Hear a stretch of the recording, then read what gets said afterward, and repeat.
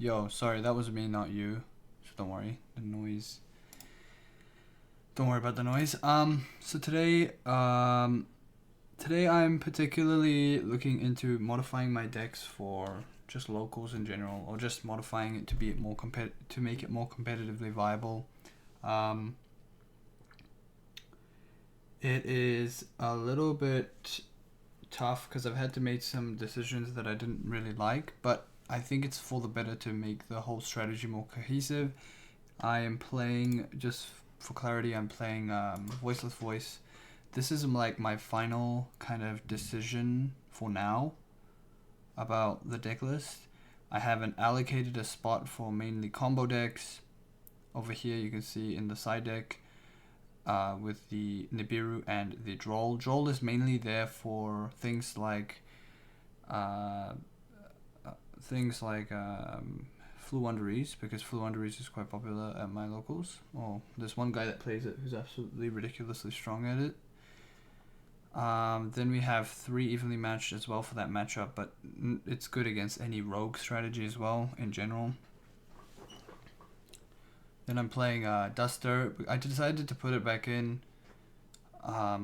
It just seems to be a popular choice right now, and wiping an entire back row can actually remove a lot of the opponent's interaction, especially if they're playing Snake Eyes. If I have this card, I can wipe all of their set back row, and it's just a bit of a mess for them. Then they don't really have anything else. So that's one thing. I decided to add the Odd Eyes Pendulum Graph Dragon. I think this card is really cool. Really cool, but I think it's probably only a side deck card for now. My mind is shifting between whether or not I want to main deck the Super Polymerization or the Nibirus. And, my mind is like shifting between that. I'm not sure. At this stage, I really don't know. Because if I add this to the main deck, then the prosperity value goes down.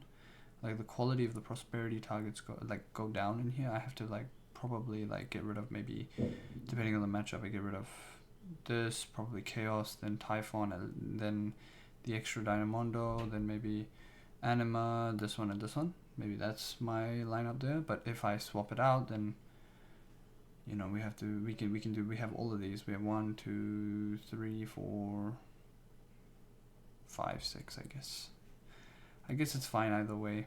I have to decide. It really isn't something that I have fully committed to myself yet. So that is generally what I've done. I've kept the evenly matches. I still think it's good. This one is just good into a lot of the decks, including the mirror match. So it's good. Just call rituals. They can't do anything there. Overall, I'm chilling. I replaced 1-for-1 for an extra copy of pre-prep just to keep things clean and just standard. Because if I'm adding Super Polymerization over Nibiru, then 1-for-1 loses value because you have less monsters in your hand, or in your deck rather, for you to pitch for 1-for-1. And this card is a little bit vulnerable to Bell, but that's the risk I'm willing to take because it gives you so much value. Everything else is the same. I did add Prosperity back into the mix because I think Prosperity and just searching for... Because I've had issues just breaking in general. And this just significantly increases significantly increases the consistency of the deck. Whether it be to search for hand traps or a ritual monster or super poly or something like that. It's just really good. It's just really, really, really good. Talents, I decided to keep as well. I saw some people removing it. I like Talents a lot. I think Talents is interesting. Here's a list that I was looking at that I don't think is running Talents. So I don't see Talents here or in the main deck. I just like Talents. It's pretty cool.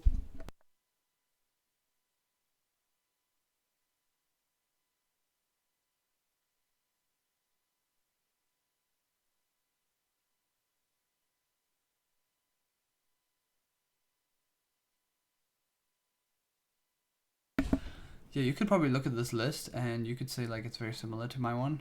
I'd say it is, to be honest. You can remove the DD Crows, replace them with Super Polys, put the Nibiru's in the main deck. You know, I don't know, just get, yeah, I've got 2 and 2 of these as well. I've got 3 of this, I've got 3 prosperity, 3 of this, except no call by here. The deck is a little bit reduced down. I'm playing an extra copy of Soravis. This guy's playing 42 cards. I don't know exactly. Oh yeah, and I'm playing 2 talents, so he's just missing 2 talents. I think talents goes crazy, to be honest. I don't think it's worth. It not only is it a disruption for your opponent, but it's also a way for you to draw into things that you might want, especially if you don't have prosperity in your hand. It's pretty good. It's pretty good. Or you could just rip a card out of their hand, make sure that they don't get value on their follow-up turn while you set up at least 1 Omni Negate, and you'll know what to play around. So that's pretty cool. Yeah. So that's that. That's what I'll be doing. The next, obviously the next deck that I'll be playing as well, or I don't know if I'm going to play it this week or not. I haven't decided. I've been considering to play it this week and make it a little bit more competitive. Is either Plunder Runic over here. As you can see, this is a Plunder Runic. I don't know if it's adjusted. I don't remember. I think it is. Yeah, there's SB. Because we don't have access to Baron anymore, so you just replace that with a, you know, an SP summon. So that's cool. You can go into SP and then play onwards, draw a card, and then go from there. A little bit less value, but that's fine. Then, yeah, so I'm playing either this one or I'm deciding to play Memento.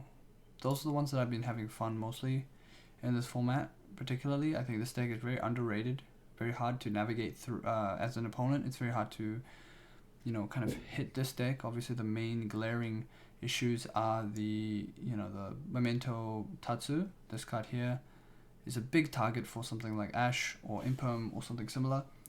And you know, oftentimes when you are met with an Ash Blossom on the normal summon of this, it can be very devastating because you haven't been able to set up any momentum yet, as the name goes, momentum.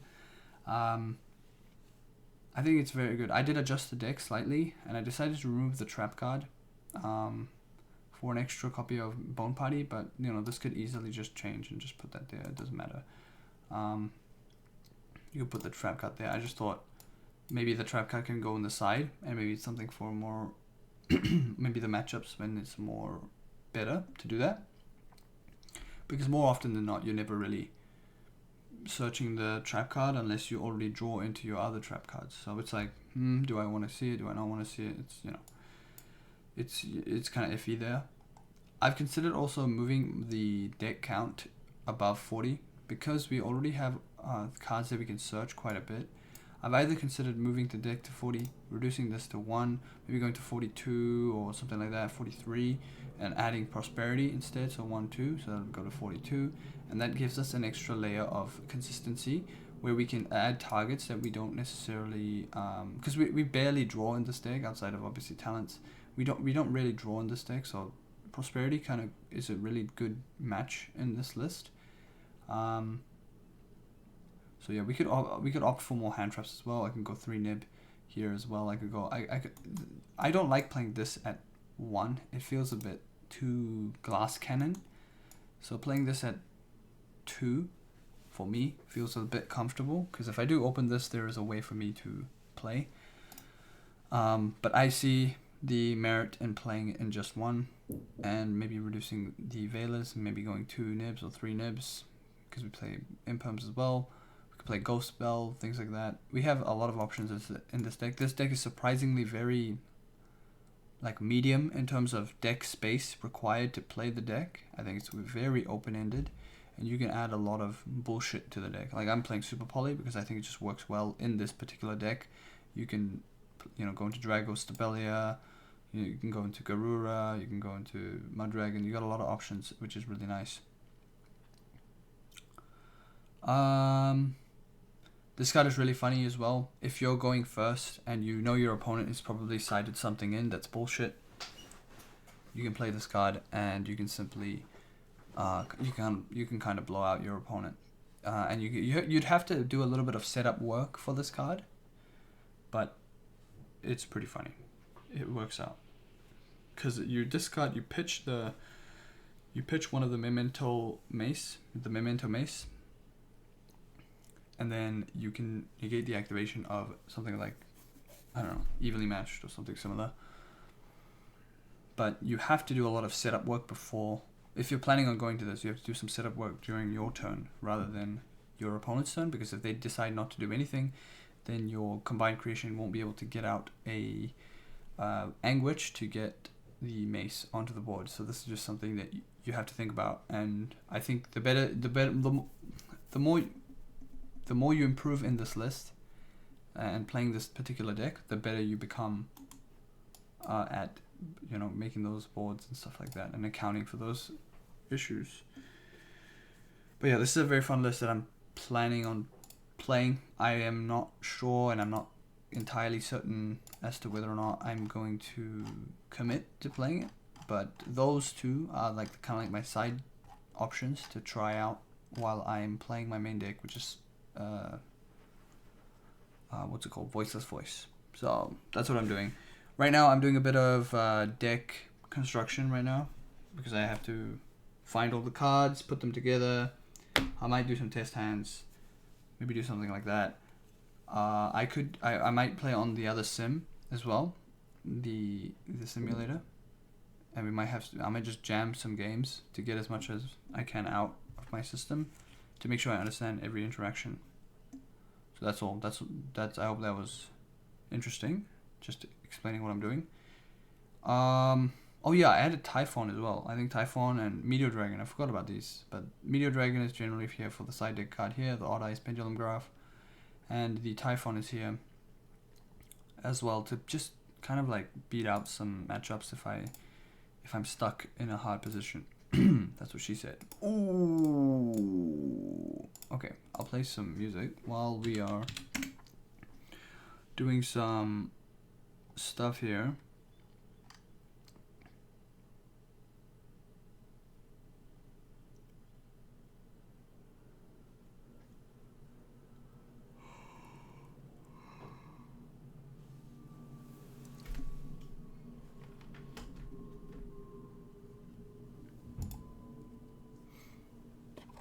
I got new sleeves for today. Reason being is because my sleeves are quite worn out. At least my old ones are very worn out. So I decided to get new ones. Some Dragon Shield ones. They're pretty good. These are like what I go to for like over sleeves. Just standard size, matte. Standard size, and then they just go over the Yu-Gi-Oh size ones, and they fit perfect. So I'm pretty happy with them. I'm not sponsored. I wish I was. But yeah. Anyways, we'll play some music.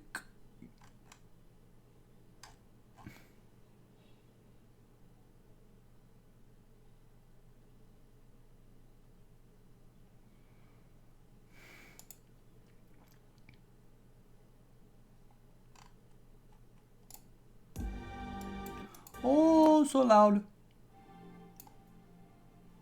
Another thing as well is I might need to download that simulator for Digimon, because this weekend I have like a tournament that's a little bit more serious than locals.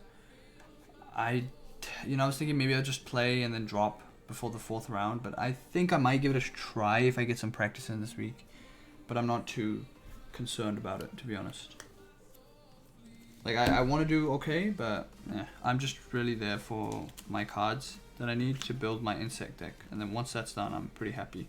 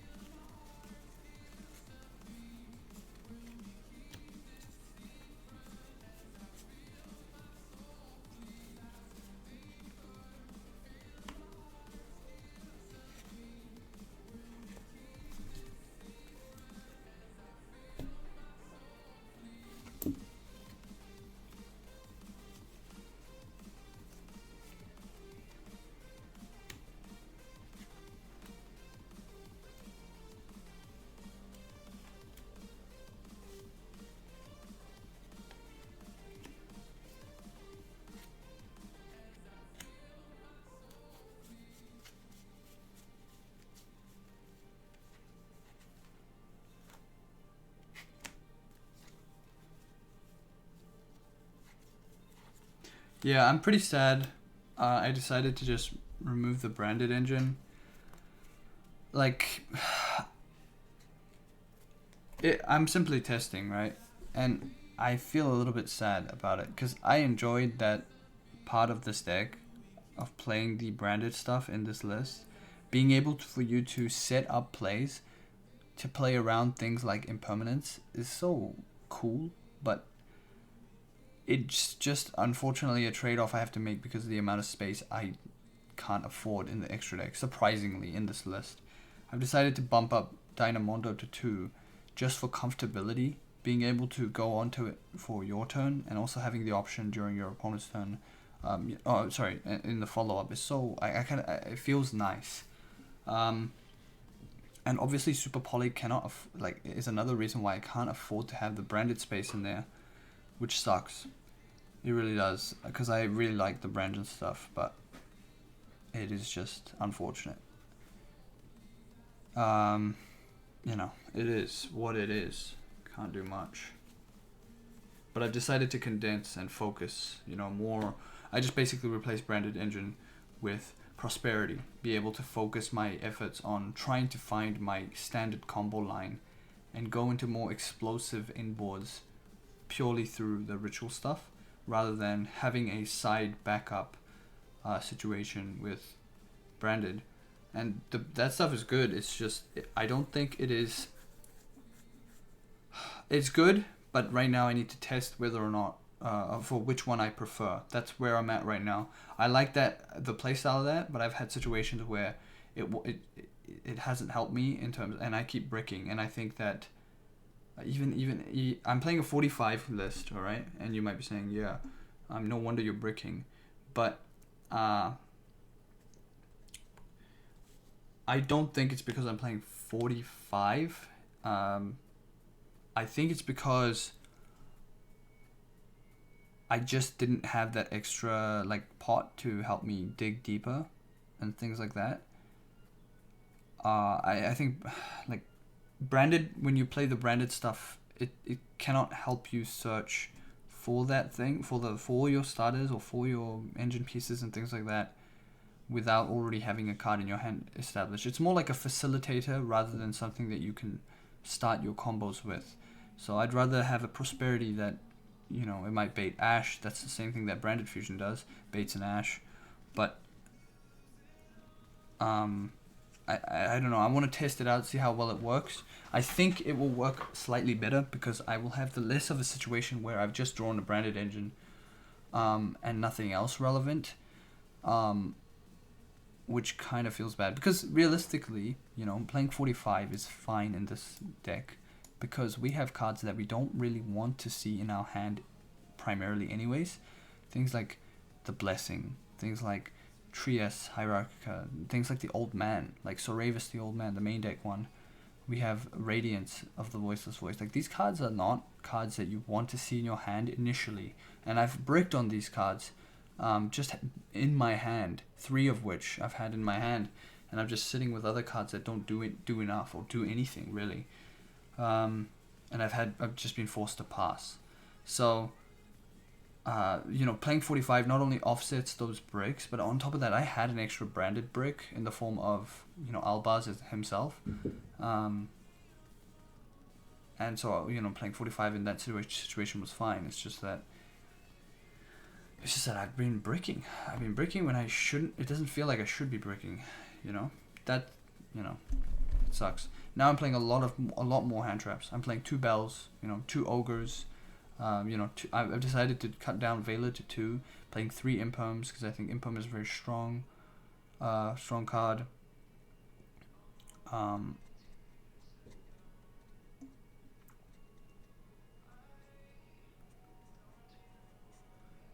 What else am I playing?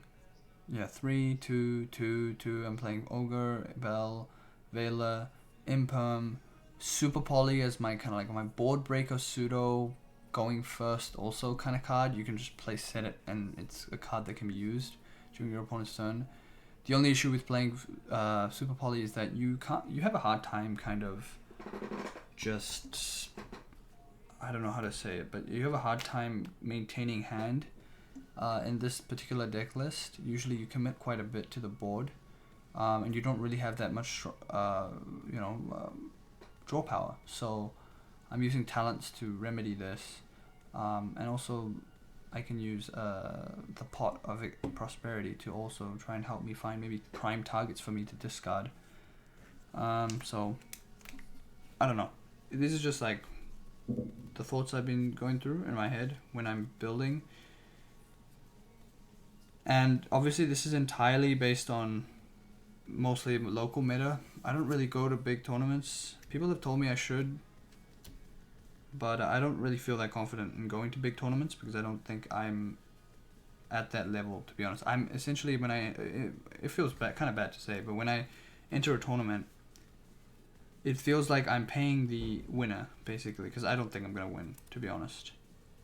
I don't think I have that skill level yet, or at all, really, in general, to be able to beat those, top players, things like that. So I just kind of like prepare for myself, prepare for other people in locals that I often see, different decks that I see, adapt to the situation is what I'm doing. And if I was attending a bigger tournament, then I'd be more generalized in my choices. That's why I'm playing Droll. Like, people are like, why are you playing Droll? It's mainly because I play into things like for Wonderies often. Nibiru's, there's a Snake Eye player, so I want to play Nibiru's. And Droll can kind of hurt them sometimes, but not really. I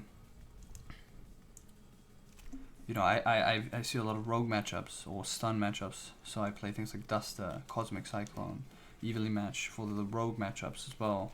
So I like all of the decisions I make for these types of lists are generally there to offset whatever is going on in the local scene for me. But again, that's just me. That's just how I deck build for the situation, not really for the general situation, generalized situation. Like, here's a perfect example. This would be a perfect example of, I would be somebody, if I had to like model myself around a machine learning algorithm, I would be somebody who is generalizing too well to the trained data set, meaning that my training set is the people that I verse at locals, and I'm like targeting those particular decks. And if that's my training, if I go into a tournament, like a big tournament, then my deck is not generalized enough for the the most common decks out there. You know what I mean? I'm only prepared for my training set, and that's what we call. Okay, let me just think if I can recall my shit correctly. It is a form of, I just want to make sure, I think it's overfitting. I'm overfitting. I'm able to generalize really well to my training set, but I'm unable to adapt to the bigger situation or generalize well enough for the big situations, like the real sets of people.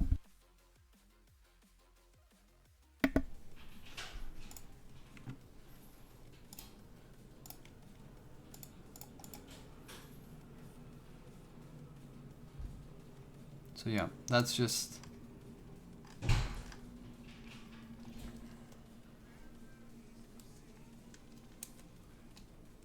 Yeah, that's right. So, yeah, okay, so I used it correctly. So,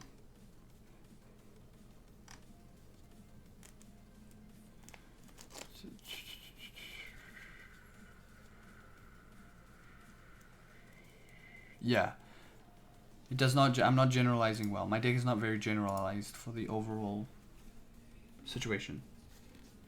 And that is definitely intended, because I'm not really playing for the overall situation. I'm playing for my training set.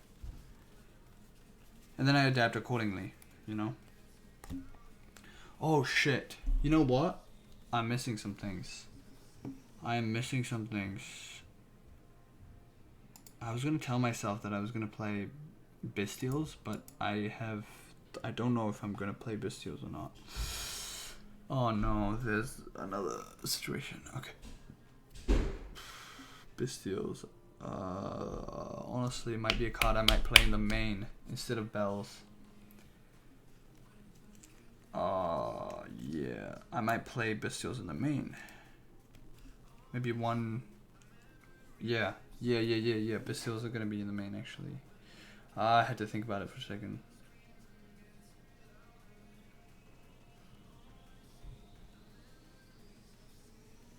Yeah. Instead of Bells, I'm gonna play Bestials. I think it's better for me because Bestials is a way for me to, especially if I'm going second, I search follow up because I don't search follow up, but I search for my turn 1 into a Saphira because Saphira is a dragon. So I think I'm gonna try Bestials instead of Bell. Bell is pretty underrated too though, but I don't think I'm gonna. Like maybe one Libellion, one Magnemite.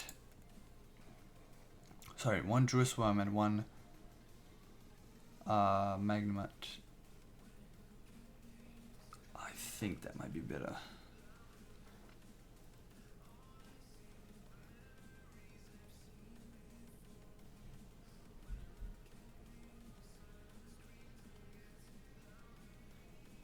Yeah. I wonder though.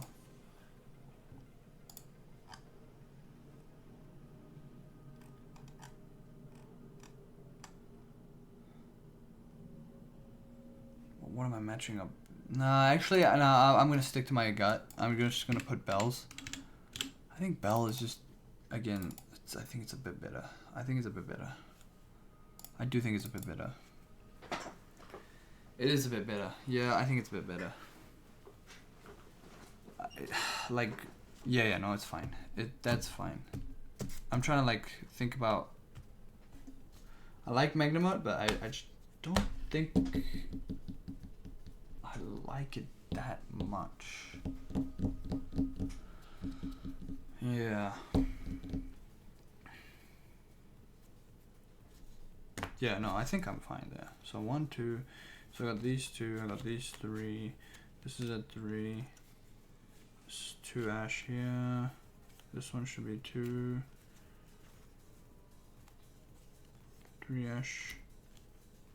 Dream Perms. Talents. 2 of these. 2 of this one. 2 of this one. So this is sorted. These are all sorted right now. I just need to substitute some stuff into the other cards.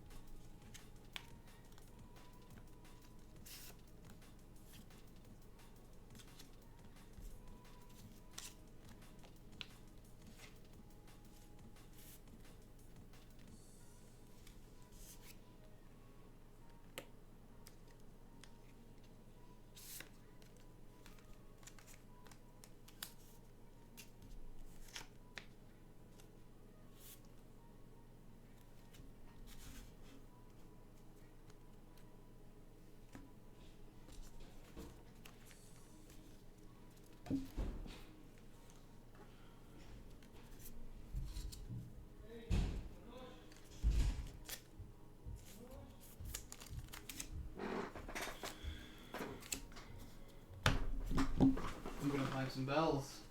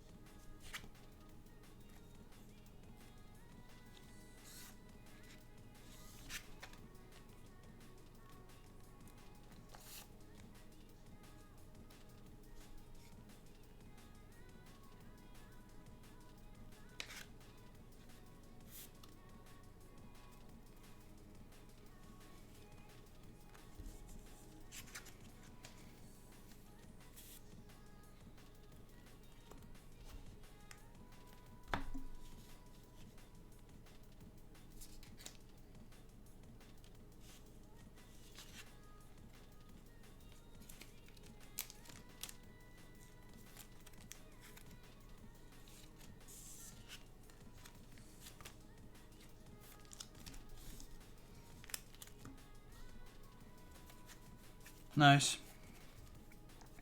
2, 3, 2, 2, 3, 2, 3. Yeah. Lots of juicy hand traps.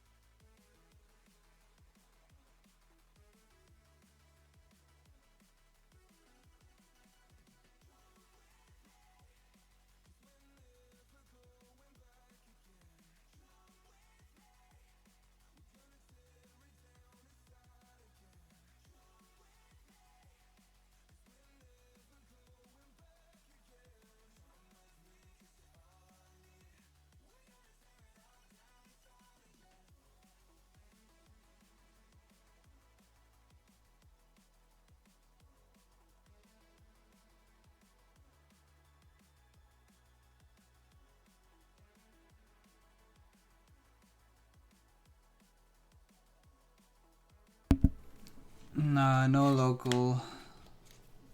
No local, I'm just building 4 locals, you know?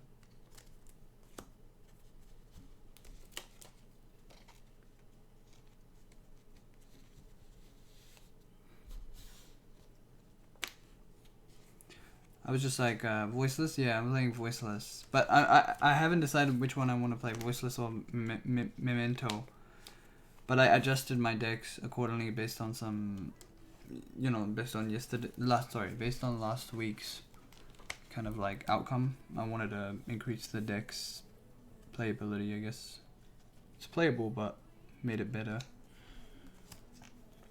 What did you change? Oh man, I went through it already, but I am happy to do it again. So,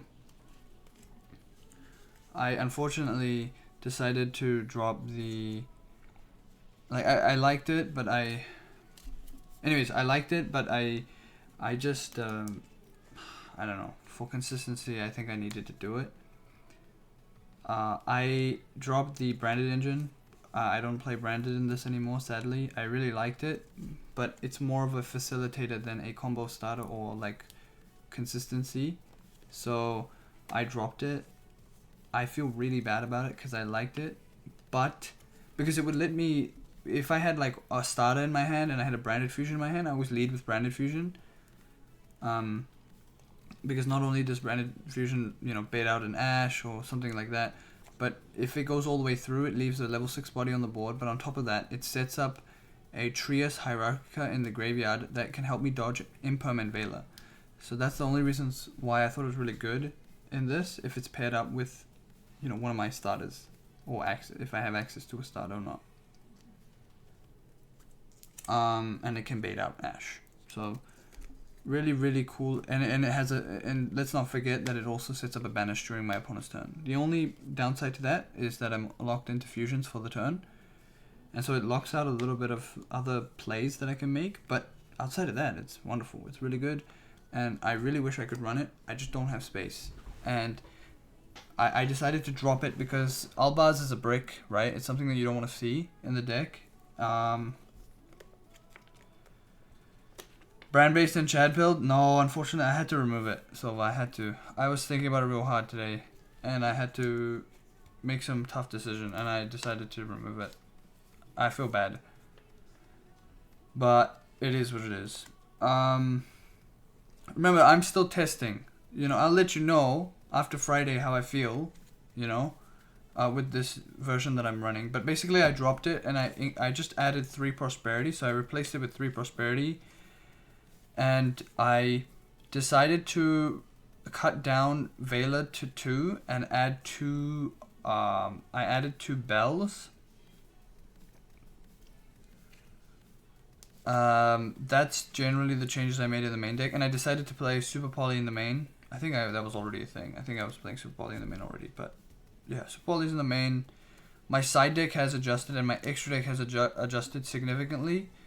I have added Typhon, so now I have -3 spots, right? Because thanks to Branded not being there. So Branded is gone, like the Branded engine part is not there anymore. So I had some extra space.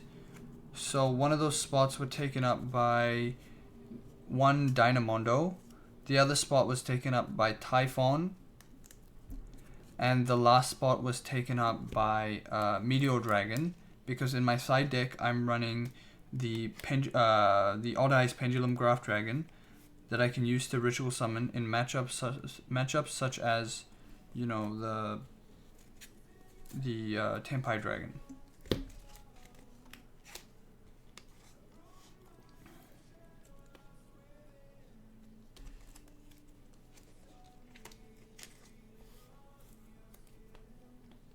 It's sad because I really liked it, but I think it was correct just to test now to see how I can go, because what I've done now is I've opened up the plays to be a little bit more targeted to like some link plays that we can make. So we because I'm not locked into fusions anymore, you know, because Branded did that, right? It had an upside, but it also had a little bit of a downside, which was I'm locked into fusions. I can't do much.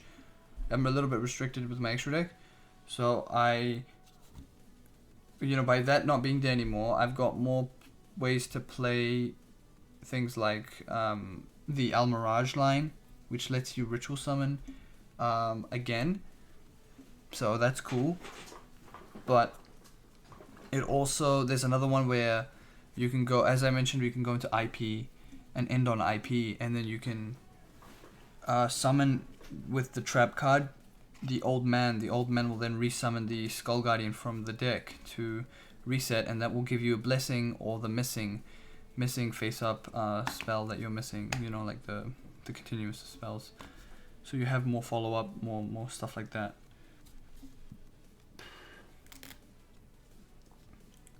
And if you're searching because generally you want to search Soravis as much as possible. Like if you end up with a Soravis in hand, you can instead kind of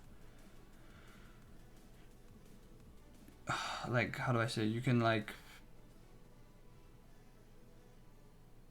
what do you call it? You can like ritual summon during your opponent's turn, so the Soravis is on the board, and it can negate an inherent summon, which is cool. It's pretty cool. But on top of that, you have an IP, which can lead into an SP Little Knight, which is also cool, right? Because you've ended on an extra interruption, and in a lot of cases, that's more interruption than the branded part, right? Because branded has a banish, that's cool, and it has the extra body that it can use, and it helps me dodge imperm, and you know, paired with engine pieces, it's great, but alone it doesn't help, and so that's why I had to I decided to remove it for prosperity, which does similar things to with like branded, where you activate prosperity, they ash, okay, you beta something else, and now you normal summon and you play onwards. Similar, branded fusion does that. Obviously branded fusion has a lot more impact, but this one, if prosperity resolves, then I'm able to search into my deck either an engine piece that I'm missing, like maybe a starter if I'm missing a starter, or I search bullshit that ruins my opponent's day, things like Super Poly, Vela for their turn, maybe Bell, maybe Ogre, maybe Ash, things like that. So it's just a matter of like, it's just, yeah, those are my like choices. That's I mentioned it early in the beginning of the stream, so I'm just repeating myself, but those are my like kind of like general thoughts at this stage for this particular deck. And I wanted to try the Pendulum Graph Dragon to see how it goes, so it's in my side deck, so I'm gonna try it, and if I feel like, you know, maybe my Super Poly is enough to beat Tempai Dragon, or maybe my, I don't know, my Vela or whatever, my Ogres are fine, you know, maybe my Ghost Spells are fine, you know, whatever. If it's fine, then I won't, maybe I'll remove and I'll re-add the branded stuff and just replace the Meteor Dragon and some extra pieces for the branded fusion stuff again. But I don't know. This is just, again, we haven't tested it, we don't know yet. I'm just kind of going there.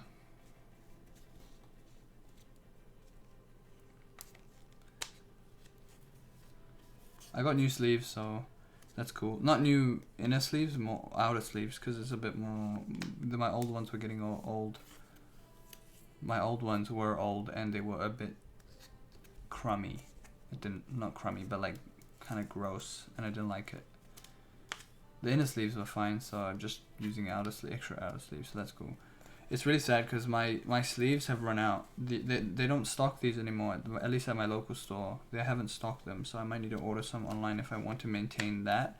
Or I might just switch to plain white, because plain white will generally be always in stock because everyone is just playing with white sleeves. The lilac ones, this is the orchid ones. They call these orchid. But it's the Dragon Shield ones with the inner black.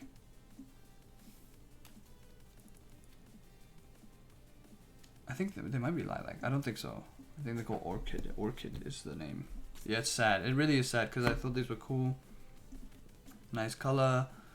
You know, not too strong, not too white, not too... They don't get dirty easily because they're not obvious like white. But they're not black. I don't know what to get. I really don't know what to get. I don't know what brand either. Maybe I might switch brands to something else. But sleeves is another fucking mess. I wish I just had like unlimited amount of sleeves that I could get. Because they are sometimes can be expensive too, you know? This is my Memento deck.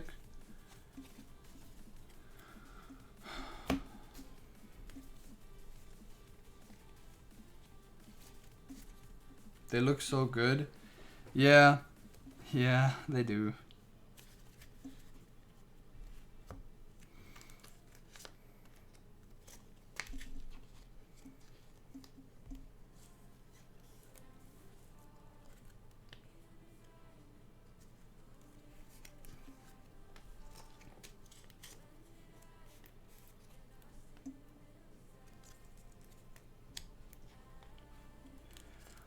I wanted to add Bestials, I didn't have space. I decided to go with Bells because I think they're a little bit more versatile.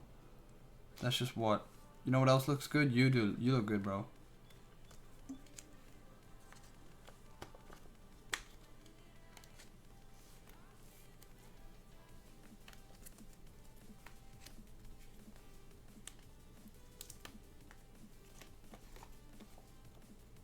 TY, bro. TY, bro. Bro, I'm kind of sad because Fiendsmith is gonna. I don't know when when is the release date of this new set.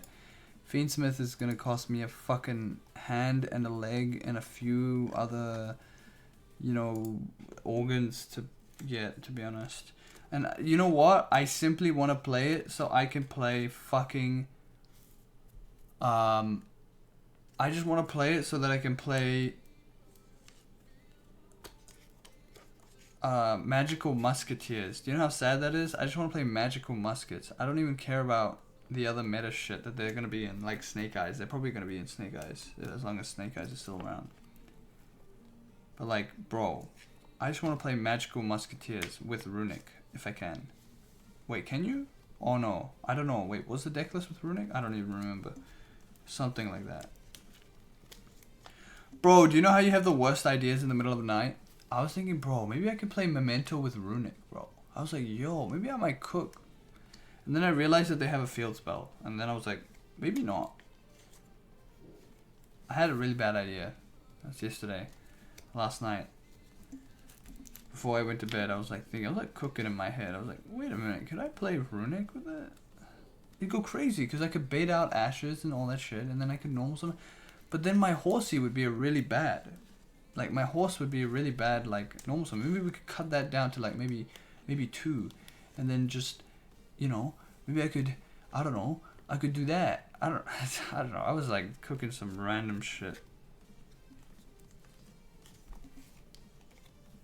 You know, maybe I could draw 3, and then I could go into the other field spell. Yeah, totally. Totally, bro, totally. I mean, it's an extra body. Maybe I could, like... And it's a fairy type. Maybe I could go into Herald of the, you know, Herald of the whatever the fuck the lights are. You know, a lot easier. Maybe. Just maybe, bro. Just maybe, bro.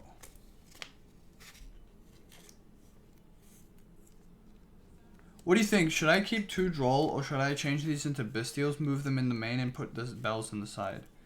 What do you think? Droll is here for Flu Under Raise matchup, so is evenly matched. Obviously, 2 Droll sounds... But it's... I mean, it's not... It's not, though, because literally 3 Nib... 3 Nib and 2 Droll are, like, the combo that you do into the combo decks. And that's literally what I've been seeing constantly on the pages. I mean, on the tournament lists. That or they don't run Droll as well. That's also a thing. I would rather see Nib as 6th.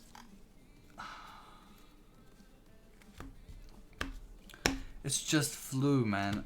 Like, it's just Flu. I want to see 5 cards against Flu rather than just 3. Does that make sense? I need it. 3 Droll or none. But I don't know what to remove. There's nothing to remove. There's no cards to remove. These are all. This is for Tempai. Everything else synchro. This is for flu. 3 evenly. 3 nib is for combos, and droll is for combos. And this one is obviously my tech card because it's a ritual card. 2 droll is for combos and for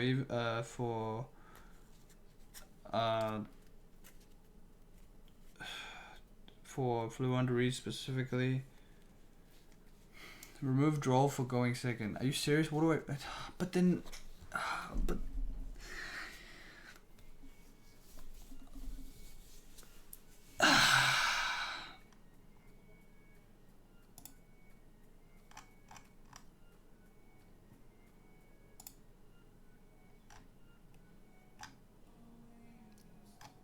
What do I side for? I can't get behind you. I have standards. Okay, then what do I put instead of droll for fluenderies? What am I supposed to put against fluenderies? I just lose. I lose to flu.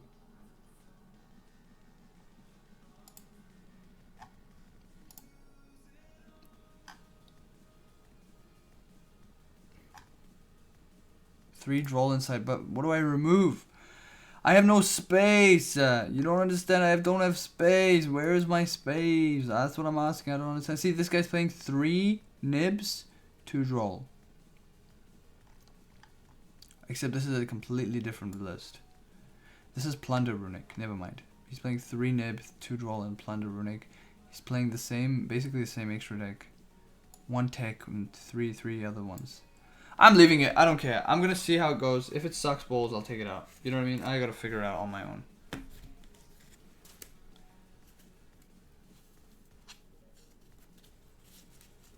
I'll leave it in. Fuck it. I'm leaving it in.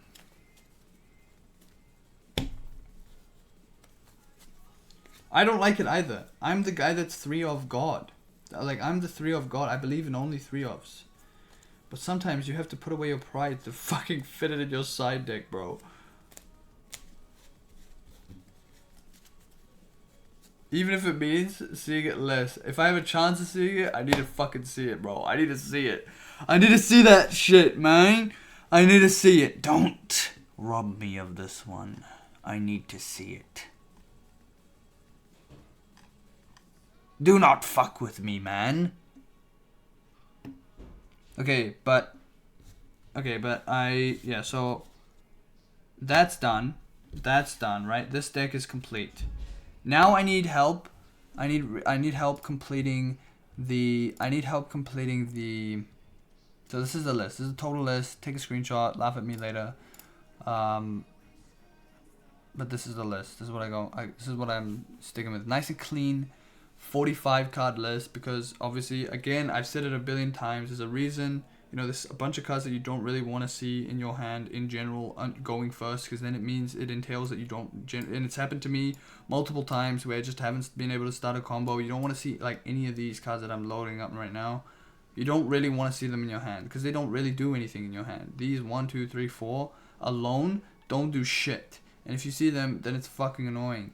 So what are there's more, and before there was Albaz as well on top of that, so it was even, you know, a little bit more worse. Not worse in a bad way, I'm just saying like more worse in terms of bricking. Now I have an opportunity to capitalize on not only offsetting the brick, but I've increased the consistency significantly, right? Because 1, 2, 3, 4, 5 of those cards that I've added are simply cards that increase the consistency but offset the brick, meaning that I've got opportunities to to search through 6 cards deep for options that I have if I am in the worst case scenario, rather than having 5 cards that are absolutely dead, right? That's what I'm thinking. But then you could probably say, why don't you just cut those 5 cards and just play with 40? Well, that works, but then I've had really bad problems with this. I just had bad problems with this where I've played 40, everything is tight, but then I've just drawn into, like, sure, I draw into nice hand traps, sure, like maybe an Imperm, I've drawn into Imperm, I've drawn into Trias like that, just with the old man, with the trap, and maybe the blessing. I've had that before, and I'm just like, bro, this doesn't feel good. Like, as a going first, it just does not feel good. And also, playing 45, do you know what really is beneficial about playing 45? It means that I can side out and put in more. Like, I feel like I have more freedom. It feels less tight to put in and take out things. I've got more hand traps to remove and shift and shuffle, but depending on the matchup, you know, I can going first. If I can go hard going first, I can go 3 evenly, 1 duster and 2 of that, plus, you know, drawl and all. I can put like the whole package. I can just push it all in. I can forego some of the prosperity line. You know, I can remove 2 prosperity, remove 1 prosperity rather, and 2 talents if I feel like it's not necessary in the matchup. I can remove super poly for 3 barrier, things like that. It is space that I think is required, because you don't really have an opportunity to remove any engine. You really don't. And branded was a way that I was also in the same boat where I could use those 4 cards and pull them out and push them, push in other cards into the main deck. You know what I mean? During siding, it was possible to do that, especially if I was going second. Maybe I want to see more going second bullshit cards that fuck my opponent like crazy. And so that's why I'm trying to kind of like, I don't mind increasing this to 45. It does look a bit, why are you doing this? But in my head, it works. In my head, it works. I played with 45 last week. I bricked once out of the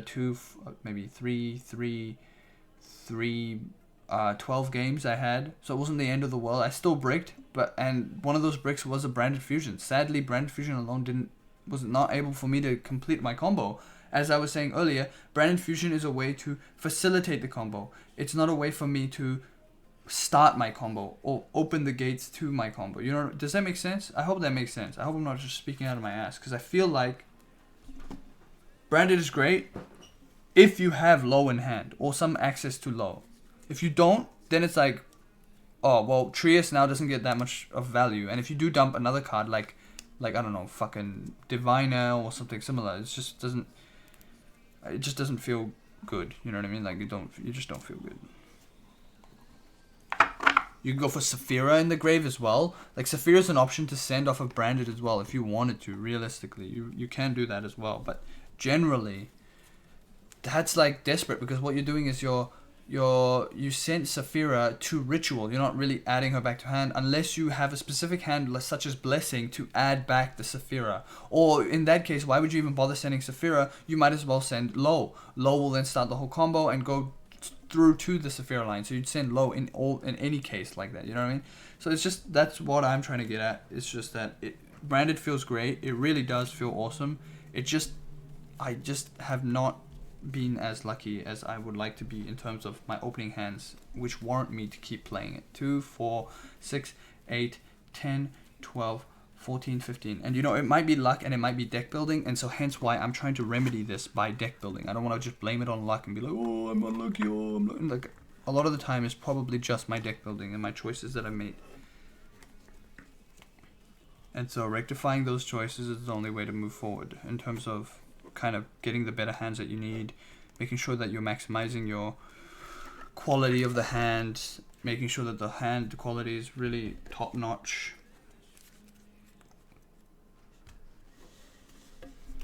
Okay, I need help again. So I need help with the Memento archetype, because I'm gonna build Memento for competitively for now as a side deck to try. Okay, this is the different list. This one is the one that I'm running. What do you think of this list? What do you think about prosperity? I cut down one of the traps because generally I'm not searching for that trap often. What do you think about cutting this to 1? What do you think about, you know, doing this? What do you think about cutting this and maybe cutting one of these and then going for 2 bells as well, something like that, to diversify the hand traps, because we have a lot of non-engine space.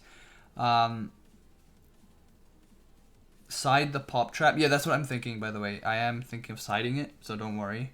And I understand. The pop trap can go on the side, but in my head, I don't know. Listen. I don't know. Like, if you think about it, like,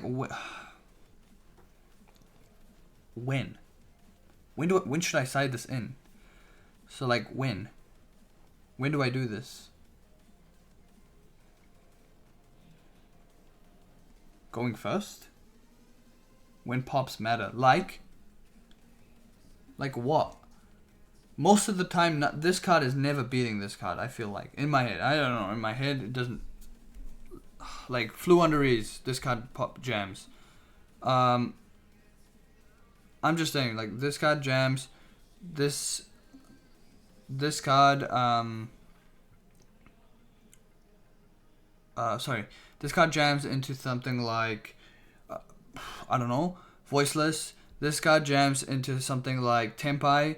This card jams in something like like if I'm able to pull this off, I'm generally never losing. So it's like in my head, why am I even bothering with another trap card that I have to afford a search? Does that make sense?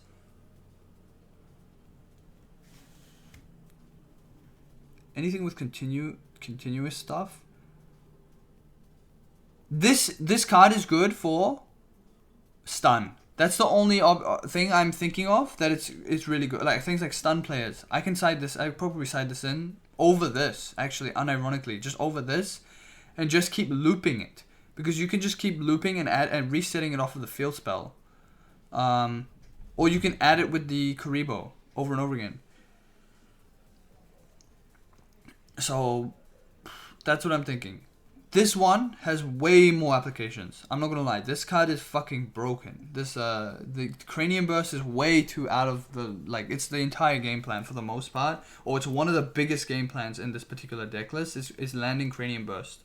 For now, I know in the future this combo won't necessarily be that combo. It'll be more like fusion stuff in the future. But for now, this is what we're doing. This one is for matchups such as stun, and it's probably the only situation where I've decided to consider throwing it in. It's for stun. Another card that I want to add or possibly tech in is Falco and the bullshit card, Winder, and unironically pushing Winder on their turn. I think that's the funniest shit on the planet, and if I resolve that shit, it's the most hilarious thing ever. Again, I don't have Falco. If I had Falco, I would do it, but I just don't have Falco. If I had Falco, I was considering siding, but I don't have Falco, which is annoying. So I don't. Maybe I'll do it. Maybe I won't do it. I don't know.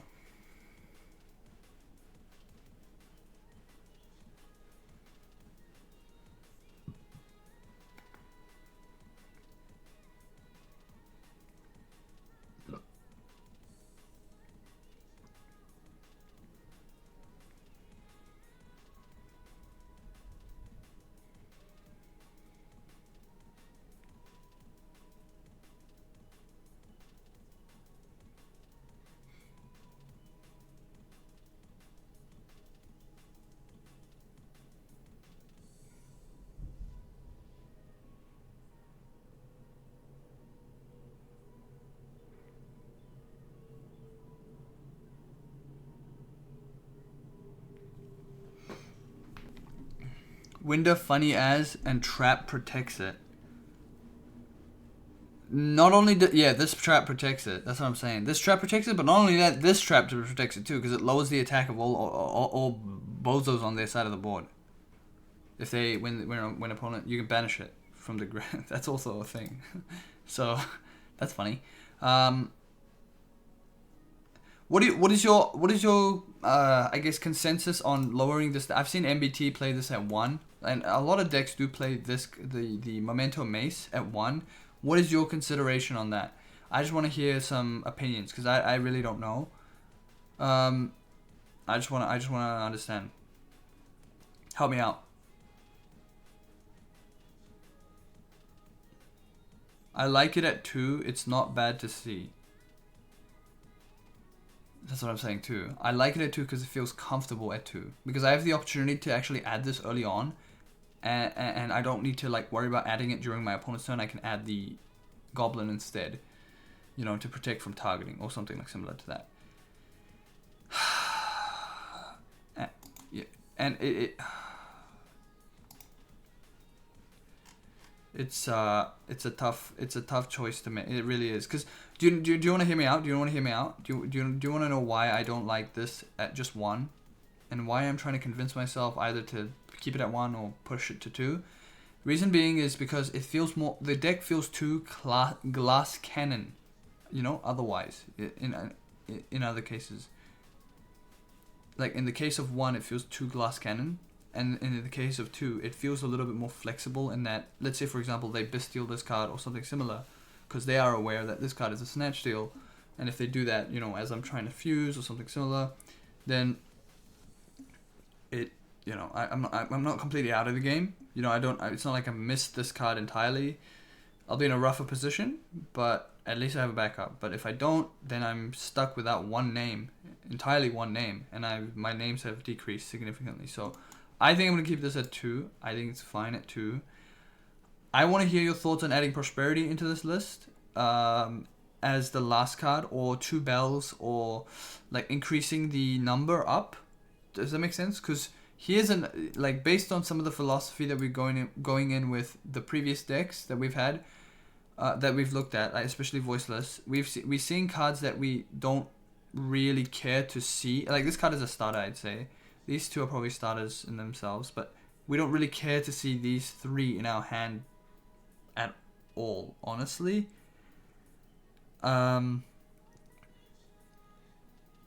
So what is okay, here's my first question. What is the thoughts on increasing the number of the deck size? And then what is your thoughts on what do you call it? Prosperity or Bell?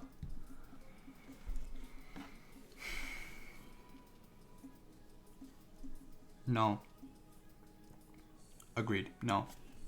I better have 40 sleeves here, otherwise I'll be pissed. 1, 2, 3, 4, 5, 6, 7, 8, 9, 10. 1, 2, 3, 4, 5, 6, 7, 8, 9, 10.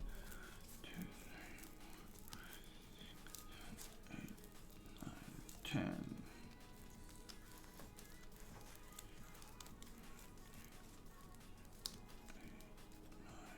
Okay, I have 40, yes. Prosp, yes. 40 plus, no. Got it. So you want me to add 2 Prosp? I think 2 Prosp, right? 1, 2. Test with it, yes. Yeah. Alright, let's go with it. Prosperity. Also, Prosperity acts as a bait, too. Let's not forget that. Ash Blossom bait, things like that. If I already have Engine, might as well search. Things like that. After seeing the empty hands, I think it's obvious. Yeah, no, I know. I know.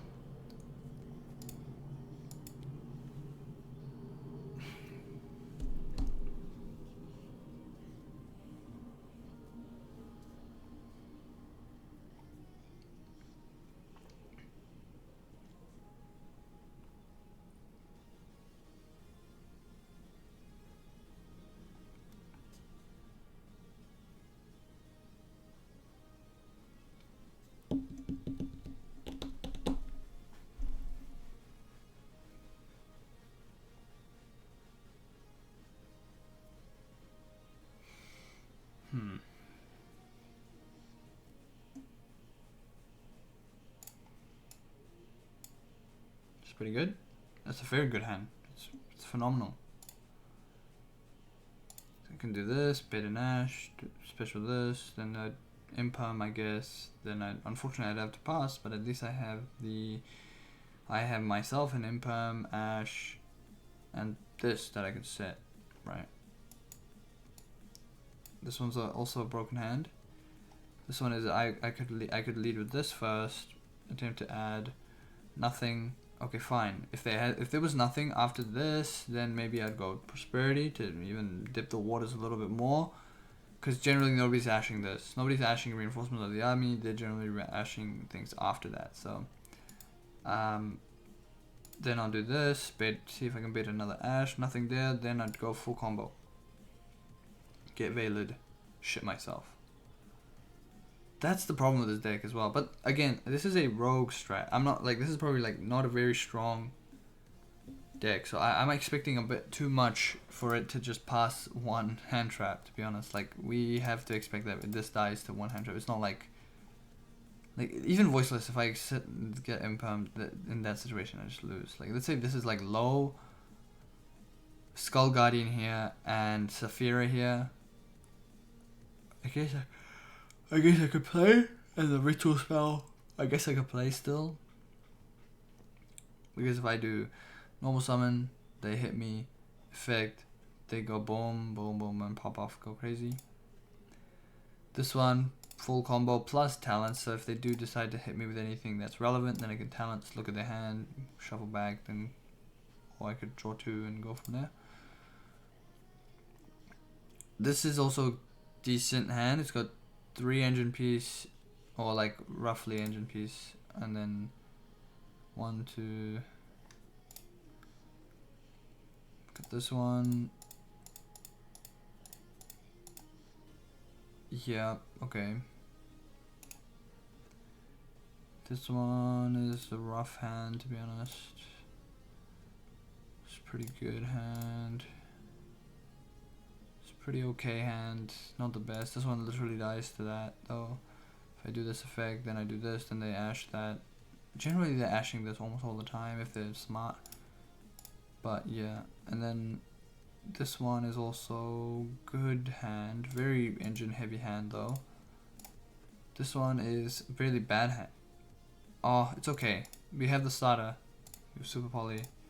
We have Ash. We're fine, I guess. It's not the end of the world. This is fine. It's not perfect, though. This is good. We've got this to pop, you know, to dodge things. Perhaps they use the Vela. They, you know, like this would deal with 2 cards. Like literally these exact 2 cards, right? Normal summon, effect, Vela. If they are stupid, right? Like if they don't know what the deck's doing, they're gonna hit usually the first thing. Then I use this chain to try and dodge it just because I can. But I probably wouldn't anyways, to be honest. I probably would just... there's no point in doing that because it doesn't matter. Then I just use the effect of this one. This one pops. This one would get ashed. It wouldn't pop then, so then it would stay on the board. And then I don't have enough bodies to do that, so then I just pass. I just pass and go. Then I'd go here. It's pretty easy. This one I would just go normal summon, effect, go into the body effect, add back that one. Then I do this effect of this one. Maybe I get imperm, then I can dodge that, but it wouldn't achieve anything because I wouldn't be able to send. But I can send stuff from my hand, I think, or field. I think it's field only. Maybe. Yeah, I think it's only field only. Yeah. Or I could fuse. I don't know. I'd figure out something.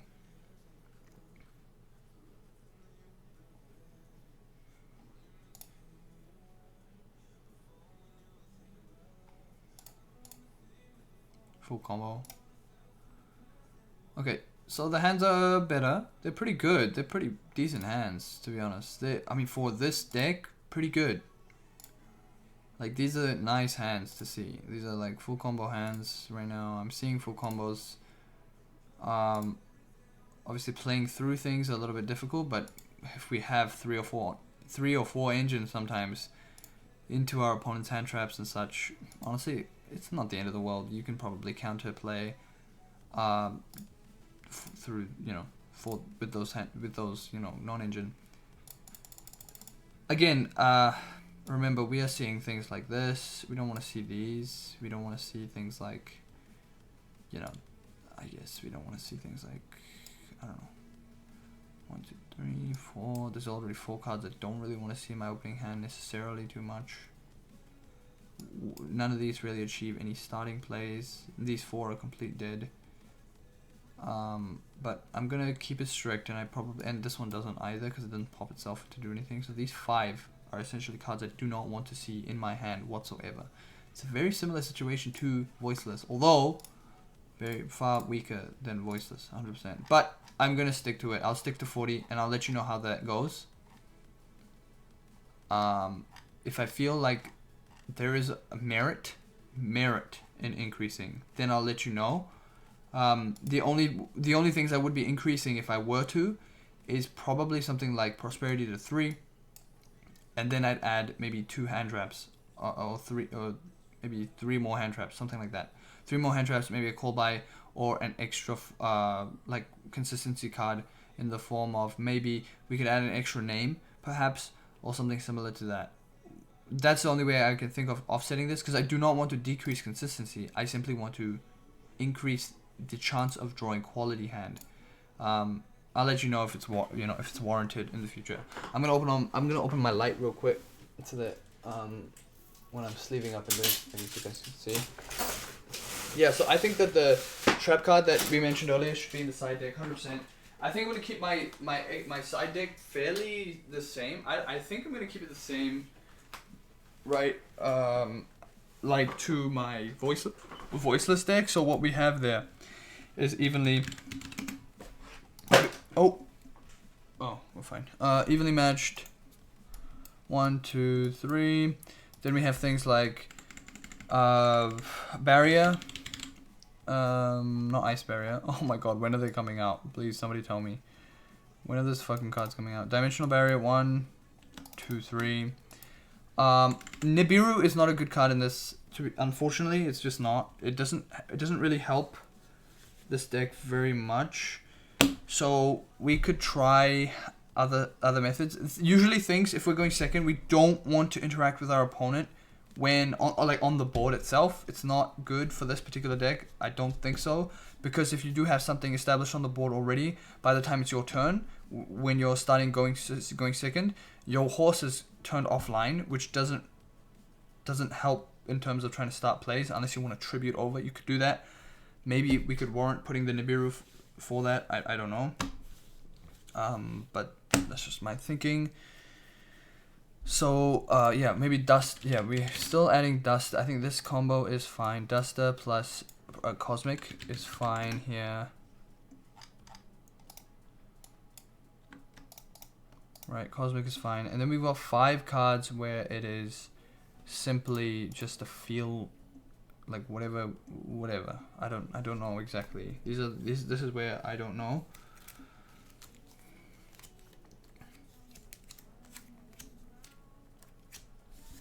So this is where the flexibility is just out the wazoo. We just have too much flexibility for our own good. And we have too much choice, which is fine. It's good. But we need to figure out what. So we're dealing with a variety of decks. I'm dealing with Tempai, I'm dealing with Snake Eye. I'm dealing with decks like that. I'm dealing with things like random bestial shit. Sorry, not bestials, like combo-centric decks. So we have removal. Maybe we should play 3 Judgment. Maybe perhaps that just deals with certain types of... Maybe 3 Judgment, something like that. Maybe 3 Judgment actually, it's not too bad. You can play 3 Judgment, deal with some nasty... 3 Judgment and then 2 what? We need 3 Judgment and then what? 2 Strike? Maybe we could just take for going first entirely. No, but then if we do that, it doesn't really help us there.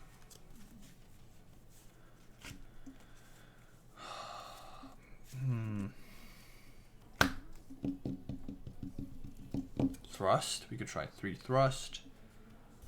No, I don't know. Thrust plus...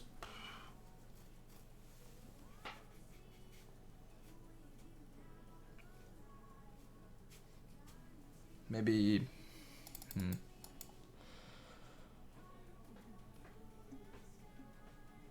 3 Nib. Let me just think about the situation where Nib is fine.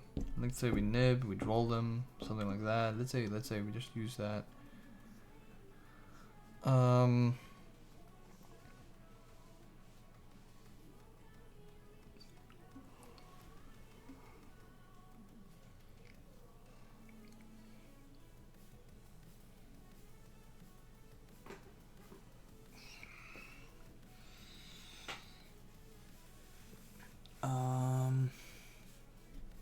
We could try Deck Lockdown. That's a cool card that I have. I think somewhere I have. I don't know where exactly. I need to find it. That could be a card we could try.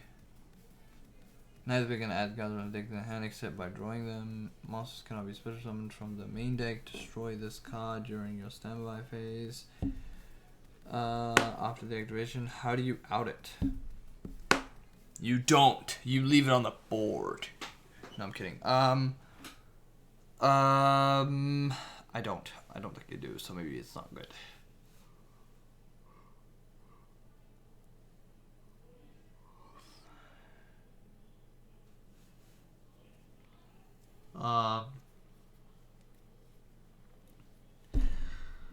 Fuck, man, what do I do? What do I do? What do I do? Lightning Storm? We could try Lightning Storm. We could try more hand traps, but depends on which hand traps. We could try Ghost more. No. No, I don't think so. Trying to think. Maybe 3 Thrust. Thrust. For going second. Branded Engine? Doesn't work. We don't have enough space. Oh wait, maybe we might. We can remove Goddess. We could remove... Yeah, we could remove Goddess, Access Code Talker, Celine. Go for the branded lineup. Wait, straight up we could. How much is it? It's 4 cards. It's 4 cards.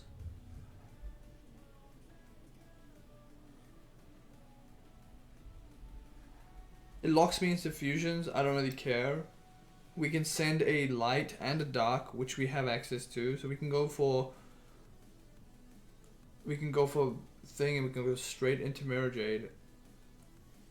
Instead of discarding... Wait. Yo, you might be cooking. What the fuck? Wait, hold up. Wait.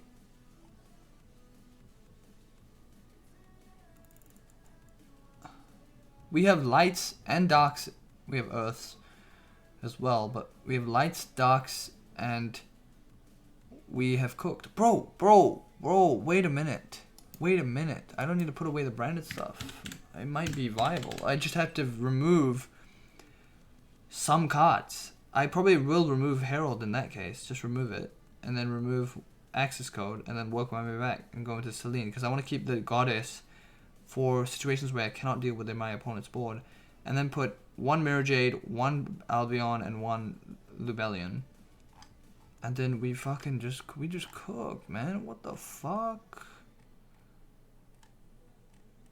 But what does it achieve? Well, it can send a light, which is this card, a mace, which can then, if we send a mace down there, then we can normal summon this one, then effective this one to then pop. But we need Albaz. Oh, I guess we side Albaz. True. We just side Albaz. We can just remove 1 copy of something. When did chat become based? We could try this. I don't know. This looks goofy, but I mean, we got so much space. Why the fuck not? You know what I mean?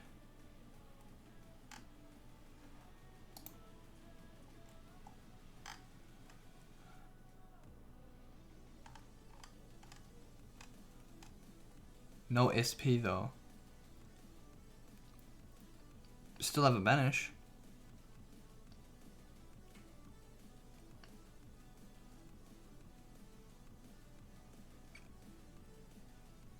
I mean, you're right. We don't have SP. We still have a banish. We have a Lubellion on the board. We have ways to send names through, like 1 extra name, such with branded fusion, right? You send Albaz and send a name, perhaps, and then you can fuse using the fusion spell as long as you pop something on your side of the board. We're locked into fusions though, so we have to be careful. We're locked into fusions, but we don't really generally... Wait, this kind of goes crazy. What if we just make it in the main deck? Fuck it. We push it to 45. We say fuck it. Push it to 45. Add 4 cards which are branded. And then add 1 random card like Kobai. No, I don't want to do that. That's lame. I'm just going to do this. I'm going to go boom, and bye-bye Celine. I'm going to go boom.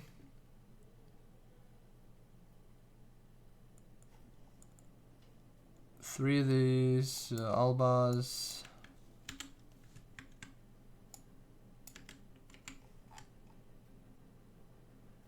One Jade, 1 Albion. Are you sure? Can't we just go Lubellion as well, like this? Doesn't that just work fine too?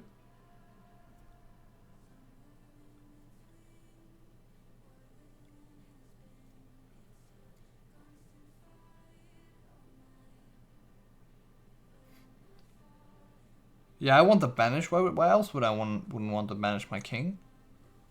I mean, wait, but you can just make it with Albion too, and then just send Lubellion, or send like a name, send another name.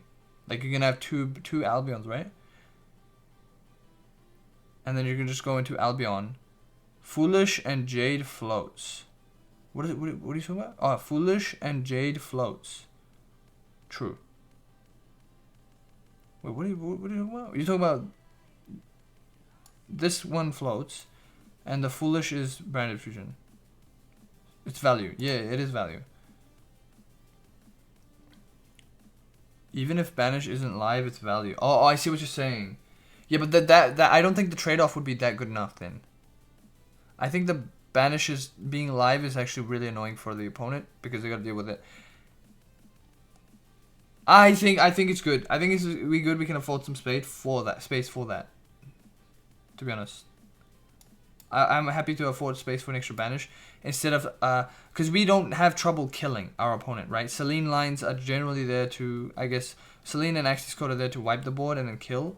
We don't have that problem, especially with something like Combined Creation on the board, which can attack everything and deal piercing. So, you know, I'm chilling in terms of like clearing, but we don't need to. It's not necessary. And if we're dealing with unstoppable monsters, then we just set up the board, we swarm the board, and then we try and get into Underworld Goddess and go from there.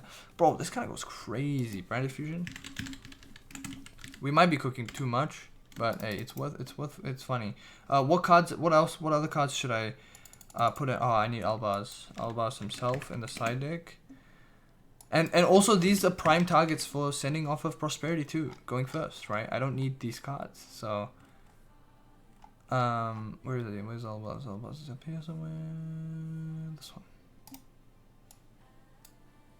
Boom.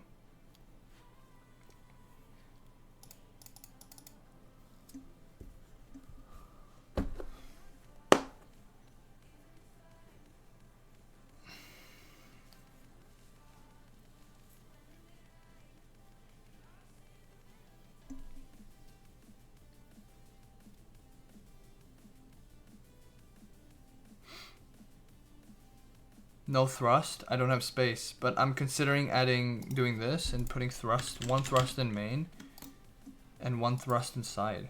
It's a bit of a goofy move, but basically thrust is access to all of these cards, including Prosperity, including Imperms, including this one here. I think one thrust is fine to just leave in the main so that it gives that option. Worst case scenario, it'll just be a set. If it's a bestial, then we get to add talents. Talents can then draw 2 or search or whatever. Oh, maybe it's not that good in the main.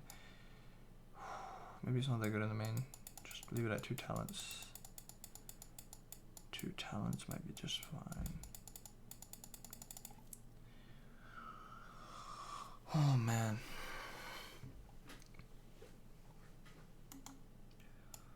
Two talents, 1 thrust. 2 thrusts in the side. If we're playing thrust, then we can just reduce this down. 2 thrusts here. 1, 2, 3, 4, 5, 6, 7. When would I be even putting in the branded engine if not going first or whatever? When would I do that? Do you see? This seems like overcooking. We have the Banish already through SP Little Knight. We have that set up. We don't need to.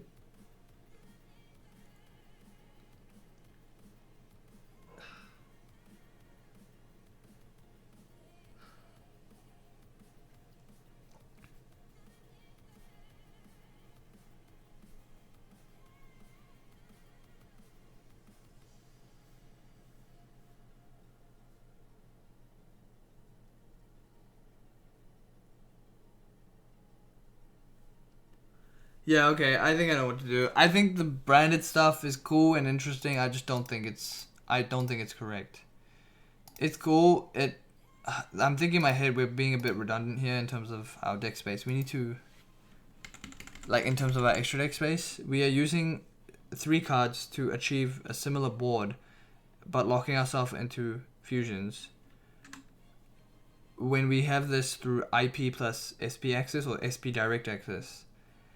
And another thing is, if we decide to play that combo line, we play heavily into Nibiru, which usually we have an out to through SP Little Knight at the end of our board, when our opponent is supposed to nib us. So, yeah.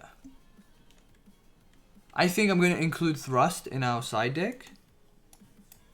But I'm going to add a variety, maybe a variety of picks in terms of our board breaker choice. I'm using 3 evenly matched because I think that's the most potent card there, including 3 barrier, because that's fine. And then we can put like 1, 2, 1, 2, 3, 4, and then we can add things like Change of Heart, maybe something like that. Change of Heart, like maybe to go into an extra SP Little Knight, or we instead of Change of Heart, because we don't like to steal cards generally, unless we've already established a board, is we can go Change of Heart, we can go where can we go? What can we go? What can we go? What can we go? Oh, what can we go? What can we go? We could go for Change of Heart, Lightning Storms. We could go 2 Lightning Storms as well. We can just maximize on board breakers, because going seconds, we do have a hard time generally walking into a board, and if we do clear their board out and then able to just play, then we just win the duel. So, you know, like maybe all of these cards, 1, 2, 3, 4, 5, 6, or maybe 1, 2, 3, 4, 5, 6, 7, depending on the matchup, 8, 9, or something like that. We just put them 1, 2, 3, 4, 4, 5. This also counts as a board breaker, so I guess we don't need board breakers that much anyways. Maybe we should play some going first cards. What are some good going first cards? Because we've already got 3, maybe 3 of these cards, like 1, maybe generally, maybe just get rid of this, 2 and 3, and then just put 3 going first cards. We have barrier can switch out for this, but maybe we want another going first card that just ruins our opponent's day. Oh, I don't know. I'm trying to think, man. Maybe Grave Organism. What is it called? Organism.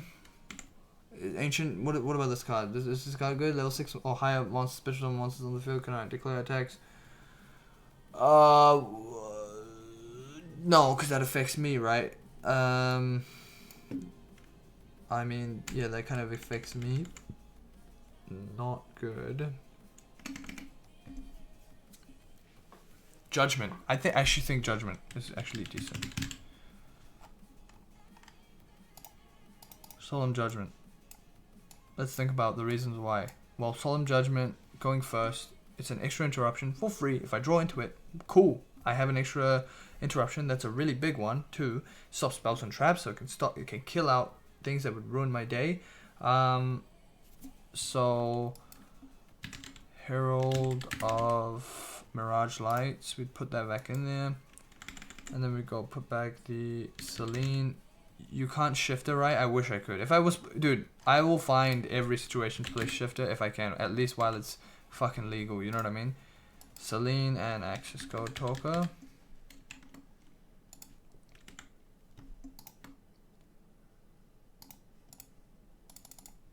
I think this is fine. Is Nib bad? Nib is not bad as a card. It's just not good in this particular list, because if I Nib, for example, my horse card here loses its value, because what happens is it becomes not a starter and more of a card that.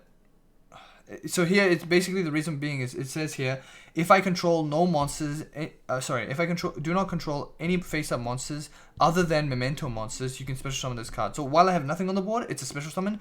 If I have a Memento on the board, it's a special summon. If I have anything other than that, so if I have a Nib token, I am gonna have to tribute summon. You know, I do have normal summons that I want to do, so like. This one is a good special summon. I like Nib is great. It really is a good card. I just cannot bring myself around to it to add it into this particular list. I'm thinking this is okay, or instead of this, we can change this to two bells. But I think this is fine for now. I think I'm gonna build it like this for now. And going second, if I'm going second, I'm just gonna pile on these cards, pile on these going second cards, and then just ruin my opponent's board. If I'm going first, I put in these 6 going first cards. Generally for something like Super Poly, I won't necessarily need it that much unless I feel like it's very, very valuable into a matchup. But I'm going to side in, 6 of these cards. And so this one will protect my plays, protect my board. This one will then just completely shut down the opponent, because I don't really give access to, to fusion or synchro summons at all. So I do go into fusion summons, but I'm never calling fucking fusion. So we go into that, and then this card here is for particular, like if I was using this card, I'm generally going to side in all of these cards, like the Duster, the Cosmic Cyclones and the Memento Fracture Dance, to go in to be removal, you know? No anti-Taipei? What? What? Anti-Taipei? What are you talking about? Are you talking about anti-spell? I assume so. Anti-spell is at 1. I don't know what the dragon card are called. The dragons? I don't know what the dragon cards are called. You mean Bestials? Are you talking about Bestials? The ones that the Bestial Magnamut, Druid Worm, the ones that banish grave, they're like DD Crows? Tempai. Oh, Tempai.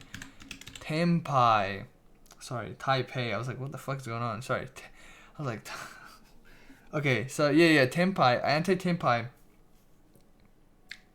Taipei Dragons. Yeah, Taipei Dragons. True. Tenpai Dragons. So, I'm gonna be frank and I'm gonna be real. I don't have a direct outs to that outside of D Barrier, right? We have D Barrier and we have something like fucking nothing. That's literally all I have. I don't really know what else to do. Oh, it's D Barrier and Cosmic Cyclone and Ghost Ogre. Those are the 1, 2, 3, 4, 5, 6, 7 cards that deal with it.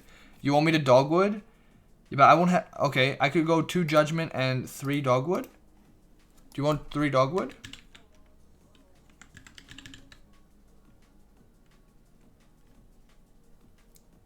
Five-headed dragon win.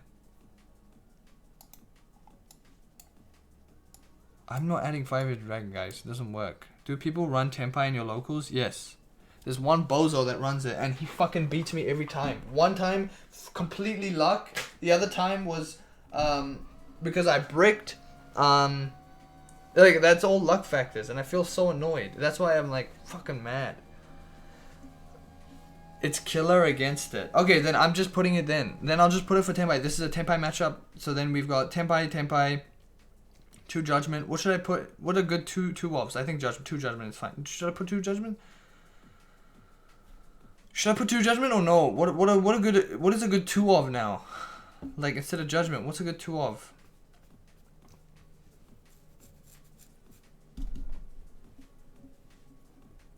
Because they set up nothing, their game plan is OTK or nothing. That's what I'm saying.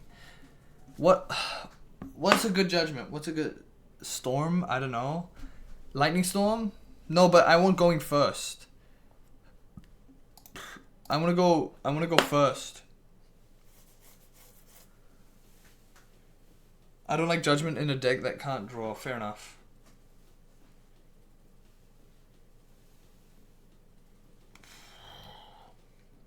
What are some cards that we can add then? We want going first cards, remember? We want good going first options. And I need 2 copies of that going first option that actually goes hard. Prohibition, if based. I don't have Prohibition. If I had Prohibition, that'd be crazy. I just call Snake Eyes. Or whatever the fuck. Because I'll know what they're playing. Well, Silver. Judgment at 2, we have Prosperity, bro. And we have Talent. So we draw, but yeah, Anti-Spell is good, right? Yeah, but it's at 1. We can only play 1 because they're banning and limiting all the floodgates nowadays. Sack 'em. Sack 'em. Let's go, dude. What are some fucking bullshit one-offs then? Fine then. We'll play some traps that are whatever. We're gonna play... Just search some traps and there should be all limited. So check out limited traps. What are some traps that we can...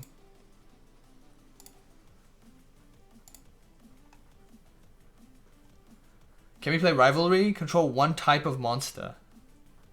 Do the lockdown. Maybe I don't like the fact that you can't clear it. No. I don't think lockdown is good. You're right. If we can't clear it, it's probably not the best idea. We can... Wait, never mind. We can actually clear it. We do have options to clear it. Because Fracture Dance is a way to clear it. That's funny. Because we can go 2 lockdown, 1 fracture Dance, and then clear it during our turn. I think. I need to think about it. I'll go toilet. I'll be right back. Give me a second. Is deck lockdown bad? No, it's fucking broken. It's really good if you can run it, and it sticks, it works. Give me a second. I'll be right back.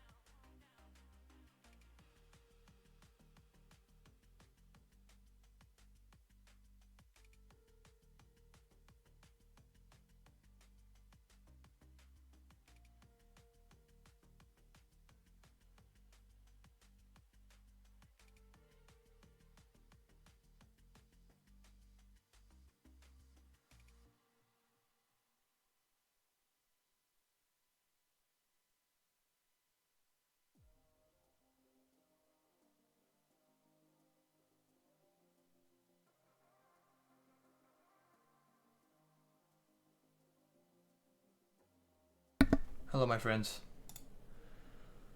So they can't even tell you. Wait.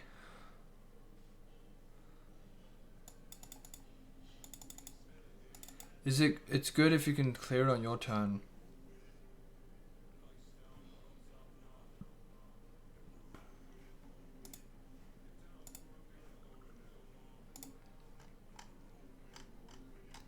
I'm back. Sorry. So deck lockdown. I just need to read the card, make sure that we can. No, hold on. Yeah, we can. We've got 2 ways to pop it. We've got 2 options to pop it. Although it is very difficult to do so.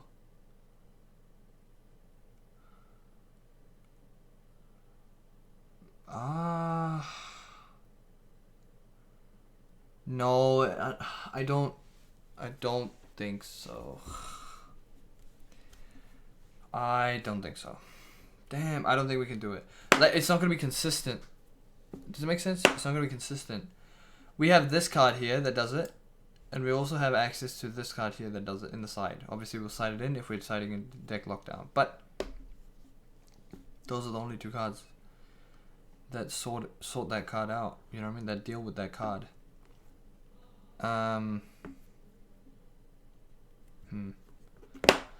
Tough. Very tough. Damn it, I don't know what to put in. I just need 2 cards. I need 2 cards. 2 really solid cards that are good for going first. What is it? Just tell me two good solid. You know what? Figured it out already. It's Bell. No. Oh, Bestials. Bestials? Bell or Bestials? Bestials? No, not Bestials because that sets a body up. Yeah, I'm trying to think.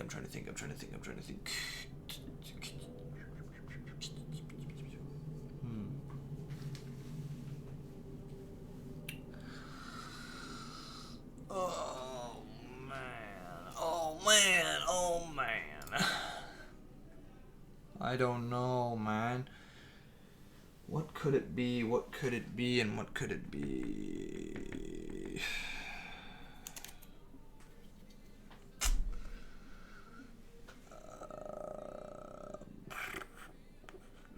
To Thrust. Thrust is fine going first, right? Surely, right? Reason being is because the Thrust can go first and second. Possibly that's an option, but then we are really jamming it a lot because then it would have to be 1, 2, 3, 4, 5 cards that we can swap in. 6, 7, 8 cards that we can swap in. So 2, 4, 6, 7, and then 1 extra card. Read this one for Thrust. Yeah, okay, Thrust.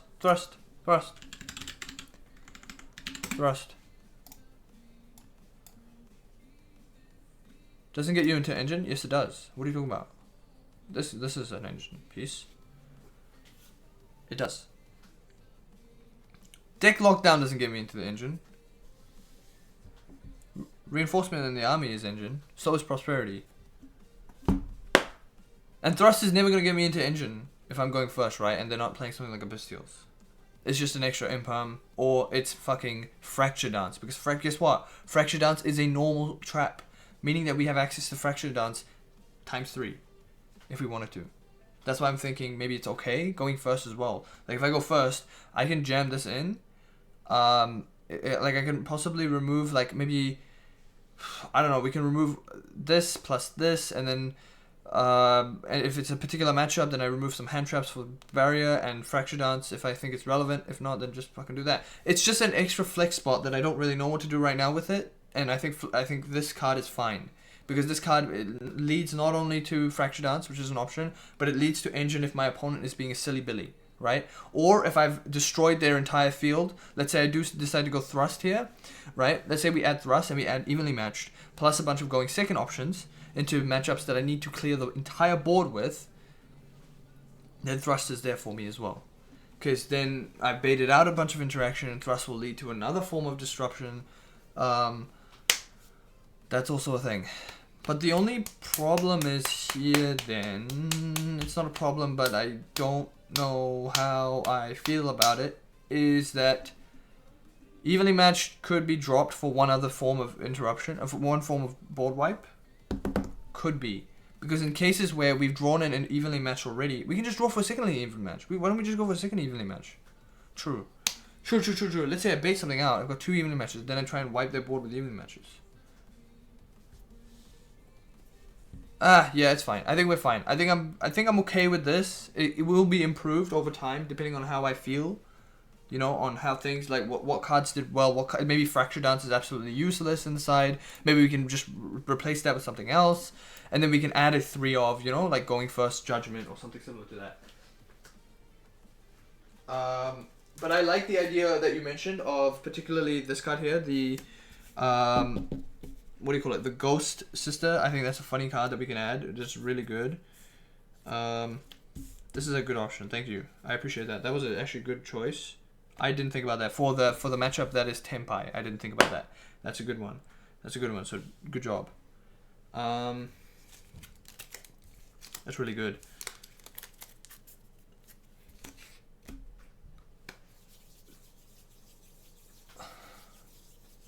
Unironically, I consider it just for Tenpai. Yeah, I get you, bro.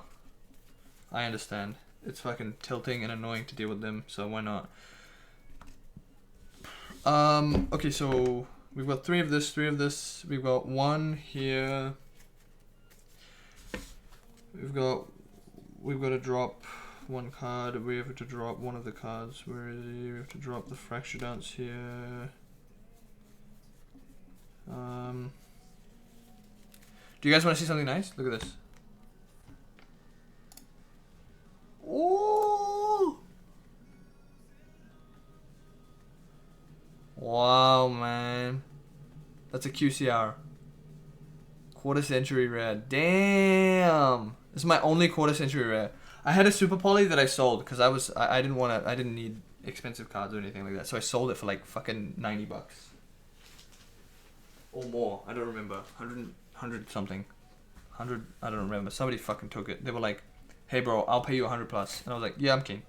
Because I'd rather you take this one-off card and pay for my entry and literally all the packs or whatever.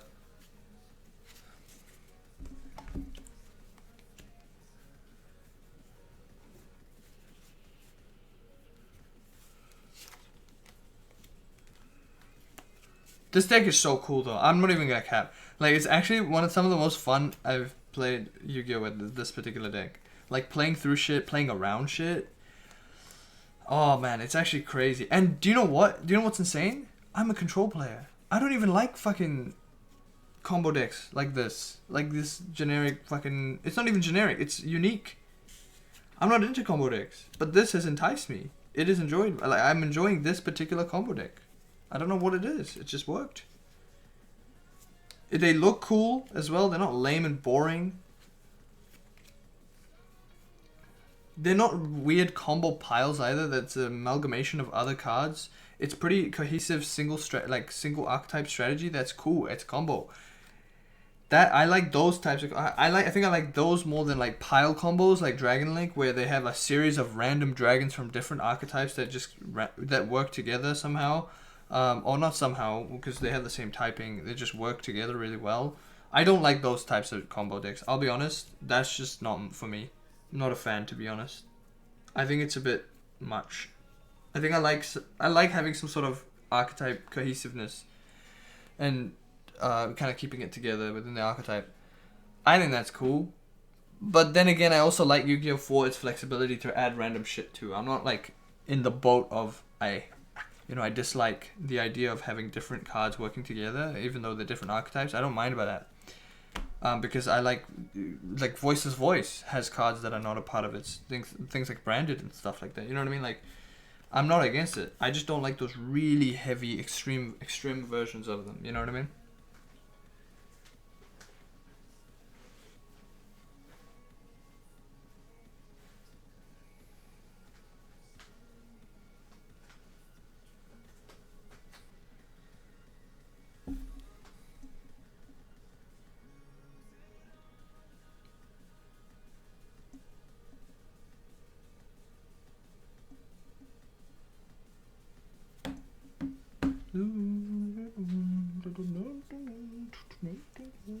So we've got Goddess, we've got access code. So wait, I just need to mark up what I've got. So I got this, I got this, I got this one, I got this one, I got this one.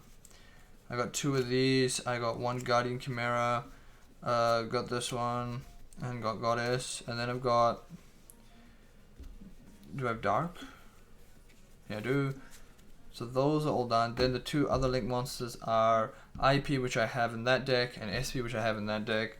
Then all the super poly targets 1 and 2 and 3 are in that deck, and then we have Guardian Chimera. So that's it. So I'm just missing 1, 2, 3, 4, 5. So this should be exactly 10, 2, 4, 6, 8, 10. That's perfect. So that's sorted. Extra deck is sorted.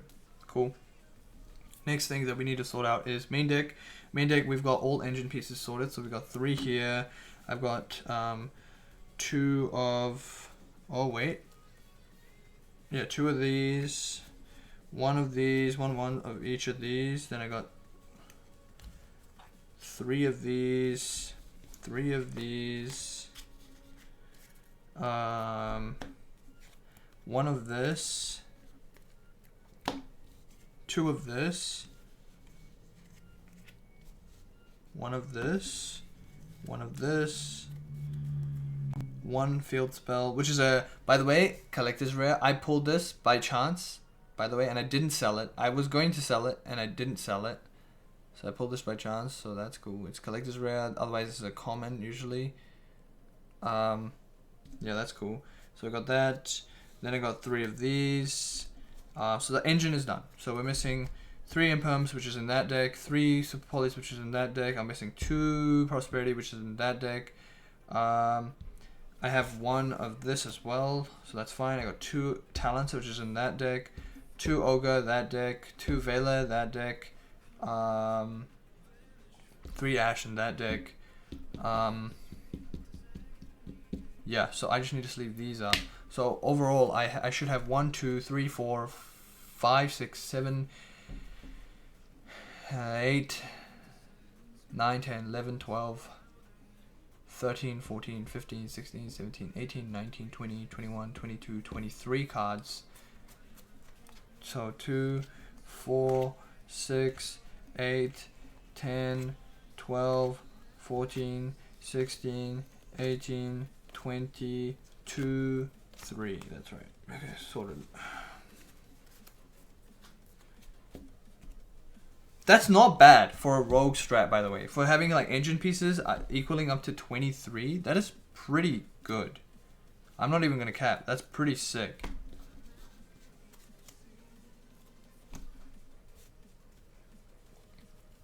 Like having that much space is actually pretty cool.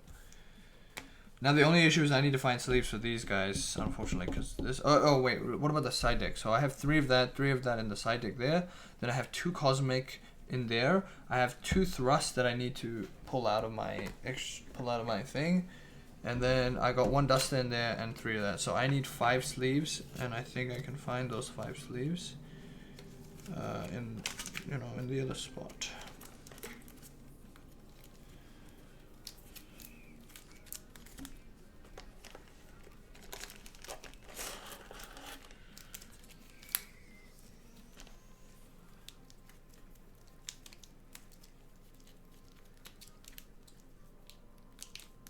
Wait, if we had space, maybe we could have done Necro Valley. Not Necro Valley, for Fluwanderese, because we have no option for Fluwanderese here, right?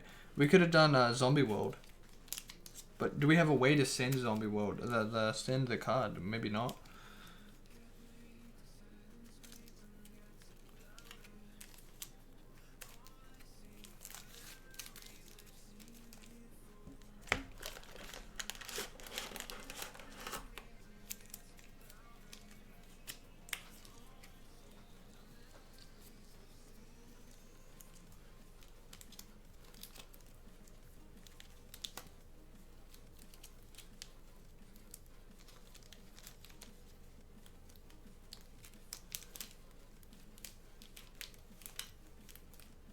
Thrust. There you are. What a beautiful card.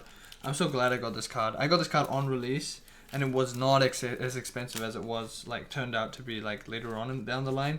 Obviously now there's a reprint and it's a little bit more affordable, but I don't even think it's a little bit more affordable still. It's still like expensive, so I'm pretty happy about grabbing this card when I could, because it's one of my favorite cards, unironically. It's so sick. And I got a secret, so I'm pretty happy about that.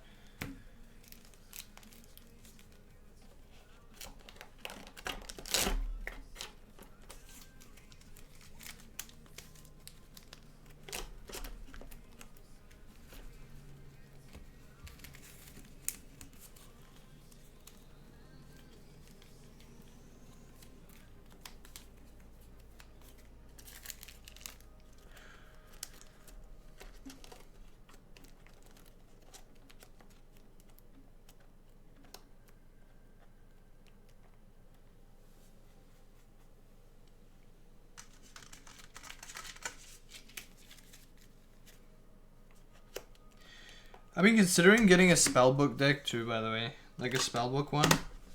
Like playing like a pure spellbook. There has been some tops with it. And obviously you can kind of tell why, I guess. Because it's basically, there's this one top, 0.15% of tops in the side deck remote duel world championship qualifier.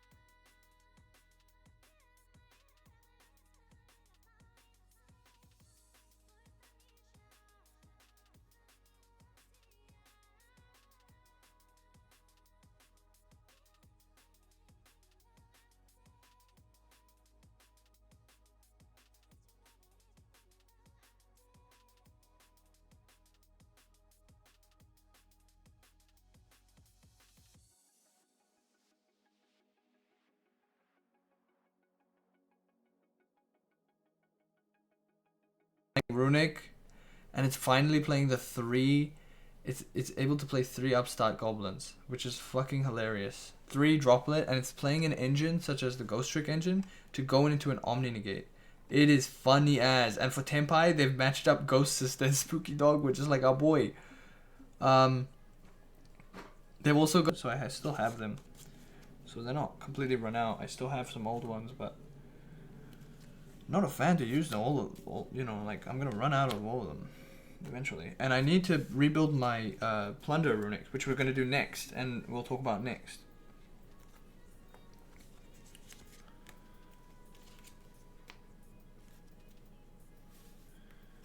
Homie's omega lulling me. Why are you omega lulling me, dude? Based.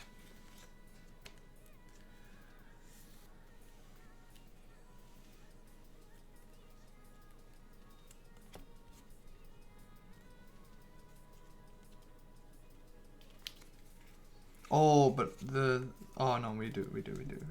Good. I thought I didn't have sleeves for that. The Plunder Runic stuff, but I do. Because... Reason being is because we're obviously just going to just pull out the art sleeves, put them back, and then just replace them with these sleeves and re-sleeve the oversleeves. Sleeving is the most annoying part, honestly. Sleeving is the most frustrating part about this.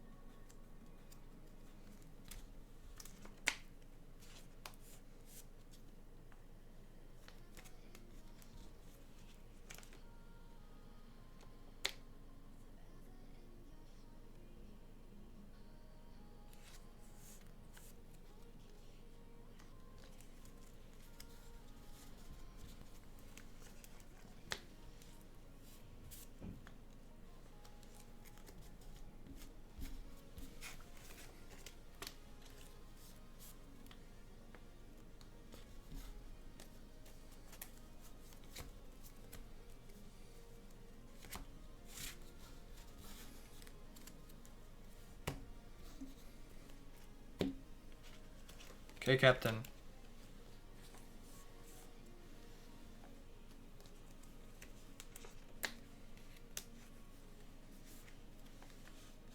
Okay, ready for plunder.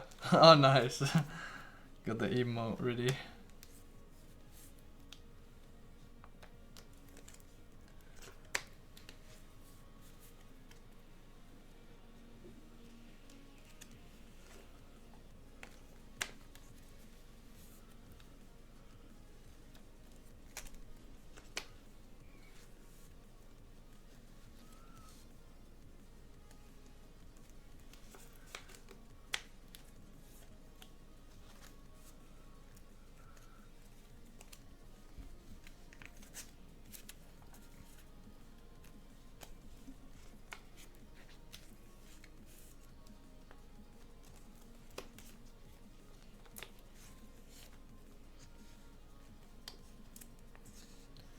There isn't too many changes that I'm gonna make to plunder outside of just the sleeves, which is thankful. But I need to go over those, the main, you know, my main deck, just to, you know, be clear on what I'm playing. I'm basically playing what they have, like in the, like whatever the meta is, how the meta is contending, because I don't really have much options, because they are the ones that are. I mean, I could adjust for my local, but I basically have already, like the main, like Runic is really like most of the deck anyways, and Runic kind of covers a lot of different matchups because they got pops, they got negates, they got back row removal, they got all of this stuff already.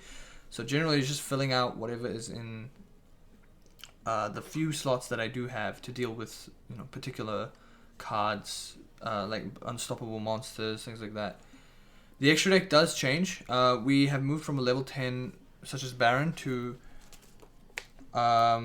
we have moved it to, obviously, we have to go to SP Little Knight. So instead of Baron, we're going to SP Little Knight. I think SP Little Knight was already on the list of cards that we played in that thing, but I didn't have SP Little Knight at the time before, you know. So I just, you know, now I'm just putting it in for a proxy. I don't really have the card yet. I don't really plan on getting it until the reprint comes out. So, you know. Ching Yang is a good option, but I don't... Usually you're setting up the level 10 going first. You know what I mean? Like, Ching Yang doesn't really achieve anything going first until the opponent's turn. And it's also contingent on... It's also contingent on having, like, runic spells access, right? You have to already have runic spells in your hand for it to be good. Obviously, our whole entire deck is runic, so you can expect that to happen. But I don't like it being, you know, necessary for... I don't know. We could think about it. I'm going to think about it. We could. Because deck space is not necessarily tight, but it's not also necessarily free, like Voiceless, so we have to consider it. We have to consider it. We do have to consider it. Because Ching Yang is cool, but I don't know how cool he is. This guy's also playing 3 Judgment in the side for the Plunder Patrol, but I don't know how relevant that is, so I'm not going to look at that list necessarily. He's playing 3 Evenly in the main, which I can agree with this particular deck, because obviously we discarded off of Runics to search for Field Spell, so I don't really care about that, and it's really good going second into random matchups, good in general. Consider this. Consider these balls, bro, in your mouth. Take it. Huh? Okay, as for this deck, it's complete. So that's good. This is complete. Yeah, all done. Pretty happy about that. The next list that we're looking at is, you know, the one that I mentioned, Plunder. So I'm gonna put this like this, and this one goes into Plunder Patrol.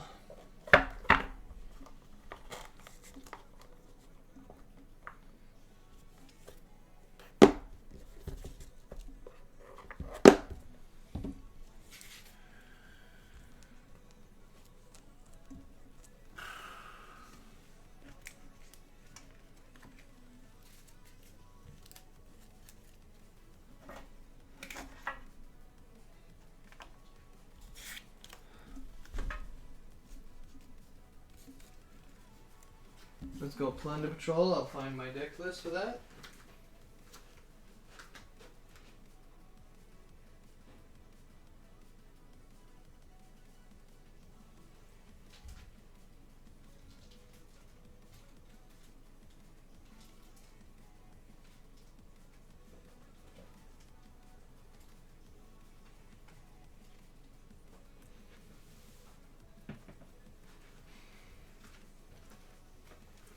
Okay, found the deck.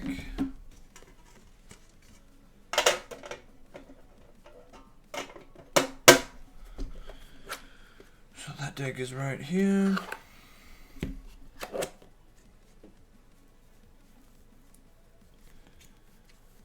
So extra decks. Oh, first I'll show you the deck list that I have on screen. The one that I built a while ago. It's not a while ago actually. It's post... You know, it's for the new format, but I happened to change the cards in my current list to that changes that I made. So I'll show you guys what I got. I think it's this one. Yeah, I think it's this one. Yep. So here you go. Here's my list. This is what I got. It's the side deck definitely needs some changes because, as you can tell, I just went kind of crazy with hand traps. This is just, the side deck is just whatever.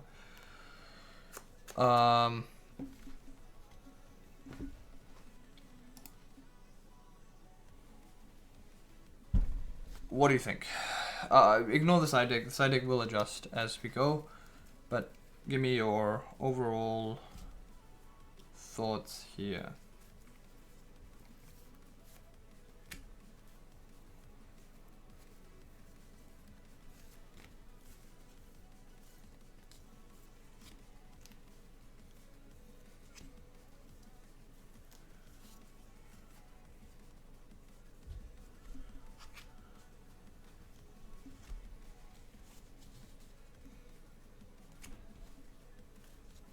Looks fine to me. What do you think we should do about the side deck?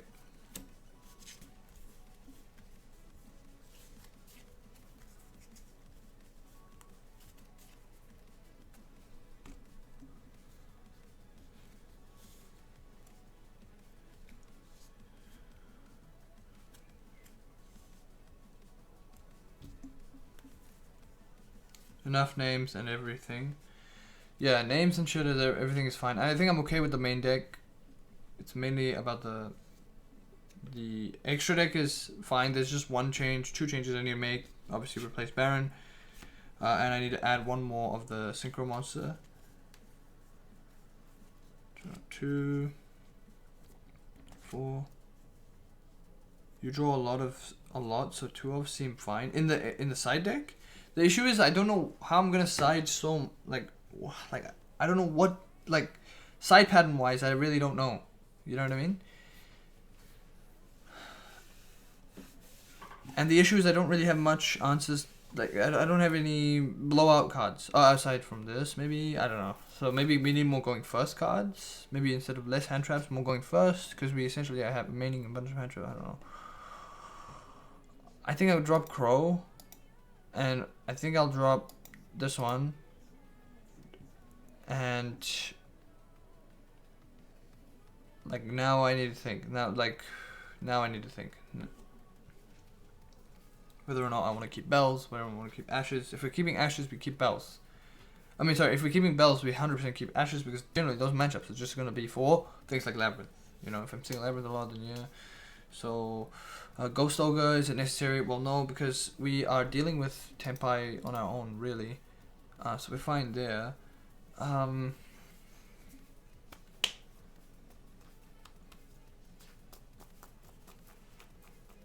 I could go with just whatever the fuck the guy's playing, like what I see on screen.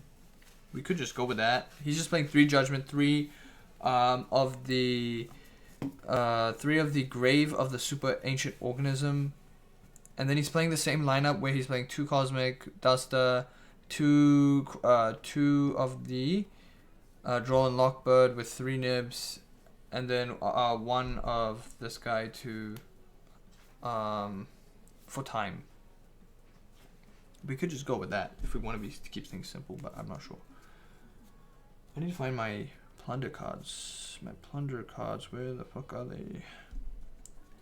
Because I need to add...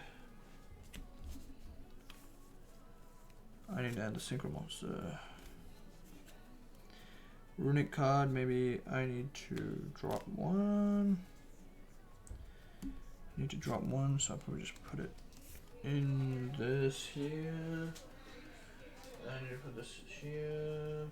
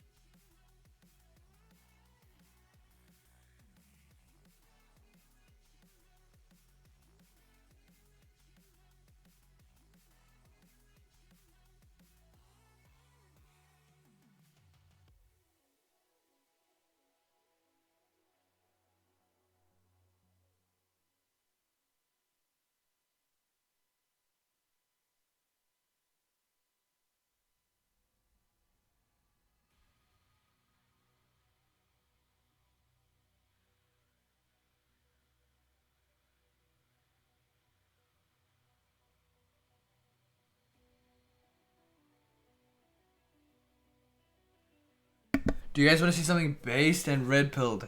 Do you guys want to see absolutely something based and red pilled? Do you guys want to see something sick? Tell me. Tell me you want to see something sick. Look at this. Look at that. Do you see that? Do you see that? It's the whole book. Do you see that?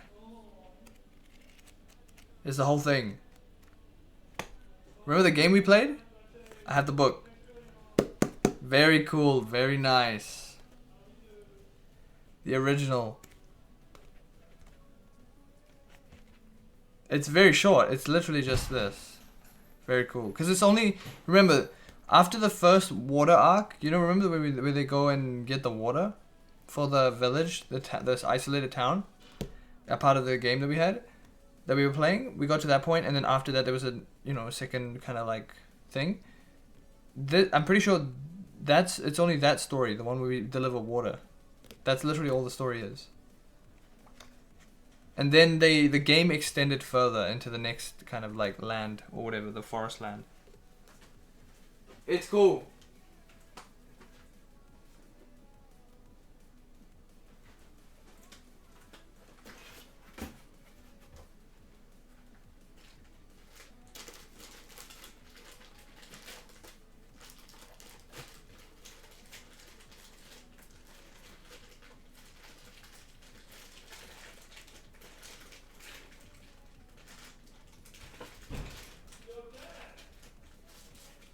There you are, Palander Patrol.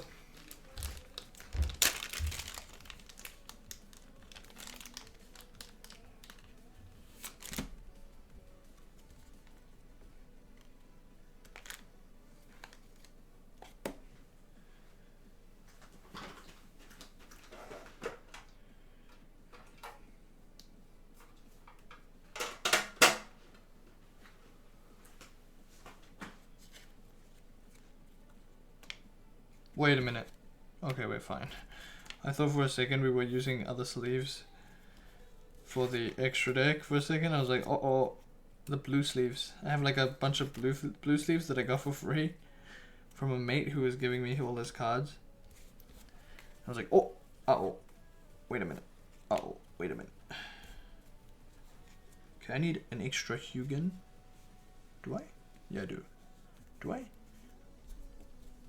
Because I'm going 1, 2, 4, 5, 6, 7, 8, 9, 10, 11, 12, 13, 14. What's my 15th card? What am I missing? 2, 1, 2, 2, 2, 1, 2. Ah, this is the 15th card.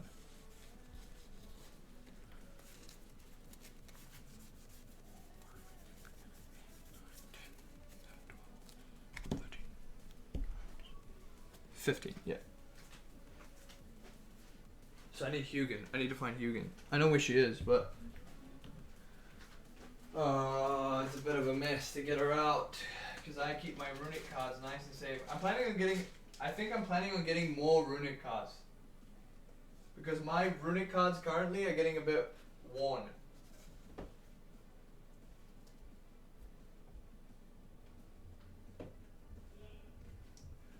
I might try and invest in a secret, what do you call it, a secret version. Because you know how they got reprints? They got a bunch of secrets reprinted, so that's pretty cool.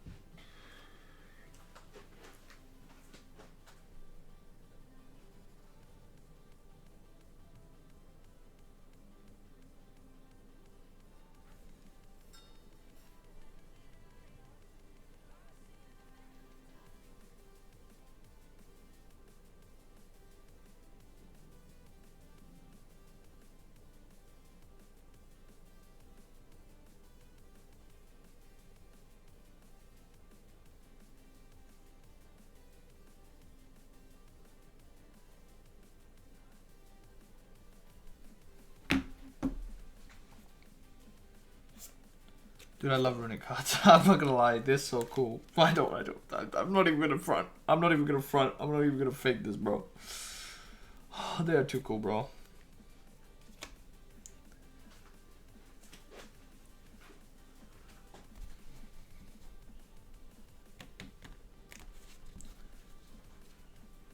I just love how they can be played in literally anything. It's too sick, man.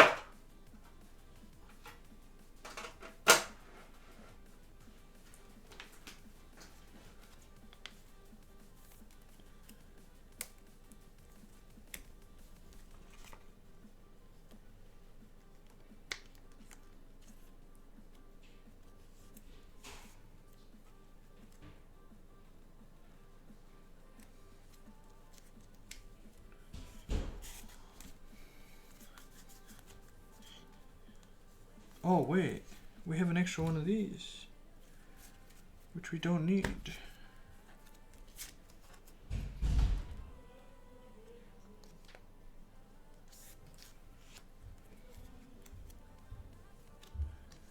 We don't need this extra card, plunder card.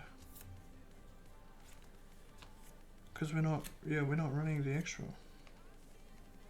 We might as well keep this in the sleeve.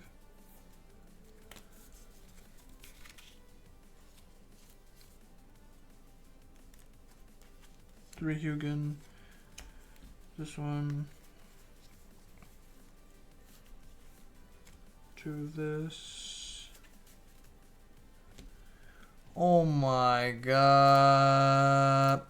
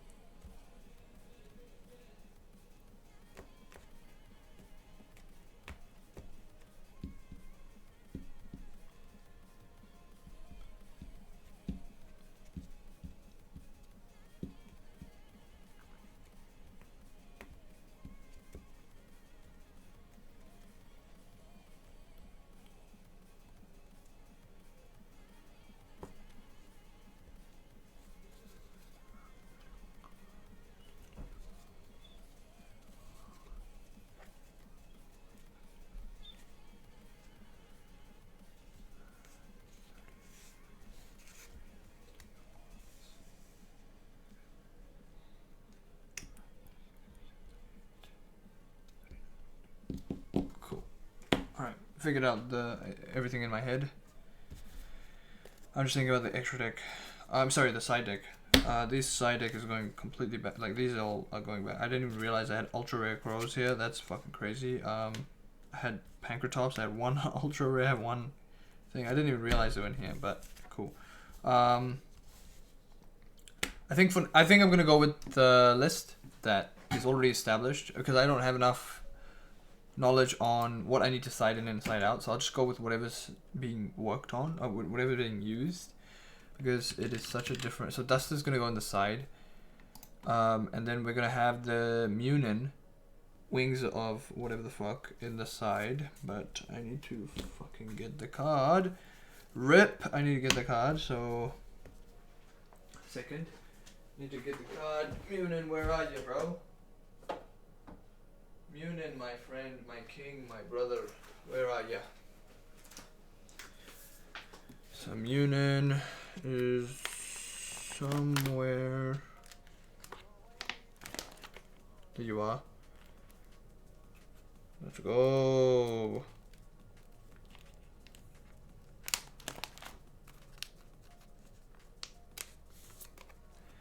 So Munin is in the side deck.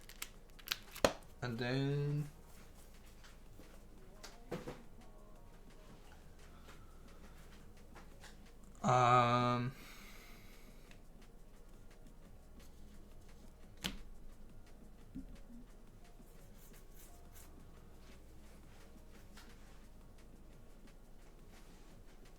Munin in the side. Droplet in the main. That goes so hard though. On a real note, Droplet in the main goes so crazy. I need to change all the sleeves as well. Like these, all of these sleeves. So Munin, we have 1, 2, 3 in that deck. We've got, so we're changing these 1, 2, 3. Changing this to this 3 and 2 Droll. So this will be for that matchup, the Pain matchup. 1, 2, 3, and then we got. I'm just gonna try whatever the side deck that they have here, okay? This is not like a, oh, you know, this is just what I want to, you know, it's already established, so then we learn from there, figuring out what works and what doesn't work for me. I think that's how I learn better, figure out what doesn't work, what doesn't work. What does and what doesn't. And so we go, let's save. Alright, so I got that in the side, that in that side. So I just need sleeves for this one, the other one, yeah.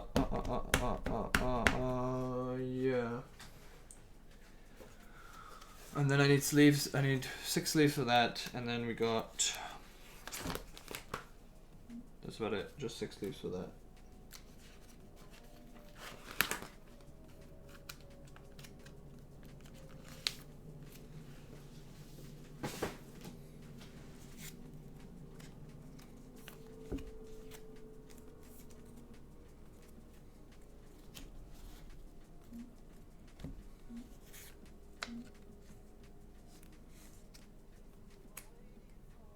Then we'll do some test hands with all the decks.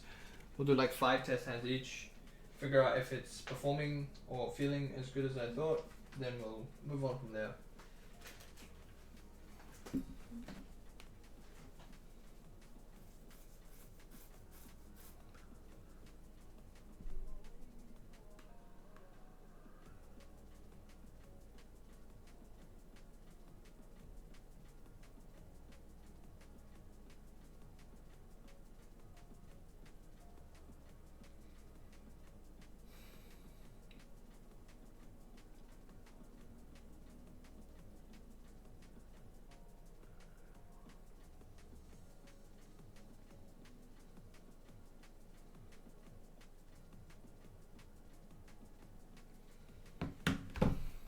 Okay, what am I doing? What am I doing? I'm gonna de-sleeve these. These are getting back into my thing. I need to find Judgment, so I need to find Organism and Judgment. Organism should be in a different spot. Unfortunately, I am not as organized with these fucking cards as I want to be. Oh. here. They should be in here. Organisms should be in here because I remember them being here. Now this is all from memory. I do not remember. So I have, because I remember organism was going to be played as a stun in the stun strategy that I might have gone for. As you can see here, you see dark bribe here. Sorry, that's in there. So that tells you a lot about my headspace back then. Absolutely mental case.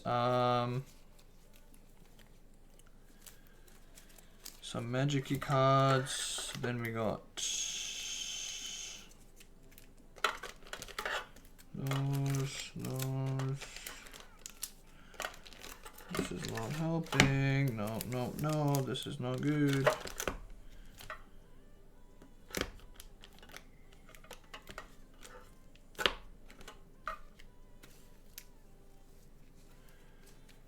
Nope. That's definitely not it, Chief.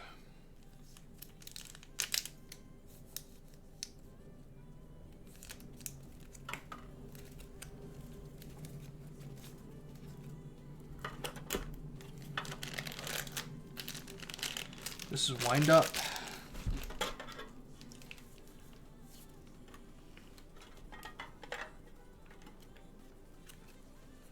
It's a bunch of Alba's tokens.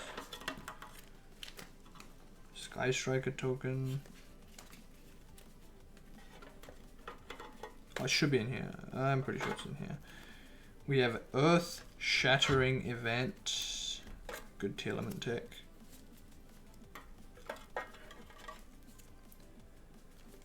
A bunch of ZW cards. Got this one. There it is. I think these cards are going to come out. We're going to put them back to where they were. This one also can go back. These three can go back. The rest can probably just stay. The village can go back. These all can remain untouched.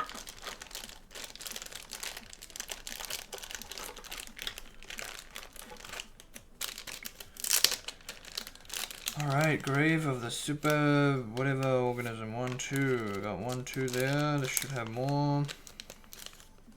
Oh god, I bet I have more. Got a Mayakashi trap.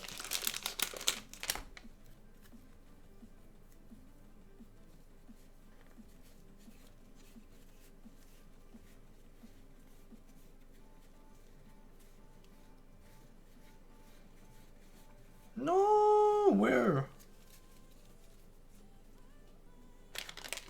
How do I not have it? I don't have it. No, I thought I had it. I only have 2.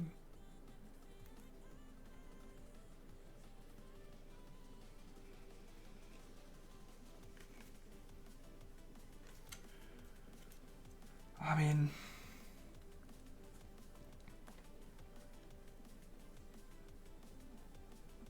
I could forego this Omni, sorry, not this Omni, this for another card. It could work better. Shit, man. Molding. I thought I had extra copies of this. I only have 2, it seems. Or I'm missing it somewhere.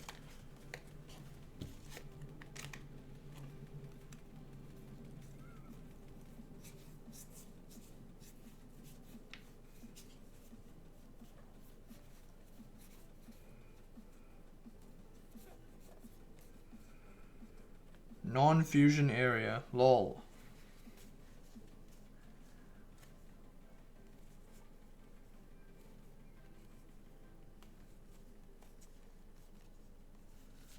Damn.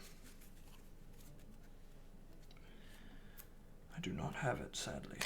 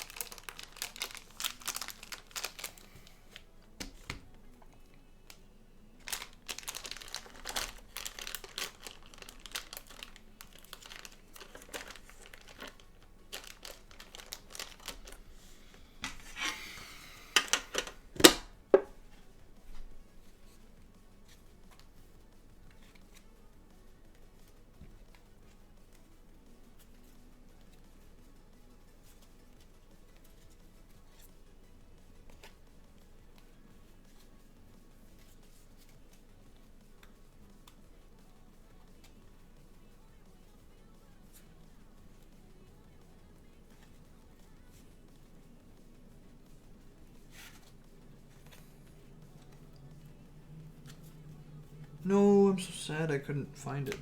It's okay.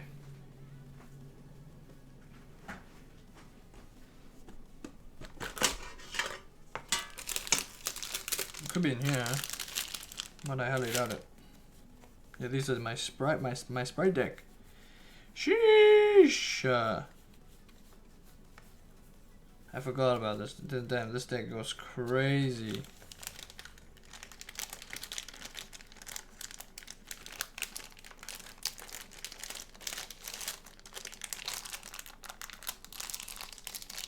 Actually crazy deck. Insano style. Surely I have grave. I've got judgments here, so that those are sorted. Surely I have grave of this super ancient organism here somewhere. Surely. Surely.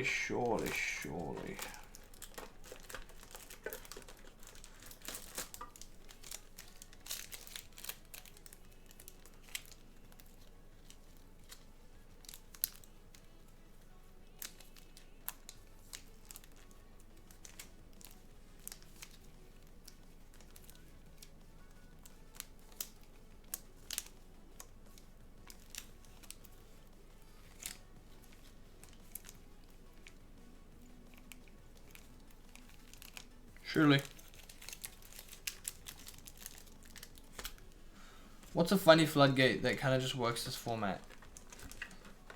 Like a really off the beat one.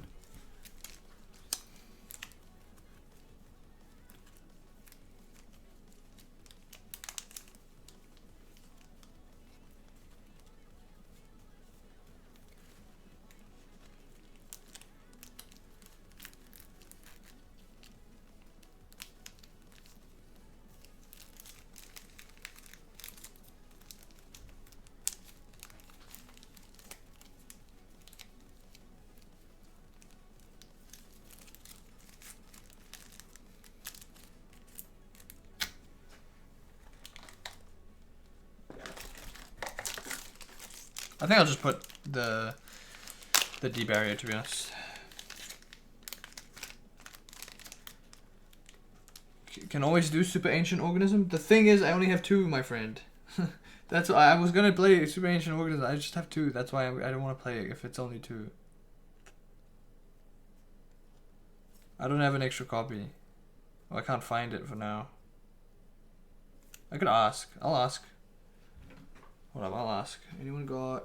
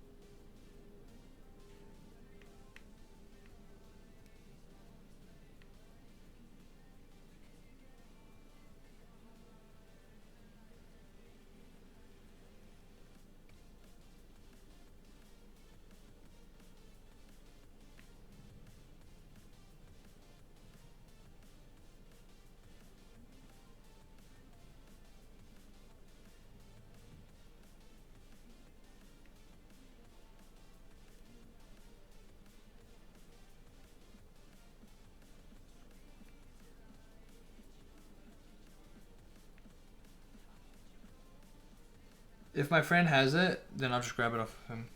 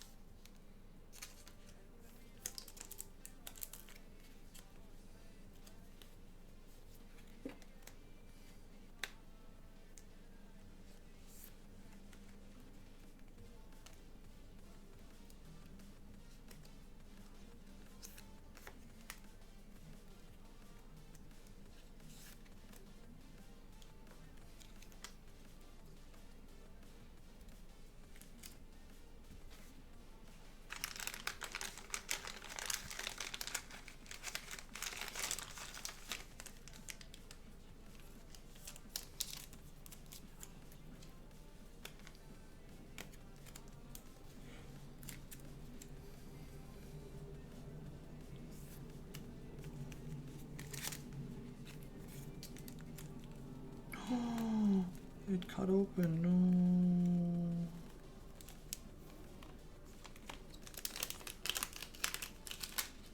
The penny sleeve died.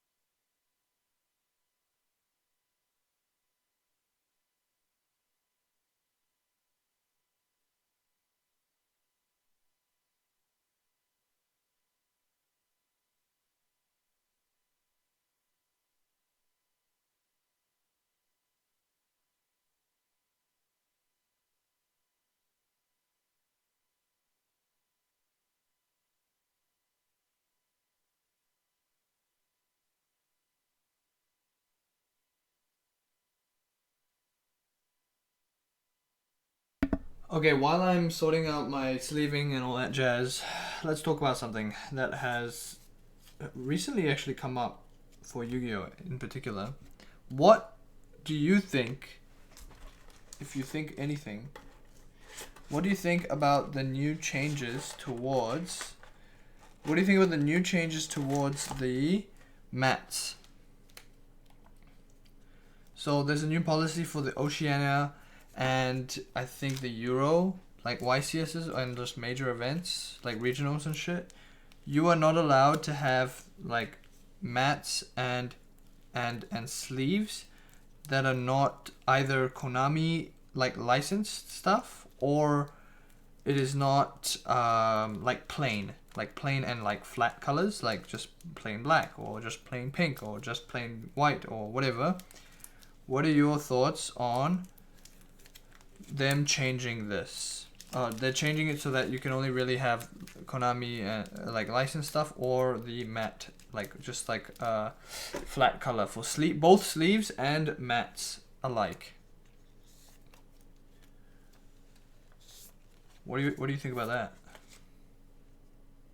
It's not really drama, but something.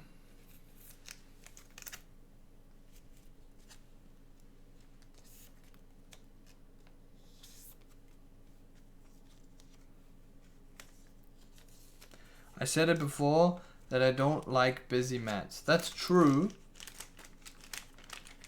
But the problem is that this is, you know, that this is a decision, right?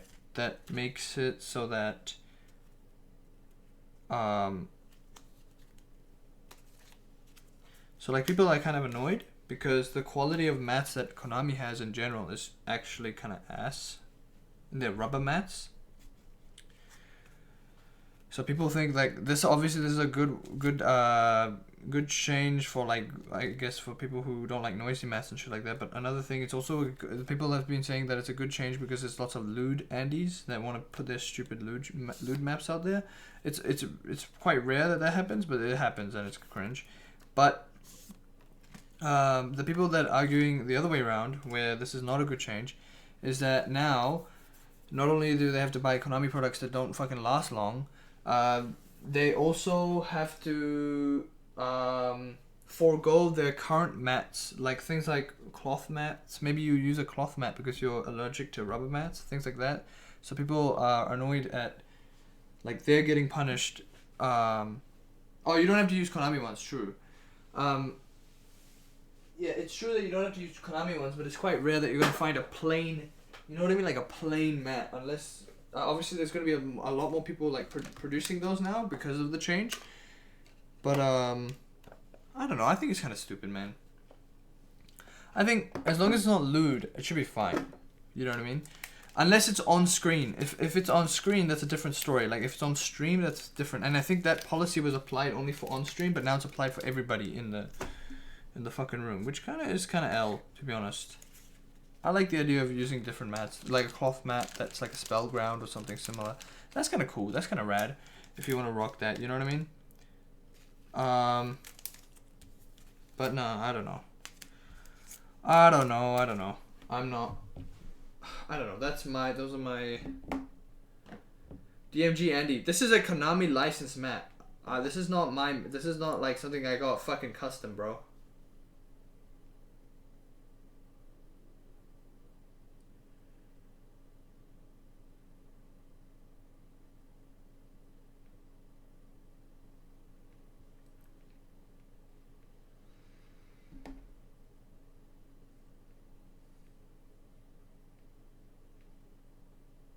Okay, literally no one got back to me about this. Ugh.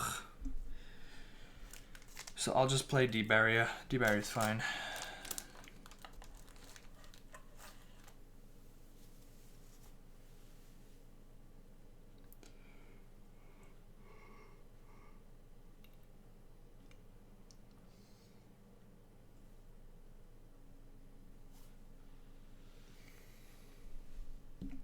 I could play one Thrust.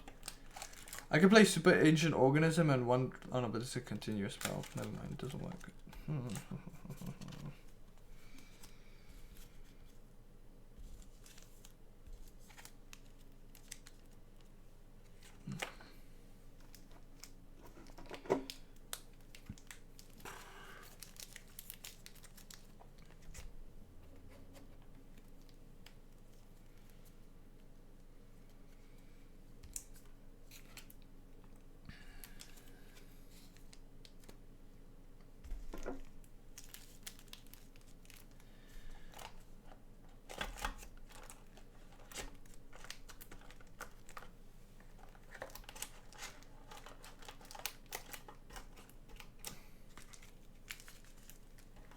Yeah, I don't know about the changes. I think they're kind of lame.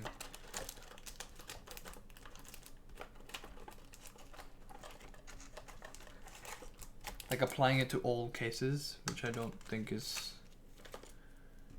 Like for situations where you're not even on stream or anything, I don't think it really matters, to be honest, in that case, you know what I mean? Then you should be allowed to use like an appropriate mat, you know? An appropriate mat with nothing too lewd or anything like that, then it should be fine. I don't really see anything bad with that, to be honest. So I got debarrier, then I got 1, 2, 1, 2, 3, then I got 1, 2, 3, done. That's it. So I got these all sorted, this all sorted, this all sorted. I wonder if, wait, Super Ancient Organism is at the shop. Hold up, let me see. If I can get one copy from them, then sorted, to be honest.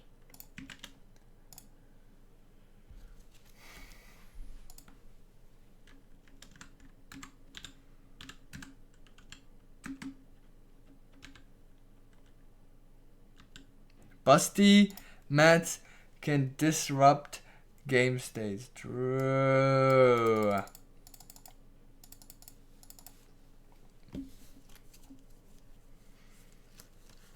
Damn it, it's not at the shop. Damn it. I just want that card, man.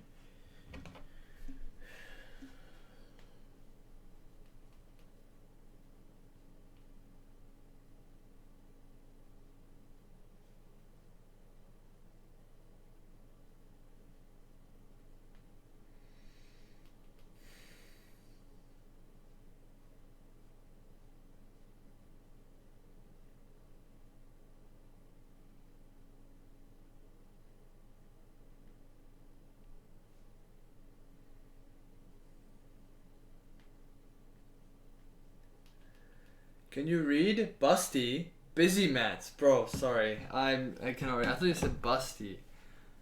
I got horny on the mind, bro. I don't know what to say. Your boy is coming at every moment, at every section, at every minute, at every moment. I am just coming.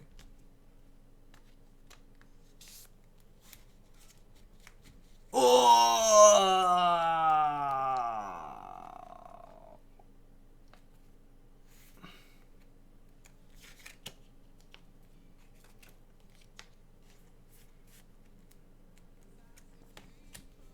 Caught in 4K. Oh, hell nah.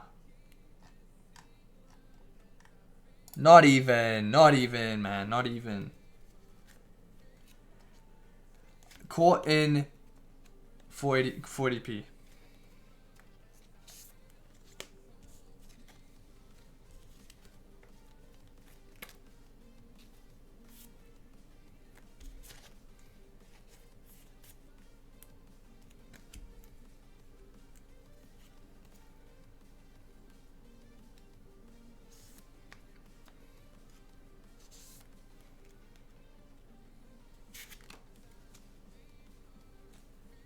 Bro, I can't wait. Do you know why? I can't wait till the Ice Barrier stuff. When is that shit coming out, bro? Somebody tell me, man. It's gotta be the next set, right? When is it, man? When is that shit coming out?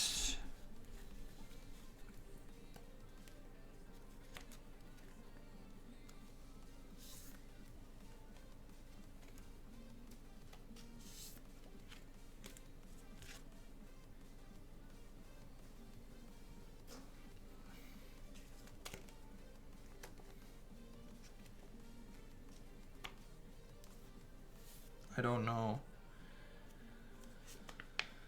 I wanna know, man. I wanna know.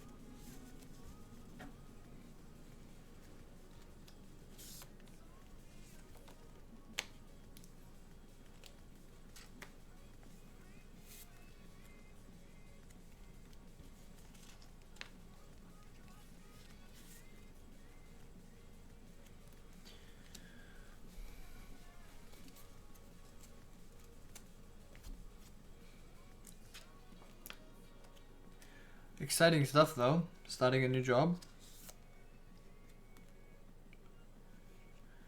Pretty happy about it, not gonna lie.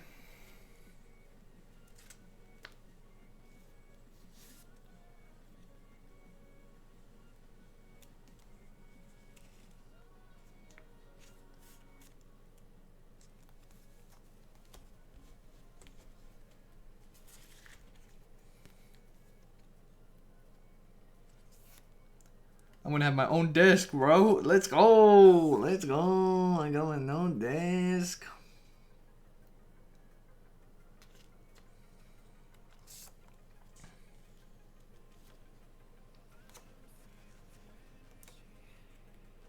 Finally, I get to work, man. I get to finally do something, man. You know what I mean? Interact with people. That'd be nice. That'd be cool. New experience. Let's go. Bigger company. So it's a little bit more stable. Like I won't have to worry about losing my job. Or like not that hard, you know what I mean? Like it's a little bit more stable. Like what I'm trying to say is like it's just more stable. I won't have to worry about like randomly moving positions, shit like that.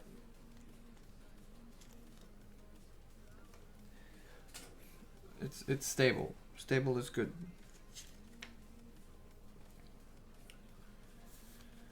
But I'll be pretty vigilant, like, you know, while I'm working. Like, obviously I'm working for this company, but I gotta be aware that, you know, maybe I gotta just be prepared and be on top of my game. Because, you know, world is changing. AI is increasing. It's, you know, I'm in the field. I know what the fuck is up. It's going faster and faster every day. Graphics designers are losing their jobs, shit like that. Like it's slowly starting to like, you know, eat up. So I gotta make sure I adapt.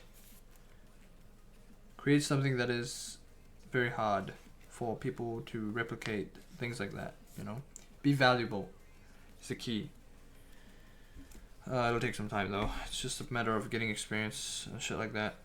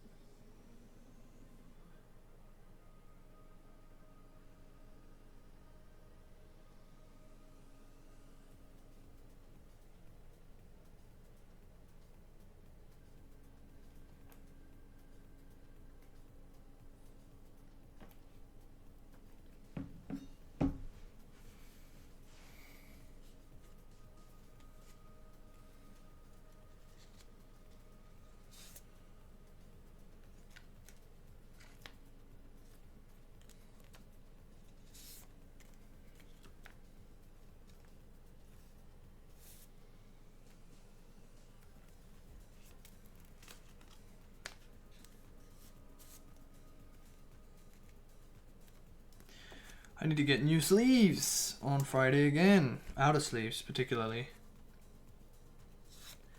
Because outer sleeves are the ones that I use that get damaged, right? Because they're the ones that are most on the outside.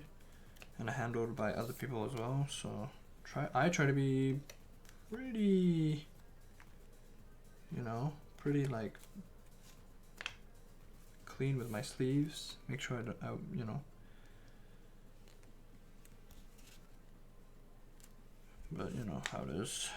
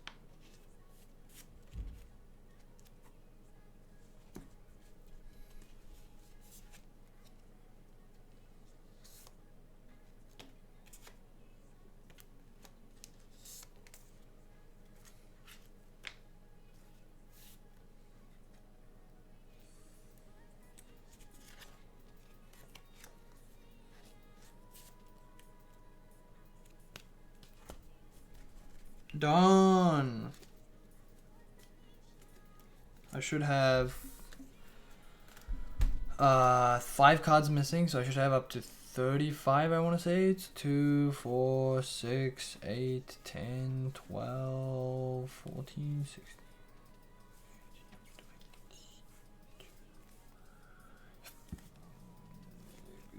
28, 30. Yeah, perfect. And then we're missing 3 evenly match and 2 talents, which is in my main deck. The main deck that I'll be playing.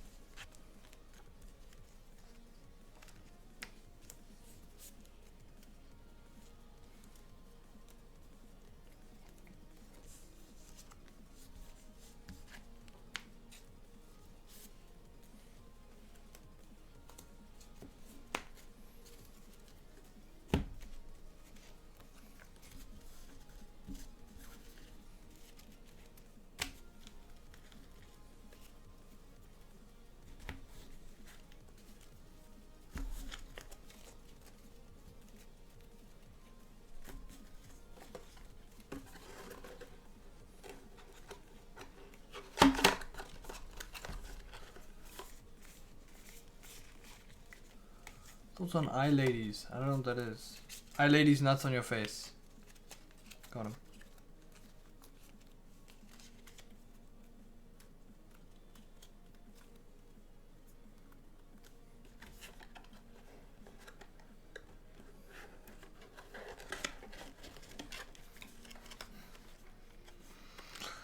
I'm just too good, bro.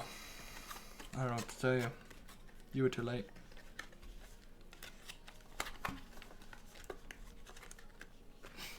I got you, bro. Oh.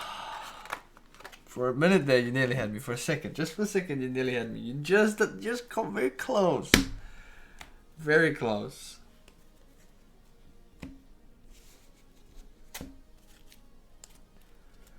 But I got you first. Haha, got him. You're like, no, this is real. You're like, no, wait, this is actually real, bro. I'm like, that's cap. That's cap.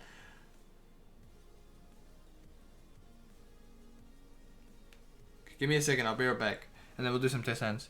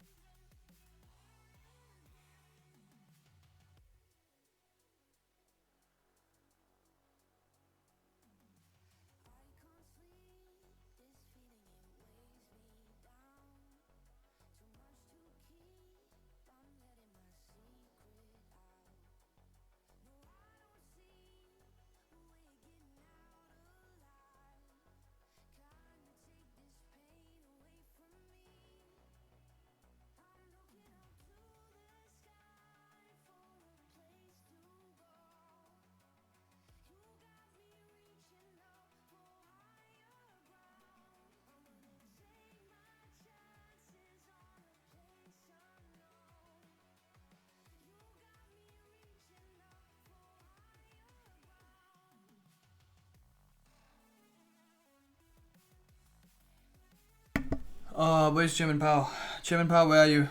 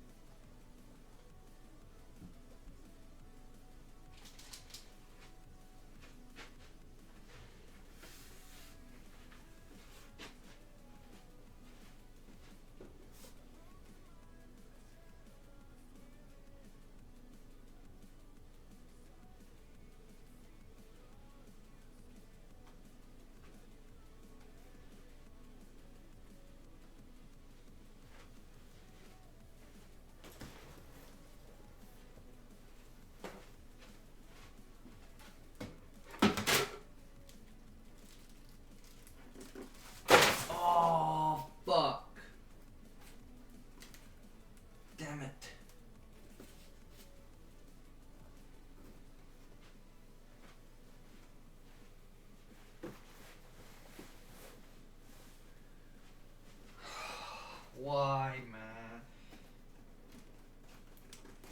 Oh.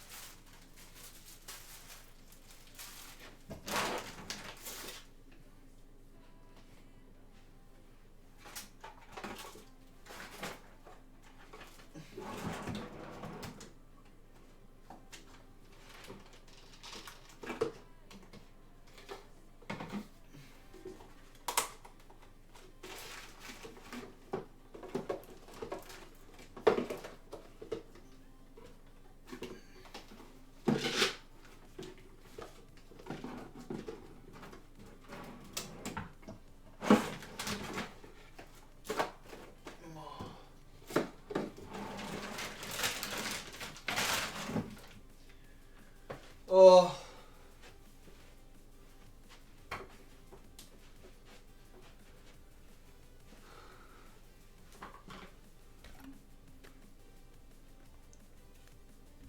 No, I forgot to put these. We'll leave it in here for now. To remind myself that I gotta do it next time.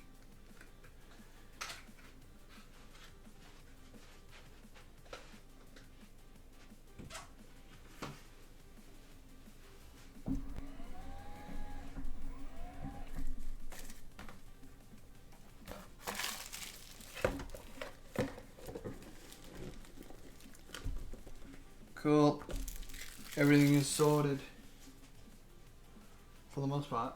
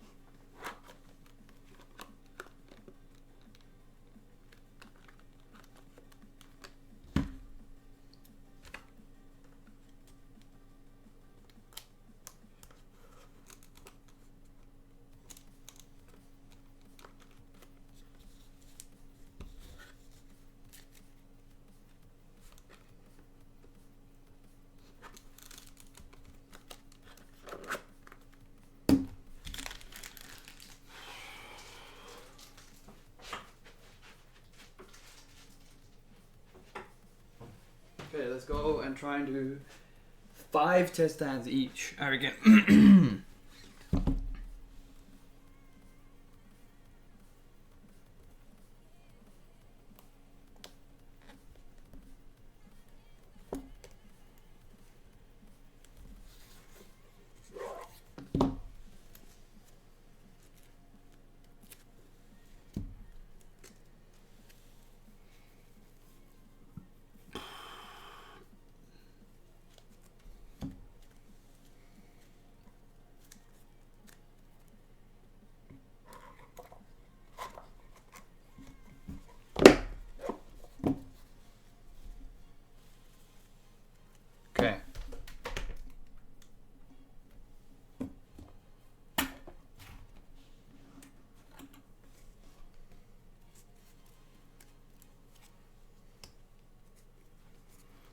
Okay, let's see what I can do.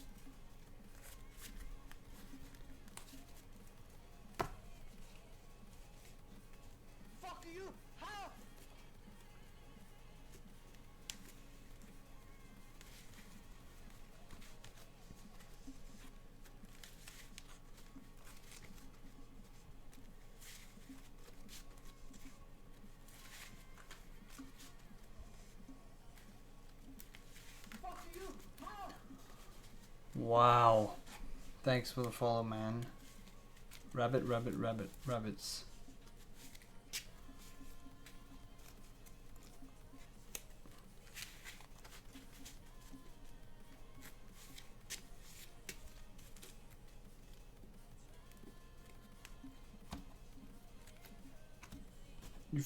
You found silver. Let's go.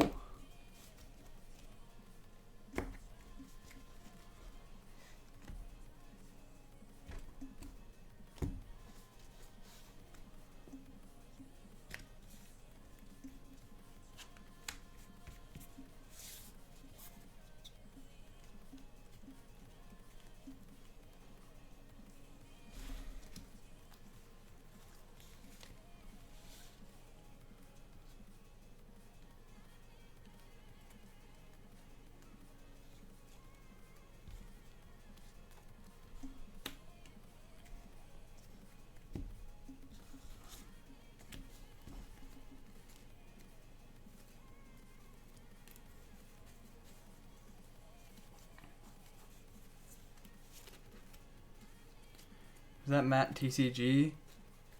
Yeah, it is TCG Matt. Did they censor her? I don't even notice. Did they? I don't even notice. I honestly, this is just the mat that I got because I don't want to use my like OTS champ mats and stuff like that.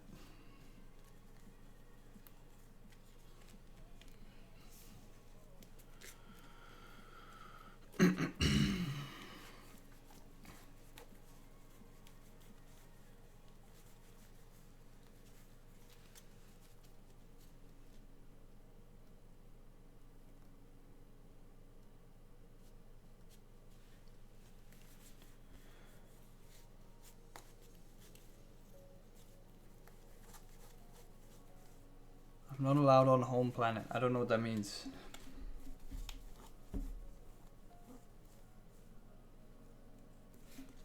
There's no cleavage? Yeah, there is no cleavage, but you can see the artwork, like the shading is showing cleavage.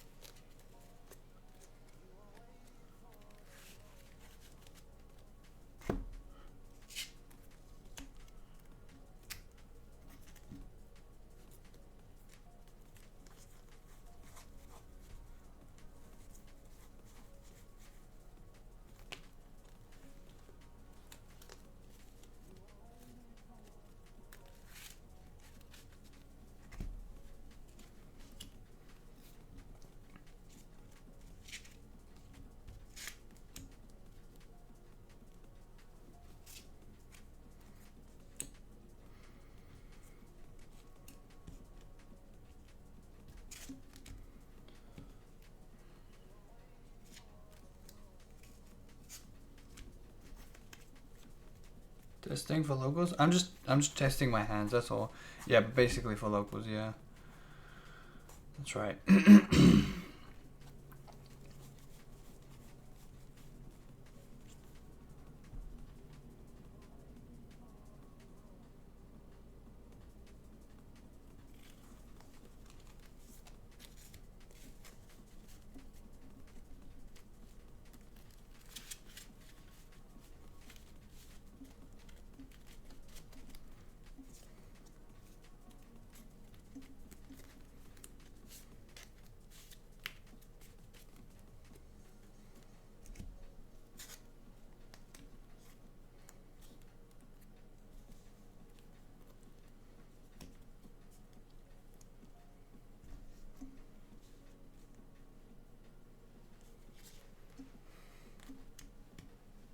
No, actually,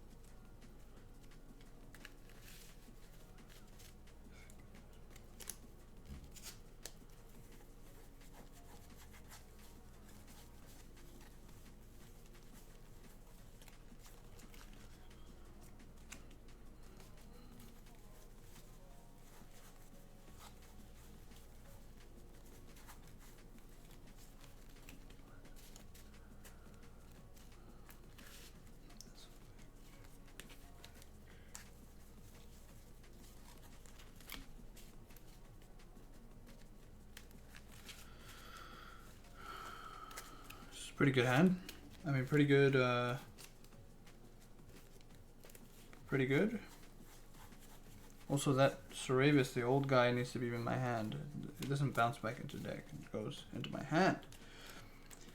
It's pretty good. Omni Negate, we got effect of this to go into SP Little Knight during their turn. We've got... I just tried to play through one Imperm, which we did, because we had Ceravis in hand earlier. Second effect. So Omni Negate here, I got this one for SP summon. Got this one which is used up because that's how we set up this board. So we forego we forego up to 2 pops for an extra interaction in the form of SP Little Knight. This effect, when our opponent does something, or if they normal summon or a special summon, I think it's a non-ritual monster, then I can go, I can then ritual summon 1 light ritual monster, warrior dragon, from my hand by attributing monsters from your hand or field whose total levels exceed or equal. So we can go, effect of this. This one can then just dump out the old man from hand and push this onto the board. Now we got an Omni Negate. This one goes back into my hand. It's a targeting negate. So it's like I think that's an interesting way to build this board. It's pretty good. And then if I wanted to, if this is dead, right? If this is dead, then I can just use SP, go into it. SP, pick one of the bodies. Maybe I already used the Omni Negate. Probably get rid of the low. Go into that. But I think this one needs low on the board while you control low. So I probably just get rid of the Omni. So just get rid of this. These two go boom onto the board, then go from there. Because low has to be on the board for the barrier protection for these guys. But I don't know if it would matter by then. You know what I mean? So it's I guess it's all judgment based on what you think. It's good. It's good. It's already feeling a little bit better. The hands are looking a bit more explosive, so that's good.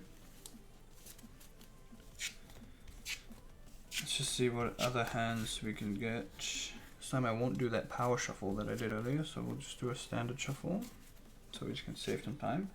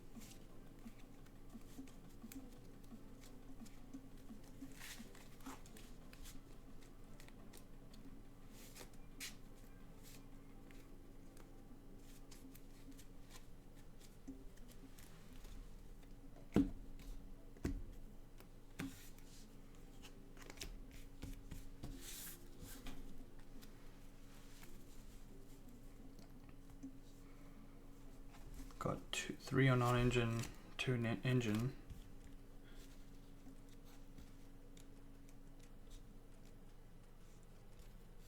But this is kind of useless without anything. So how would I approach this is maybe, let's see, if I use this effect, this one adds that and dumps that, then I've got a ritual ready in my hand. It's very rare that they're going to hatch something like this, but it's possible, and if they do, then I've got talents, draw 2. I need to read Prosperity real quick again, because I think it says from this point onwards you cannot draw cards, not. So in order to, you can only activate, okay, so you can not draw cards by card effects the turn you activate this card. Okay, so no, it's choose. I cannot. It applies for the turn, so it means that I won't be able to draw if that's the case. So I think first I will lead with this.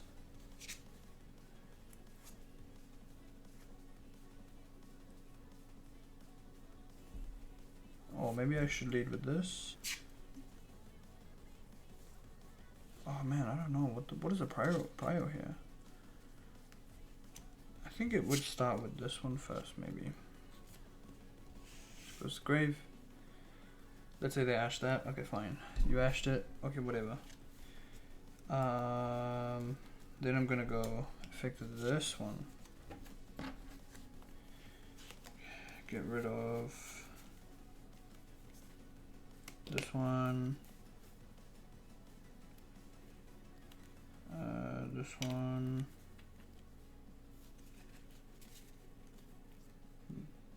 This one, and that one.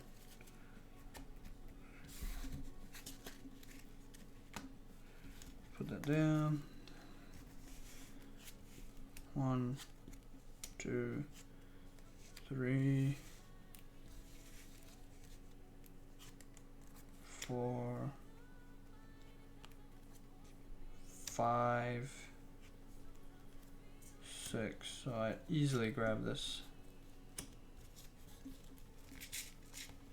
I think, yeah. Oh, also if, yeah, so they ashed that one, so it doesn't work. So that one ashed.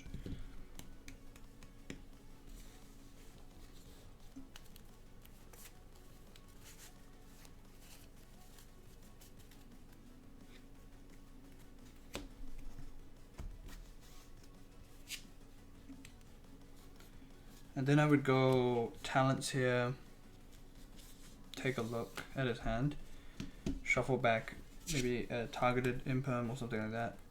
So that goes there. Then I'd go effect, and then I'd go full combo from here. Combo would go, because I've already used Saphira effect, how would combo go? So I've already got this in hand, so that's nice, that's a nice. So I go this effect, then that one adds ritual. So voices ritual monster, or I can go for what else? Or I can go for, wait, let me just read this. So this one says, then you can add one. You can banish this card from give a ritual. Oh, I can just use this effective ritual. So I don't even. This is kind of like not even required. Even if I was opening this. So this searches the barrier. Then I use the effect of barrier to search for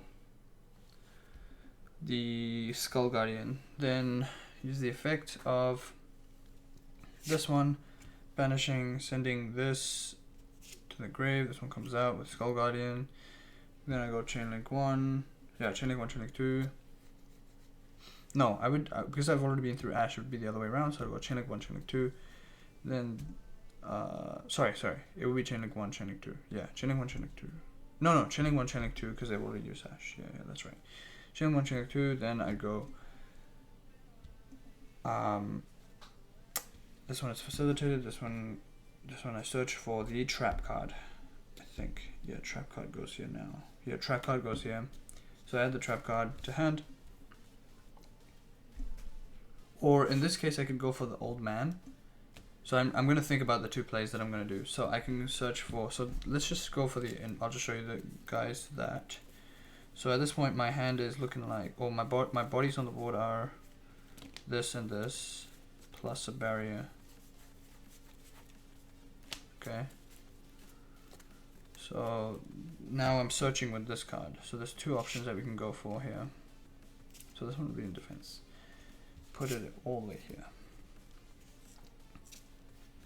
So then we'd go, so I got this in my hand, that's cool. And then we go this effect, this effect. So we need to search for a Voices Voice monster card. So yeah. So wait. If this card is a ritual summon, you can add one Voices with monster or one ritual. Oh, so it's no option anyway. So we can add that. Oh yeah, that's right. Yeah, we can't even do that.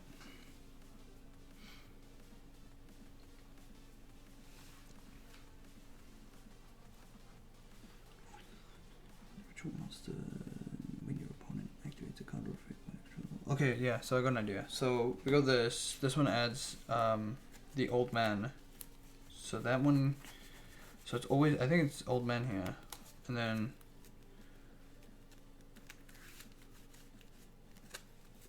go 1, 2.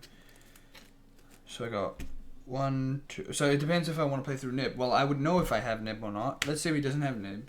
We've shuffle bet the imperm, right?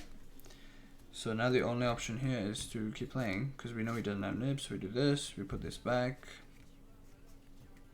These two back, shuffle them back into the deck, and then once that's done, we can go these two. Now we don't have access to trap card, so we can't do the we cannot do the IP line. Yeah, we cannot do IP line, so we have to do the other one. So we're gonna go for this one here. Use the effect during the draw phase. So draw phase effect, bring out this one. Then I'll bring out, so I'll go, so this one tributes itself off the board, yeah. Bring out that one, chain link 1. Then I'll go chain link 2. Summon this out. This one searches. This one would then search for, I think, shit, we could search for, like, follow up, I guess. Because it's, we can search for Saphira again. Yeah, we could do that. Or we could search for Saravis as a more active card now. But none of these are targetable anyways, while Low is on the board, so maybe not. So we wouldn't, I think we search for this one's fine. And then we go effect of Low. Low will then set the trap. The trap will go from deck to field. And then we have a pop. Or 2 pops, depending on what they do. So we go 2 pops here, so we go effect. So we summon that, we set that one onto the board. And then we go, when our opponent does something, we would have had knowledge from our opponent because we talents them. So I would know whether or not it's safe to do this. We've already activated monster effects anyway, so there's no reason not to do this. So we do this effect. This one bounces back to my hand. And then we go for a Saravis from deck to field, which then leads to a protection. So that's pretty good. So we've got targeting protection here, and then we've got targeting protection here when it goes back to hand. We've got double pop, we've got omni negation, we've got special summon negate. 1 special summon negate, so that's pretty good. Pretty happy about that. It's pretty good, yeah.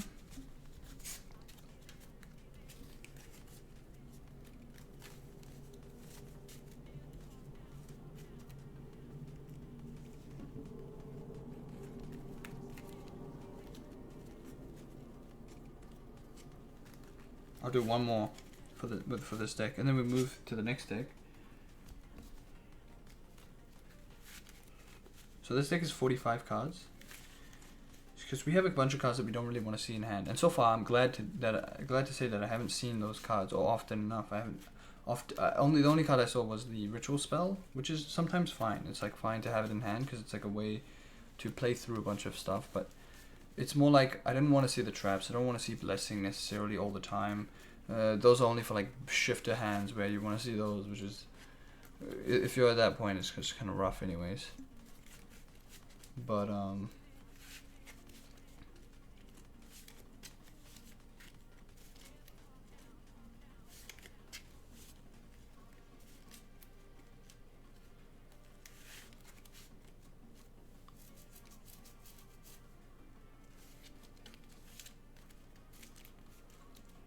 so there we go. So 1, 2, 3.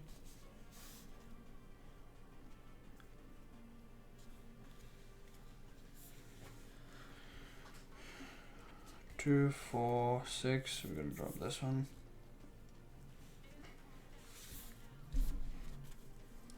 Saphira is a starter. We've got this talents. We've got this, and we got Barrier, which is another starter, and another starter here in the form of this. So we got ways to bait. We got to steal. We can look at their hand if we're safe to keep going, which we are for the most part, because we just go this effect, add it's voices cards. So we can add that. That one then summons. Effect of that, summon blessing or trap, probably trap here. Then we search for blessing later. The effect of this one goes for that one. Okay, yeah, no, we this is full combo, and we play through a single interruption or a few, maybe depends. Like this one, if it's an Ash, then it's a different story. So we use this, and it's Ghost Ogre, then that's also a different story. We can do that, and then we can go for trap, and then okay. I think this is also a good hand. I don't want to waste too much time, so. It's a good hand. If I do this first, I'm definitely doing this first. I'm activating the effect. Maybe I get Bell, maybe I get Ashed. Whatever, that's fine. Get Ashed here. Now I can choose to be a little bit risky.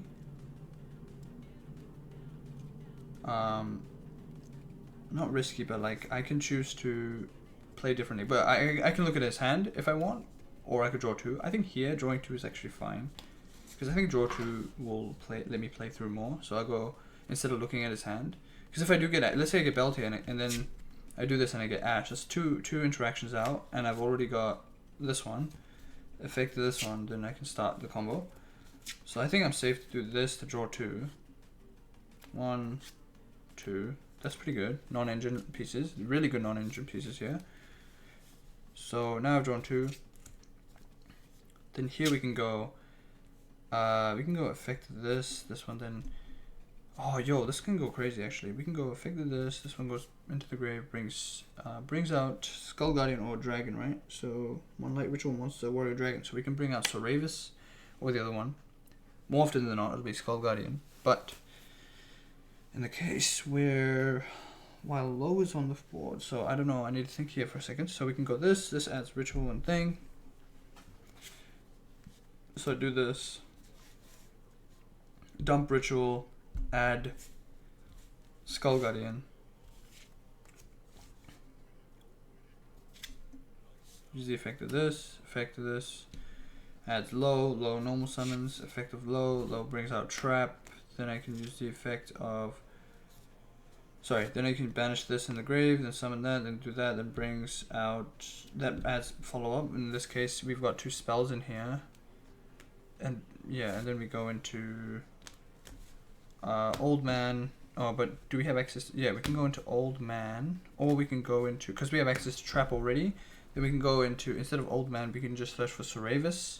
No, do we search for Soravis? Yeah, I think you always search for Soravis, because you're bringing out Skull Guardian there, and then Soravis comes out. Yeah, so then we go, yeah, we search for Soravis, not the Old Man, but the Ritual Summon card. So you add that to your hand, so you got targeting protection there. But the whole idea is to go into IP, then you do the same place where you shuffle back your Skull Guardian to summon another summon the Old Man from deck, then Old Man chain in response to whatever they're doing, summons the Skull Guardian from deck, then go chain link 1, chain link 2, and then add the blessing, set the blessing onto the board. So you've got a few more interruptions. Or conversely, you can go into Dynamondo, and it does the same thing. So you can go Dynamondo instead. Let's say you added, let's see, you added that one goes into the, I think you could go into the Old Man, like you add the Old Man instead. No, it would be safer to add Soravis regardless, I think. Unfortunately, that's just how it is. You go into Dynamondo, right? Then make sure you have Soravis in hand so you can protect like something from Imperm or something like that. If you get Ash, that's game over, but you know, let's say they have Imperm, you can pitch your Soravis in hand to protect the Dynamondo. Oh wait, no, Dynamondo dodges for cost, right? I'm not high on gas. Hold up. Let's read Dynamondo. It says if a monster, if this card is, so during your opponent's turn, quick effect, you can tribute this card. Is this one effect? During then target, so yeah, no, that's the cost. So tributing is actually cost. So Imperm doesn't even matter here, because we can just chain to it. Okay, no, that's fine. So we don't need to bring. So we just bring the Old Man. Old Man will summon. Old Man gives us access to Soravis on their turn. So we've got a special summon negation, and then we've got this called Dynamondo. Then we go into Blessing from that, and yeah, we don't even need to go into Blessing. I think we can play a bit safer. We don't have to play into things like Nibiru, things like that as well. You could just stay on Skull Guardian and that, add the Old Man and go into the old, because if they have Nib by then, you can just negate it. So you go into Old Man, then shuffle back Old Man to hand, go into that, and then you have a discard for Super Poly as well. So that's pretty monster hand, to be honest. So that's good. Nice. The next deck that we are testing will be Memento. Really quickly, we'll test Memento. I won't side in the side deck, I'll just side in the other part of the deck. So we'll go Memento here. It's a bit of a weaker deck, I'm not gonna lie, it's definitely weaker. I'm not gonna say that it's good or anything, but it is cool. I'll be honest, it's a pretty good, cool deck to play. So I'm all about those cool decks. Cool, so I'll put voiceless here, but I need to side out a bunch of cards. So cards that I need to side out are, so I think it's just 2 Veiler, 2 Ogre, 3 Nib. No, that's in the side. No, we don't even run that in the side. So it's 3 Super Poly. So it'll be 1, 2 Talents. Yeah, for sure. 3 Imperm, 3 Ash.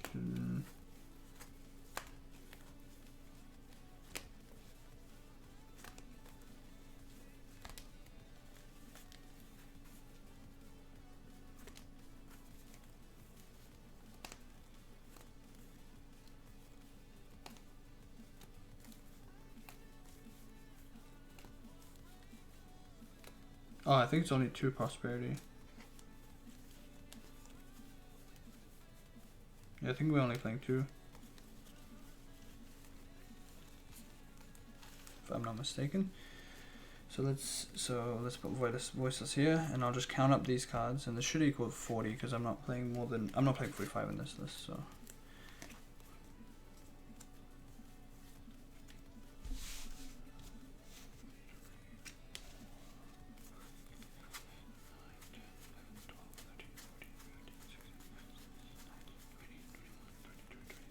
we got 23. Yeah, that sounds about right. 23. Then we got 3.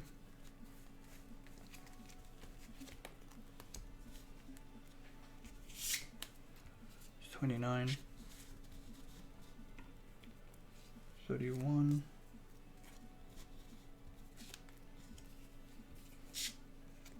33,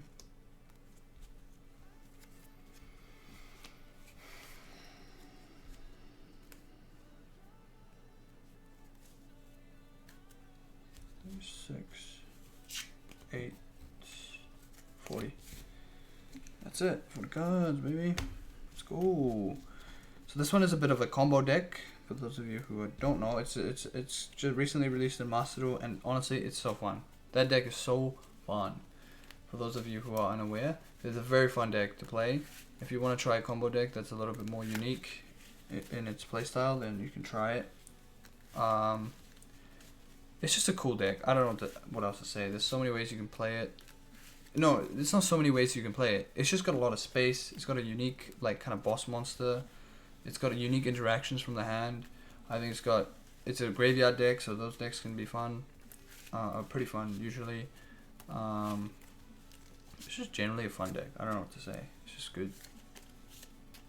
So let's try it. Okay, so this is like me testing, like trying to figure out if the ratios and all that stuff is correct. You know, this deck might increase in card count because there are a series of cards you do not want to see in this deck. But you know how it is. Alright, so we got a starter, that's good. We got 2 non-engine, really good. We've got 1 engine card that I didn't want to see, and we got 1 other engine card that is welcome but unnecessary to see, right? It's a welcome card, I'm not going to hate on it, but that's what I mean by, like, maybe we want to increase the quality of hand. Like, we've got these, and if this gets hit, unfortunately, it's actually game. Like, there's nothing else we can do here, right? If we get impermed, we don't have the talents for it. If we get hit by something, we just kind of lose. So if we normal summon this effect, the Ash, it's kind of like, that's it. I mean, it's not the end. It's not the end. We do have fusion. This is, in this case, if we do get hit here, it's not the end, for example. So let me try and combo off after getting hit by, let's say we get hit by an imperm or an Ash or something similar. Okay, so we go normal summon. I attempt to use the effect. Maybe the opponent doesn't really know how this deck plays. He stops it right here. Okay, that's fine. It's fair. Maybe they don't know. They think this is a starter. Whatever. They hit this. Usually you don't hit this. You wait for the horse to come out and you try and hit that. Because generally that's the card that dumps a lot of cards into the grave, and you like cards in the grave. So now he's done this, and you're just like, fuck me. All right. So at this point you just go fusion summon. So you fuse these two.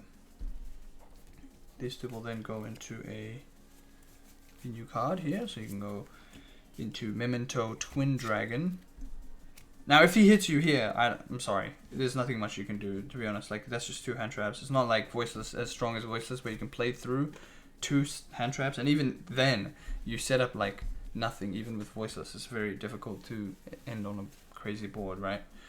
But, effect of this one, it'll pop itself. And then this one will add 2 cards from your deck to your hand, which is cool. So, generally, you're probably going to want to add... In this case, you probably want to add this. And you want to add, I think it's, you add 2 Memento monsters with different names. So you want to go for this one and probably the combined creation here. That's your boss monster that you want to get in rotation. As soon as you start to see your kind of names in the grave. So you can shuffle back. So we already filled our names up with 3. So here I need to figure out how to get not only 5 into the grave, but I also need to figure out how to get the combo done. So this is a hard deck for that reason, where everything is just a little bit non-linear at some points. But hey, as I get better, the better I'll get, right? So special summon this onto the board, right? Because you control nothing. So this is allowed to special summon itself. Use the effect of this one and I'll pop itself. And then we send equal to the amount of, or lower or equal to the amount of stars, so, or level rather. So we go, we want to send something like Goblin, we want to send something like, oh wait, I also forgot another thing. Oh, that's actually funny. So this card, when it's destroyed, it will summon something that is... Destroyed, you can special summon 1 level 6 or lower Memento monster from your graveyard. So 2, 4, 6, 8. That's 8. So we just summon this. This will be on the board, so that's fine. This one will pop itself. It doesn't matter because it's Memento or nothing on the board. So we can also send this. And then we want to send the little guy. Little guy will then add... So we send this guy, and we can send 1 more.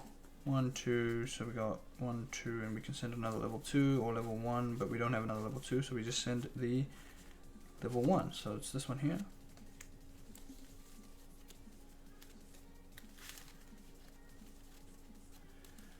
Or maybe in this case, it might be better to, instead of sending 1 and 2, we can send 2 and 3. It might be better. Because 2 and 3 gives us access. So let me just think for a second. 2 will summon out on the board, right? So this is a definite. This one is not so much. These 2 are not so much.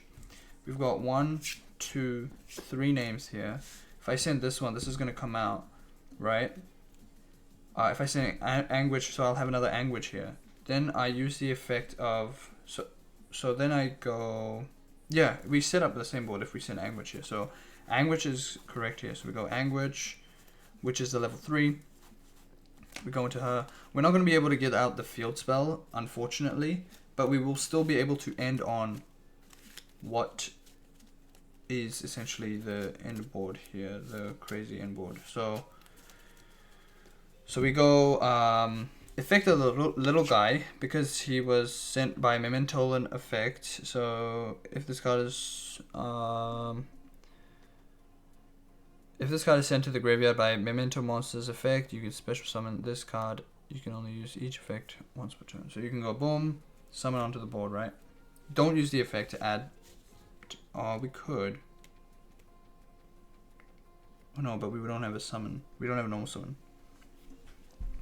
We don't have a summon.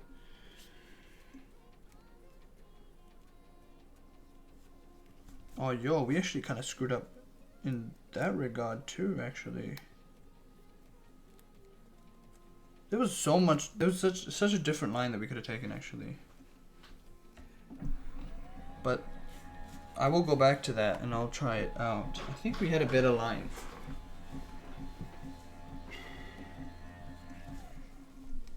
I think we did.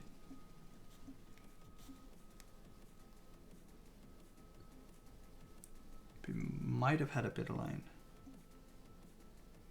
Oh, yo, maybe I'll go back. So which was the card? So these 3. Sorry, so this deck is really hard for that reason. Hold up. So this one, So where was I up to? So this one got ruined. This one was fused off with these two, using these two. And this was came onto the board. This is the one that I was going to add, and these are the two other ones that I'm going to send. Use the effect of this. This one actually says that you can pop one memento monster in your hand or face-up field. And if you do, add up to 2 memento monsters with different names. So I can pop this. Oh no, but we added this off of this. True. So we didn't have anything, did we? Because these two were used as fusion. No. Never mind. Sorry, guys. False alarm. I was trolling, actually. This is in here. This goes here. This goes here. And then we go effect of the... Sorry, this one goes here. Go effect of... We don't use the effect of this one. We use the effect of this one. Popping this one. This one goes back into the grave. Or we can, instead of that, we can go into something else and then... No, we need to, right? So we need to add from our deck to hand.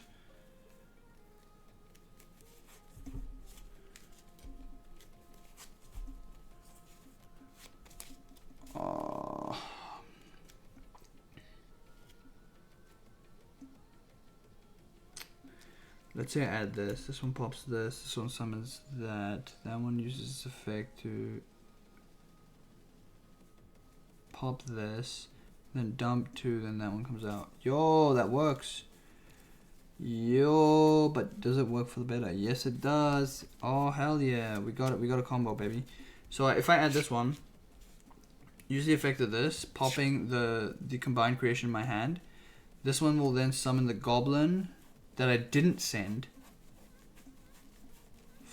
earlier, right? I got the goblin somewhere. Where is he at? So goblin goes onto the board. And then you can go goblin effect. So we got 1, 2, 3, 4, 5. We generally have 5. Maybe we can go with the other one. The other one would then do what? The other one would then allow me to add the trap directly from deck instead of dumping 2. But I think dumping 2 actually goes crazy. So I actually use this effect. Yeah, so this effect, this one will then activate its effect. I'll pop this. And then this one will let me dump 2 cards. So I will summon the... So we have an Anguish in there. We don't have this one. So we'll go this one and this one. But do we need to send that one? Probably not. Probably not. Maybe we're just better off sending... We send off this one and we send off the fusion spell. And then we can go... effect of this guy. Because he was sent... Wait, did we do that already? Yeah, we did. So we can't do that. Lame-o. So that doesn't work. That doesn't work. See, I'm figuring shit out as I go. Damn, that doesn't work. Okay, good. I'm caught it now. So that doesn't work. So that's lame. Which means that this whole combo did not... Oh, no, it's fine. Instead of this, we just summon this.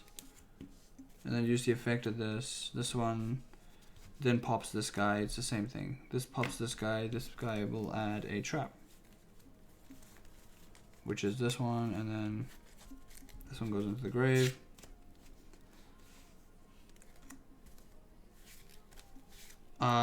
Then you can, I guess, combine creation. So this one will go onto the board. Attack or defense, I don't know. We have this in hand. We shuffle back things that are not relevant. So things like these 4, these 5 here are perfect. So 1, 2, 3, 4, 5. So this one goes here. Then we've essentially ended on a lower power version of the true end board. So we've got 5 on-field monster negates, which is pretty crazy. It's like a nerfed Appaloosa, but it's pretty crazy. So yeah, we've got that. Then we've got a snatch steal during our opponent's turn. Although I have an extra body that I wish I knew what to use for, but I don't know. I could go into a link 1. We don't have link Karibo access, but we have... What do we have? We have nothing here. I have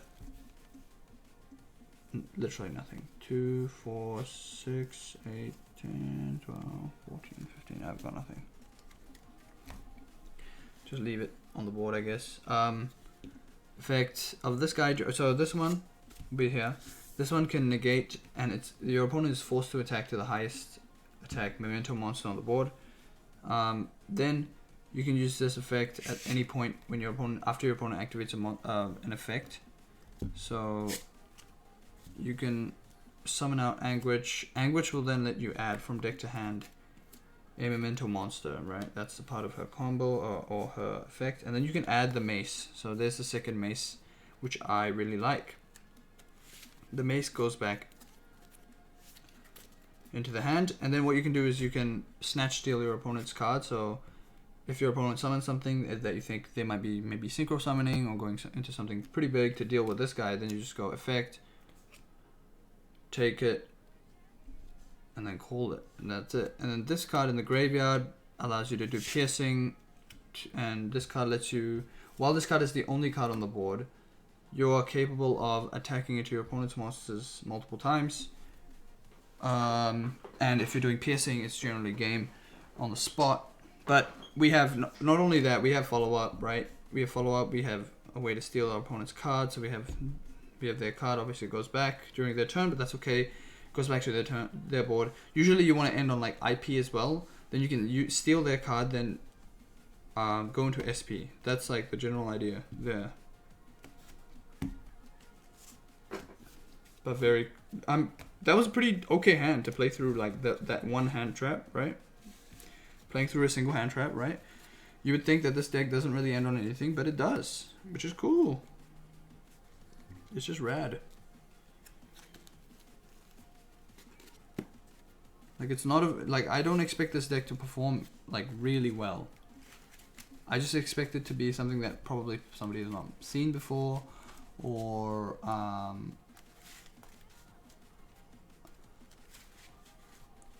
or they're just not expecting it. They don't really understand how to stop it. Obviously, Shifter is just a game ender for this deck. It's just sad. It is what it is. You could probably just go into an SP pass, something like that.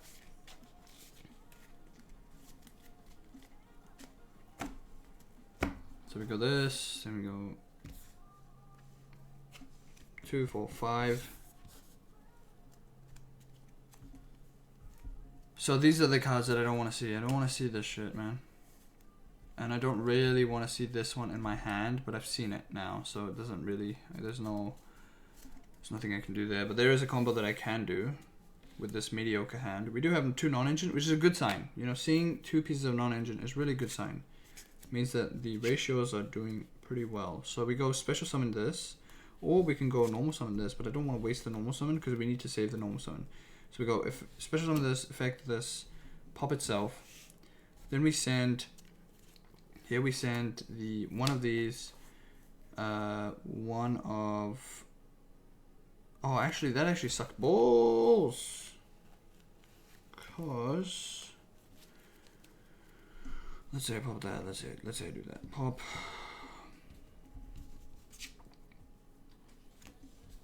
What, I send this and this. And Goblin. Okay, then what? Well, I do have a normal summon. Normal summon. Doesn't do anything. That doesn't do anything. I could go 1 and 4. Doesn't do anything. So we need to change it up. So we do need to normal summon, unfortunately. So I would go normal summon this. Special summon this. Use the effect. Popping this. Sending this and the Goblin, because that's level 2, so that'll equal 2.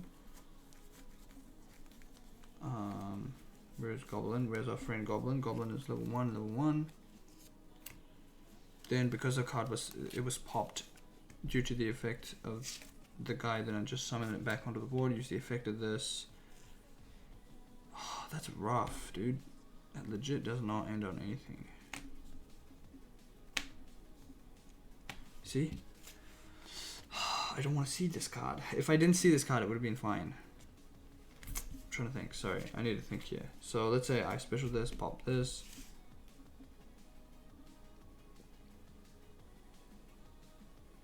Goblin. Or maybe go that one. You can go Goblin. this one and this one. We can go Anguish and 1 Goblin and 1. So we could do those 3.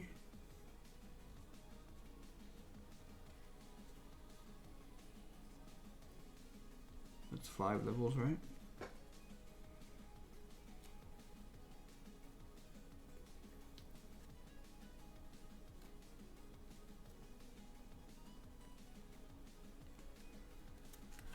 So these get sent to the grave, and then we have this dead card in my hand, which does not achieve a single thing.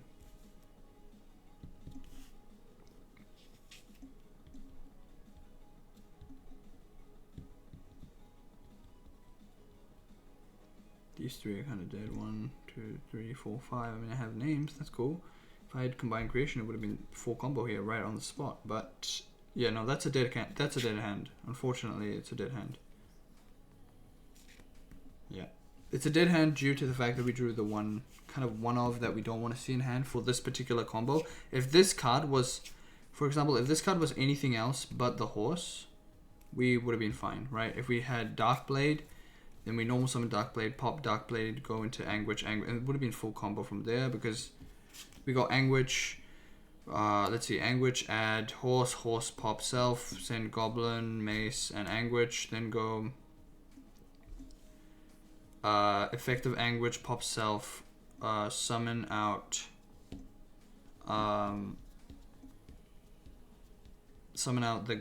this one, Mace, pop self, bring out spell card shuffles back Mace and horse, and that goes into that guy then pops self to then pop self to then add combined creation plus that one, then that one will come onto the board. That one will come onto the board, or we could pop one in hand. Yeah, so we would have popped the Memento Gatic from hand by then. That would have been popped, it would have come back onto the board, then we don't use the effect at all. And then we use the effect of fusion to pop Gatic, bringing back the field spell. Then the activate field spell, use the effect of that to special.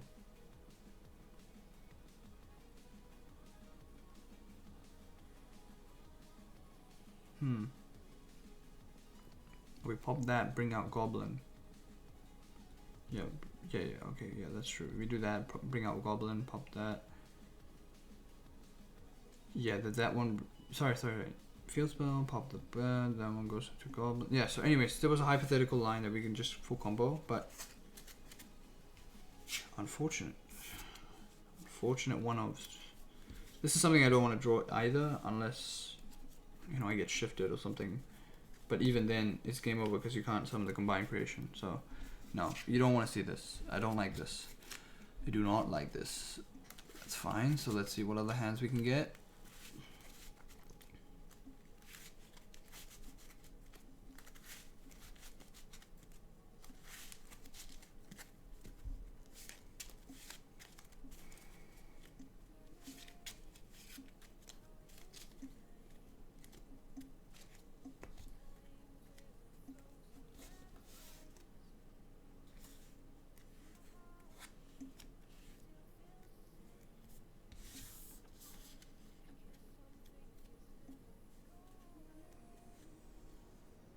Again, wait, this is troll. This is a so troll.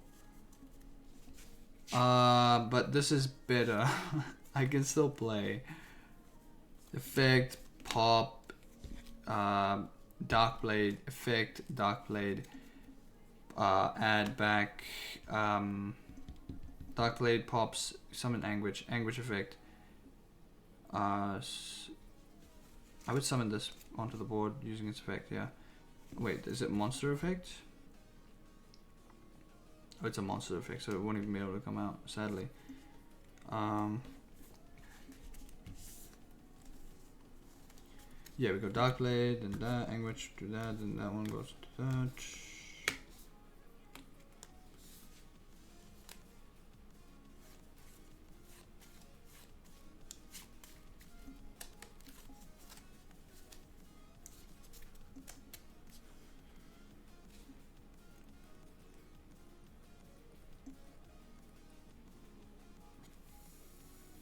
I think I would actually fusion. Unironically, I would probably fusion. I would go... Yeah, I probably would actually. I would go... Pop self, add that. That one didn't... No, but then I wouldn't have any bodies in there, would I?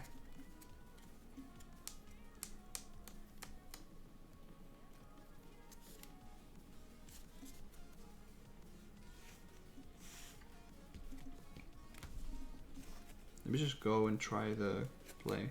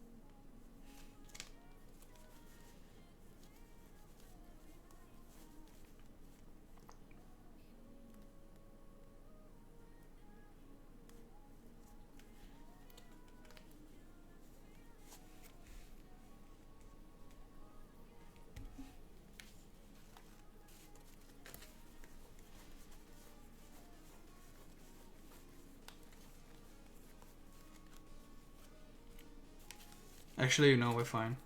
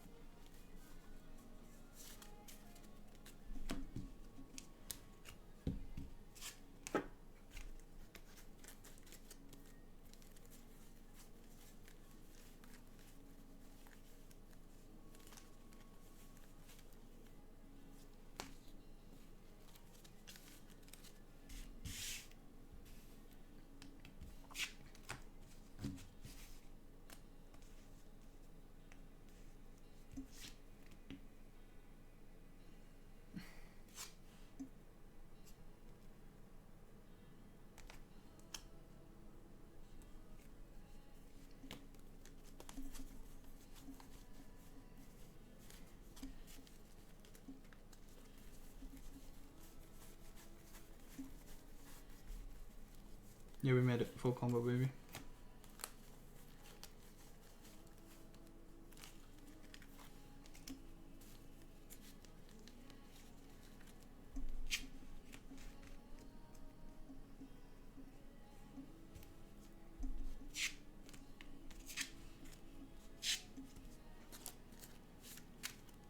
Yeah, okay, we brought it back. We brought it back. I was just like, had to think a bit, but it was not as hard as I thought it was. So, if I suspect a Nibiru, which, you know, could be likely, then we just go into an SP. but generally you go into IP because you get more value. Effect of this. Shuffle back these two. Should definitely shuffle back this one. Leave this one in the grave. This one goes back.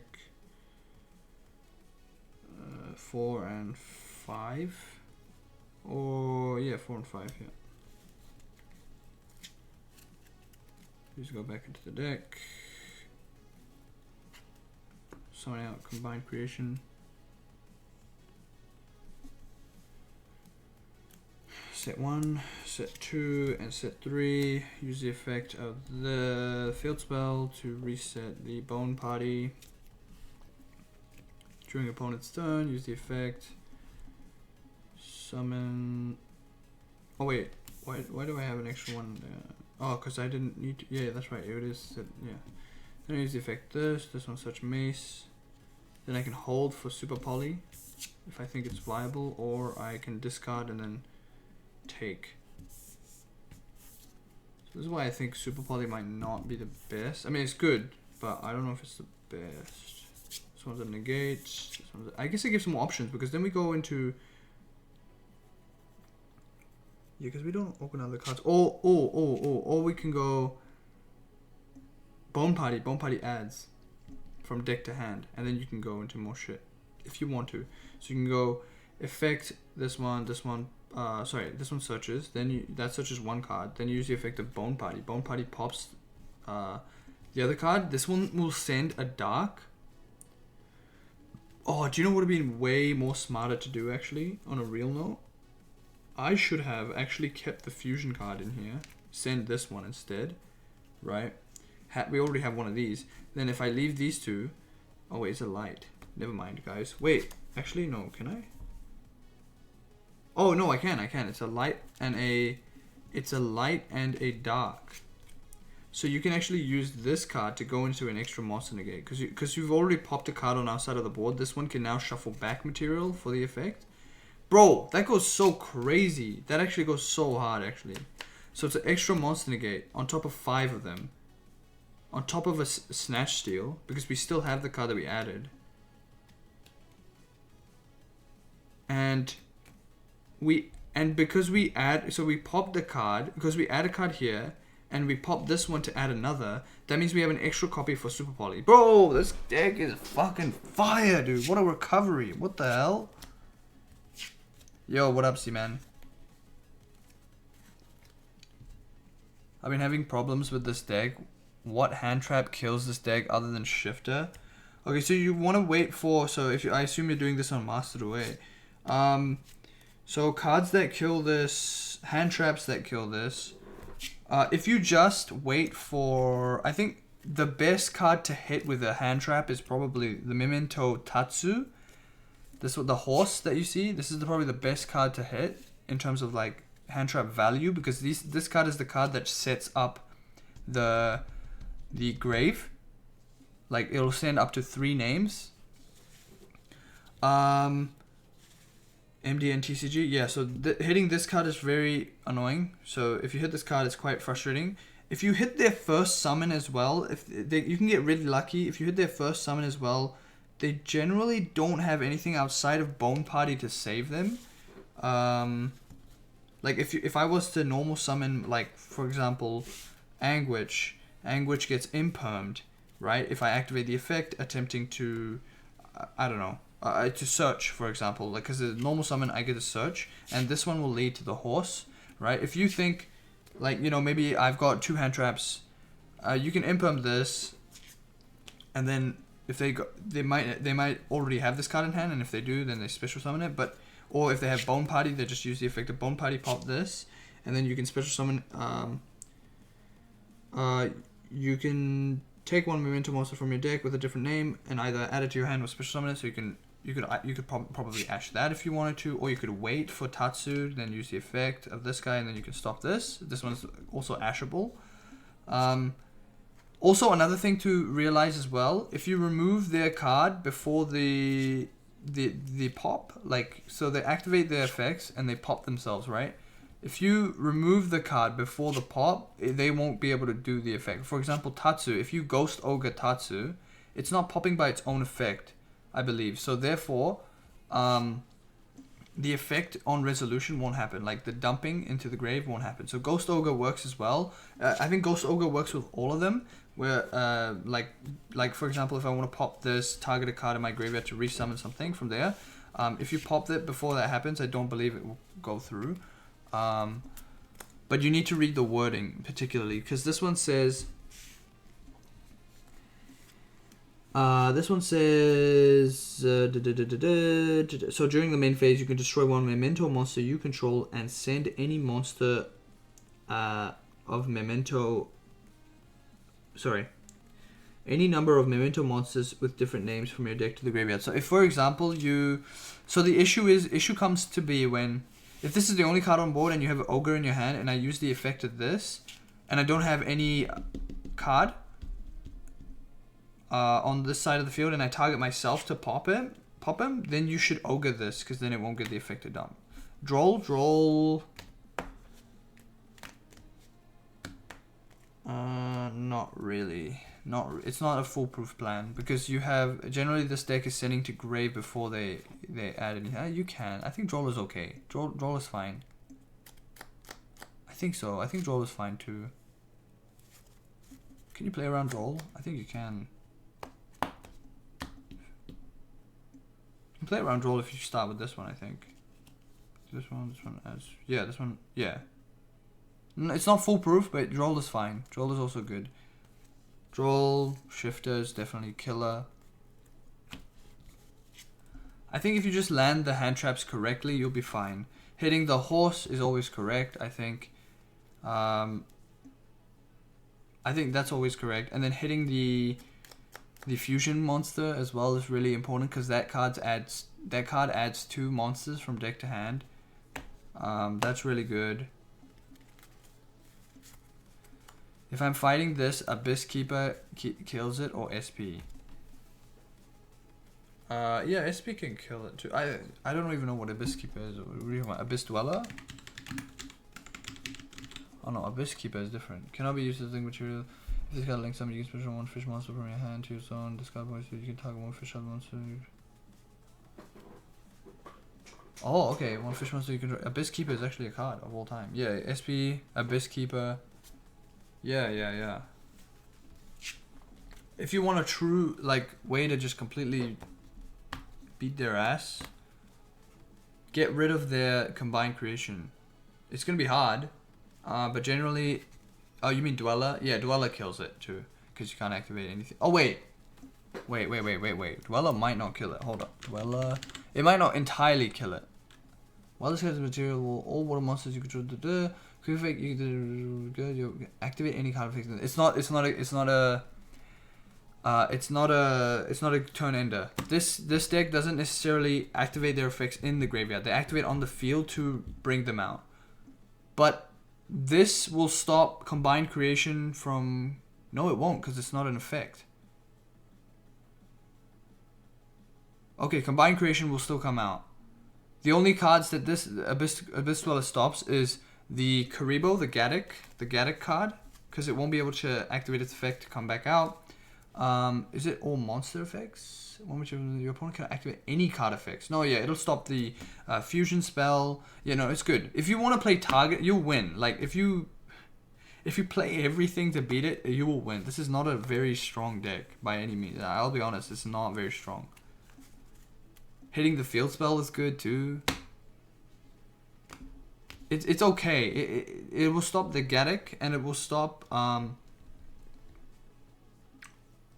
the fusion spell to banish to do stuff. But it's not yeah, that's what I'm saying. You might have to make this deck. It's not very strong. I'll be honest. If you're not I'll be honest. This is a rogue deck. I'm gonna be real. It's rogue, but it's getting better. I'm not gonna lie. It is getting better. But it's definitely rogue. This is something that it's a hard deck too. I'm not very good at it either. There's so many lines. As soon as you get interrupted, it's oh no, my board significantly gets worse. And the boss monster doesn't have much protection. You have to make sure that you have ways to protect this boss monster. You can do that, and you can do strong mate. I play ninjas, ancient gear, and TCG. Then you're fine. Then play it. Go for it, man. It will get stronger. It will get very strong. Like in the next few set, and I think it's an Infinite Forbidden, or I don't know when, but they're gonna get a card, a fusion card that goes so crazy. It changes the combo lines and it ends on some monster boards. Like, it's not even funny. It's very fucked up. So this deck is going places. That's why I wanted to play it, because it looks cool. It is cool. It feels good. So for example here, if I normal summon effect to attempt to search, you imperm this or ash this. I've already got the horse in hand, so then I just special summon it and then continue my combo. So you want to wait. You want to wait for this. I think this is the best target to hit a hand trap with. Whether it be an ogre, because usually you want to target itself. Yeah. Oh yeah, once we get the fiend shit, yeah, dude, same, dude. I can't wait to fiend smith. That's gonna be sick, man. I'm so keen to play the fiend smith stuff. It's so cool. I'm mainly keen to play the magical muskets. Oh my god, it's gonna be so good, man. Magical muskets with fiendsmith is gonna go so crazy, dude.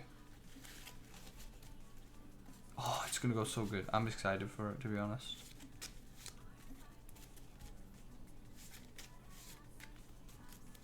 Very excited for that one.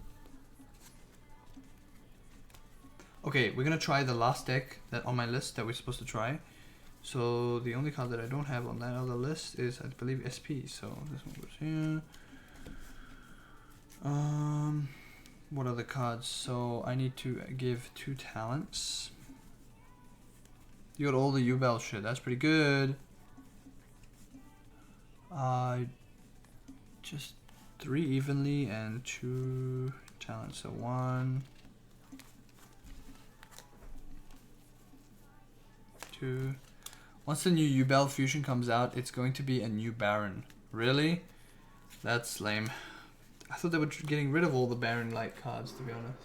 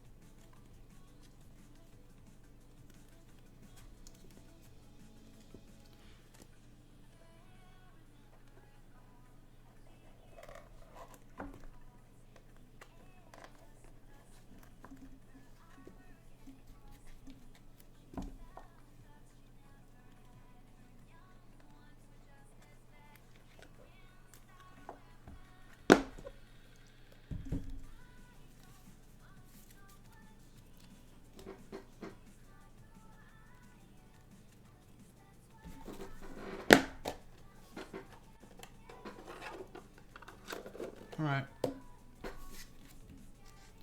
I don't own SP Little Knight. Do not laugh. I just don't have the card. I'm too poor. Eventually I'll get it. But not right now. I'll wait for a reprint, to be honest. Play Throne, destroy Spirit, summon Yubel, link Yubel, plus 1 other monster in whatever you want. Shuffle back Yubel, plus Spirit equals 1 link, plus monster negate. Damn!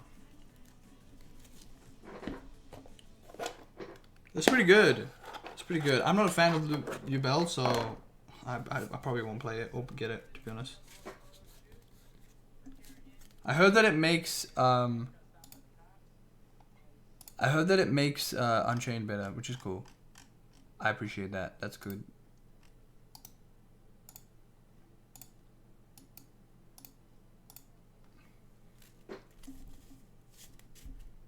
Unchained makes it better. Oh, nice. Either way, it is what it is. Because I feel bad for Unchained. It was my main deck, and I feel so sad about it. Alright, next deck we're going to test. Runic Plunder Patrol. Let's go. I love drawing 3. Let's go. Ending on some monster boards. Let's see what we can end on. But first we need to play around shit too. Unchained popping shit makes this deck go nuts. That's pretty good, man. It sounds pretty good. Unchained is so good. I love Unchained.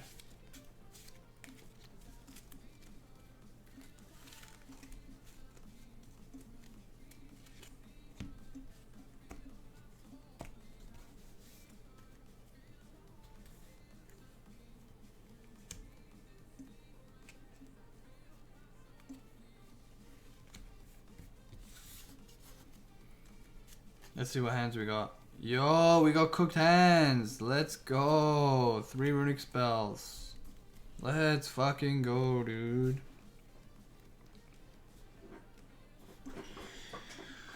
So let's see. Here we can...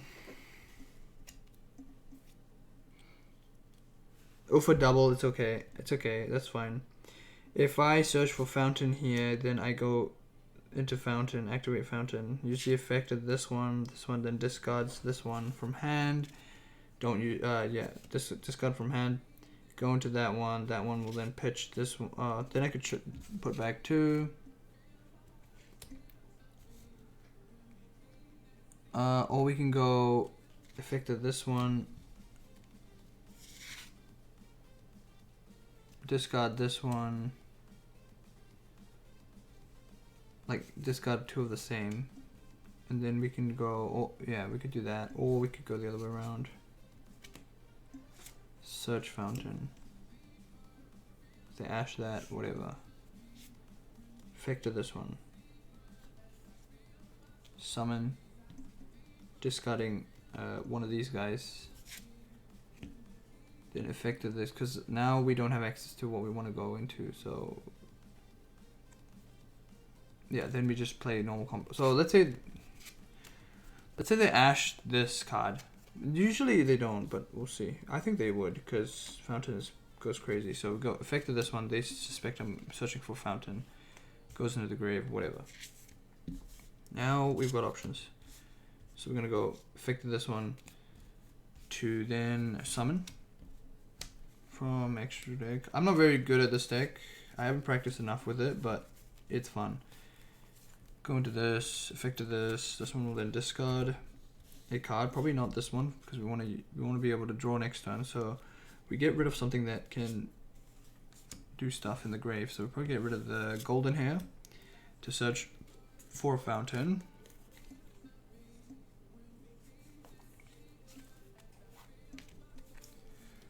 Tip is a must hit for Runic. Yeah, that's what I'm saying. So people are going to hit that shit like crazy, and that's fine with me, to be honest, because that's not my main game plan, right? Main game plan is playing some bonkers cards, right? So then what we do is, instead of pushing fountain onto the board, I'm going to chill. I'm not going to do anything here. I'm going to use the effect of this. This one, get rid of this. This one then will summon itself onto the board. Use the effect of, and then that will lock me into, you can discard 1 card, special summon this card, but you cannot special summon for the rest of this turn, except Plunder Patrol monsters. So that happens. Then we use the effect of this guy. This guy then uses this effect to summon from deck, so if this card is sent from the hand or monster zone to the graveyard, you can activate this effect, special summon 1 Plunder Patrol monster from the deck, except Whitebeard. So we go summon something except itself. So here we go into, so this is pretty crazy combo. So we go into this one, I think, or we can go into another one, because we need to go, I mean, we want to go into a non-tuner, but okay, so if I go into this one, then what? So this one says if this card is sent from the monster's hand, monster yugioh one.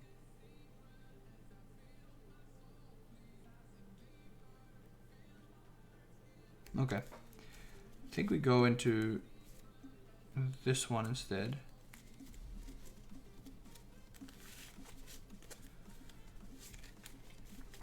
Then we link, then we synchro these 2 off. into the new monster, this one. Use the effect of this one. This one calling light. It will scale itself. So they have a light token. Then we go pop. Oh yeah, so then pop this. Right. Wait.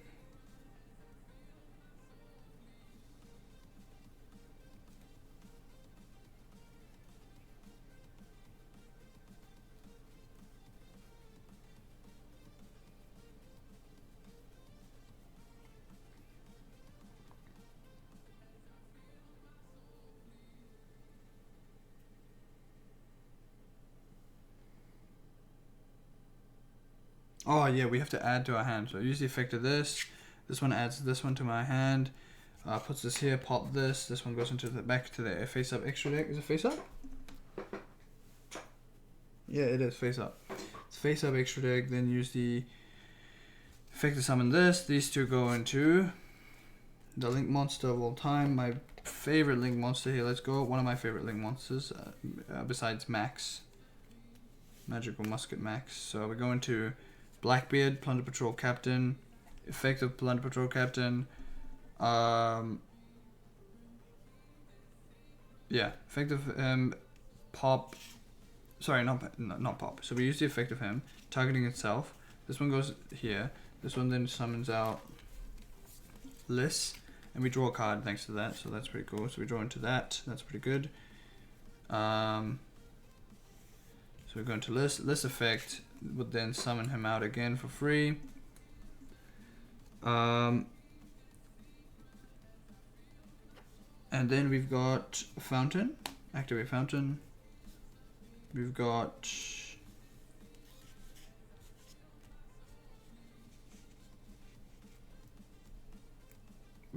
a Monster Negate. Monster effect, so we go negate that one. We can discard this card. This card will summon Redbeard. Whitebeard, yeah, it'll summon Redbeard. Then Redbeard comes out onto the board, and then we can go Redbeard effect to synchro again, or whatever we want. That's good. This one effect, we can go back. We can go into a second list. I don't believe it. I think it's, yeah, it is hard once per turn. So ideally, you don't want to do that. You want to go into something else. But we draw a card off of that. Go into evenly matched. We do this. Pop a card on opponent's side of the board. You know, and then we go 1, 2, 3. This one goes back. Oh, we probably should shuffle though, because we did search right from deck. So we do this. This one. Oh. 2, 3. Not bad. We got a lot of engine cards, no runic cards, but yeah. By that point, we are bowling, right? We are bowling for a win, to be honest. Next turn it will just be control. Set up some more fusion, synchro, etc. monsters. Set up for OTK line for the following turn. And that's that. We draw into the next card. It's talents. So if they have anything, then we can just take. We can link it off into SP. Go into SP or and banish something on this side. Like, it fucking goes crazy. It really does. I miss Baron in this deck. That's like one of the only decks that I miss Baron in. This deck and the Runic Naturia, but you know, that's fine. You know, I'm willing to take the hit for the boys, as long as Runic still has its main engine and all that shit. We can always innovate in the form of SP Little Knight, because SP Little Knight basically replaces that card, replaces Baron, which is cool.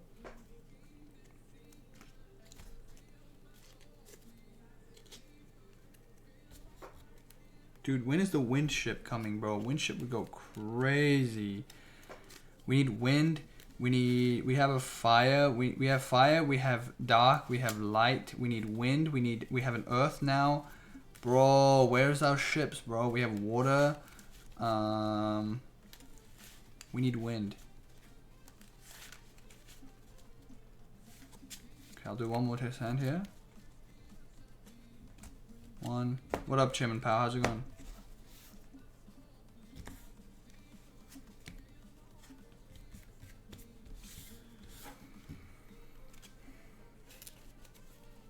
Damn, we're getting these double hits a lot. It's annoying. It really is. It's kind of annoying. I don't like it. That's fine though. Okay, let's go. Effective this one. To summon, we discard. Discarding, they discard something, so I discard this one, and then they ash it. Then I'll go effective this one. We're going to, we do have full combo here, but I don't know if I want to get greedy or not. Because here we go. This one, no, we normal summon this one. This link summons into something else. We can go into SP, and then, or we can go into a level 6. Then don't trigger the effect of that. Then use the effect of this to summon, but then we don't have fountain, so it doesn't get that much value. So we use the effect, draw 2. Okay, that's fine. We go effective tip, banish 1 card on this side of the board, and then on his deck, and then we search for fountain here. We got lucky as hell. Draw into this. So here we go. I need to check if I have an opportunity to do anything here. So I'll activate the fountain. And then we go, let's see. Normal summon this one, right? Link these two, I mean we synchro these to this. Now, we don't activate this one, especially if we're considering going into SP. It sounds crazy, but it's true. But I need to think if we will have more plays in the future, because if we don't, then it's a problem, right? So if I go, this one goes into a level 4, that one goes into it. I guess we just go into. We can just go into another Hugin. Then we can do that, link off, go into SP Little Knight, then draw a card off of that effect, and then we use the effect of that to draw 3 more cards. Like the odds are in our favor, but I don't know if I want to do it. It sounds crazy if I do it, because we just end on SP plus that, and that's not enough, because we need to have a special summon specifically. Because we decided not to activate this, right? Which was our choice, because we wanted to get the extra, not only extra draw, but we're capable of making some monsters. So yeah, so we go, okay, let's say we go effective this one summons. This is where Baron comes into play. We would just end on Baron, so I don't think we would go, I think we just go into this. And then we go, we can go Chainlink 1, Chainlink 2. We can discard again. We do have a talent that's dead. So we go Chainlink 1, Chainlink 2, searching field spell. I mean, I think we generally will see what we want to see, right?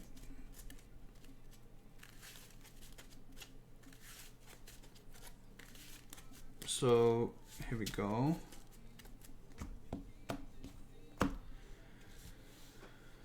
Here we go. So this comes to our hand. 1, 2, 3. All right, there you go. That's pretty good, but that's not a special, is it? If you control a plunder control monster, except itself, you can special on this card, which we cannot. But that's fine. So we go. That is fine. We got these two.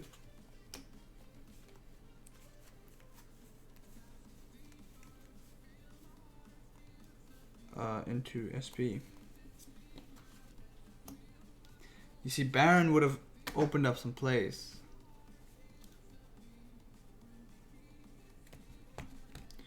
Maybe we do play the Cheng Ying, actually. We could go into Cheng Ying. And let's say I activate New Fountain. Right, let's say this is Cheng Ying. Activate New Fountain. Right. Then we use the effect of this. This one summons back the dog. dog comes out. Chain link one, chain link 1, chain link 2. So obviously these ones go to the bottom. This one's go to the bottom. These 3. Oh, I didn't even draw off of that. Hold up, we got an extra draw. So we got this one for the extra draw. And then we go, the only card that we did have was, so we discarded these 2. This one is the one that I just used for that one. So we shuffled these before for 3. And then we went, well, how did this get here? Oh, we drew it, right? I don't remember. I think we used it to summon the other Hugin. And then this one we added, yeah. And then this one goes that for draw 2. Ha! Unlucky.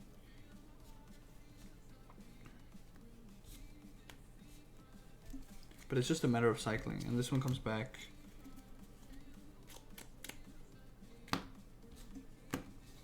Yeah.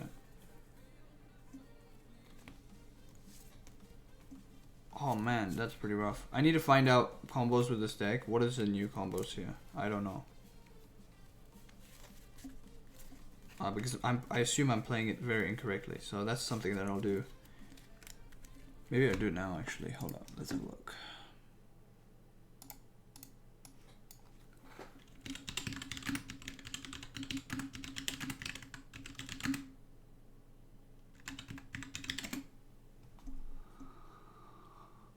Planet Patrol.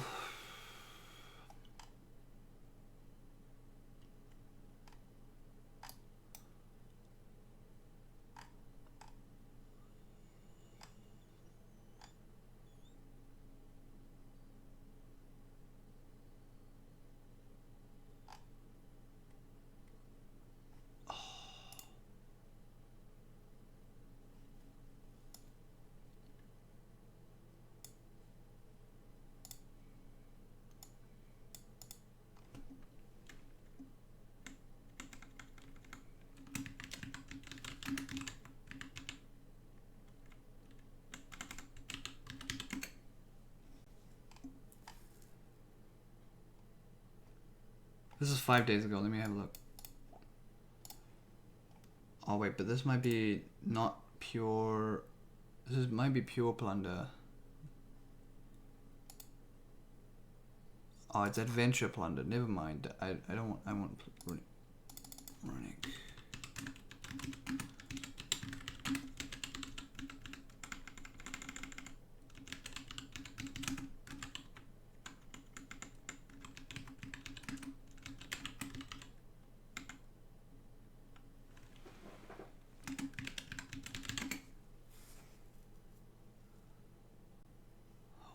Ago. Oh man, where's the...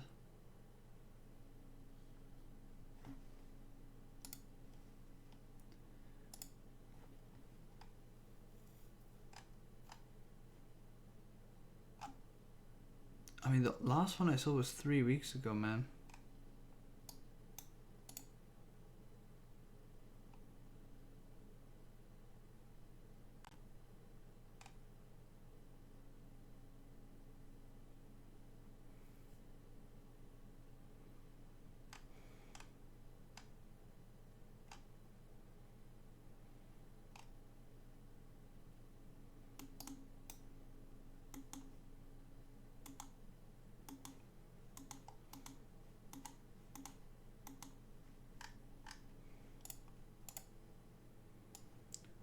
Let me just see, hold up.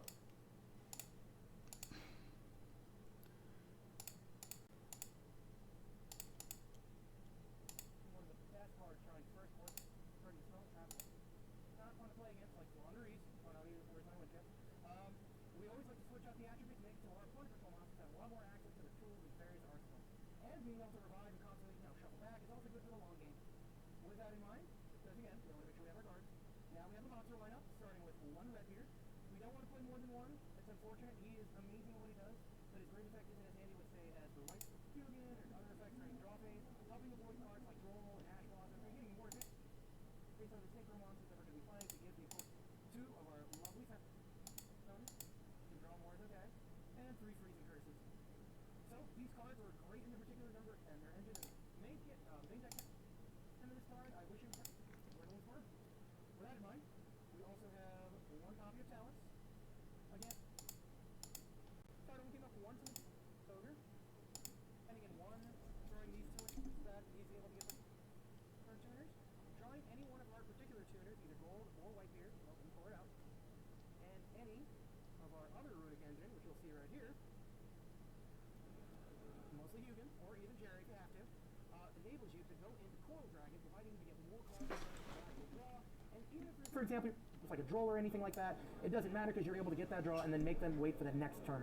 Because at the end of the day, you're going to give them a token, Blackbeard will be on the go, and you keep on playing. Also, because of that token, it gives you protection from Lightning Storm.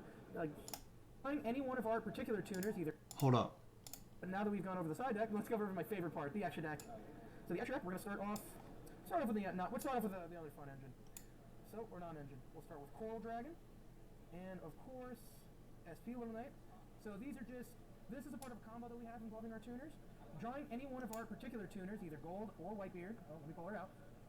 And any of our other runic engine, which you'll see right here,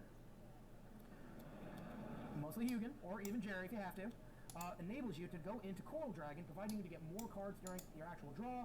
And even if, for example, your opponent drops like a droll or anything like that, it doesn't matter because you're able to get that draw and then make them wait for the next turn. Because at the end of the day, you're going to give them a token, Blackbeard will be on the go, and you keep on playing. Also, because of that token, it gives you protection from Lightning Storm, like shenanigans like Imperm, and various other effects. Huh?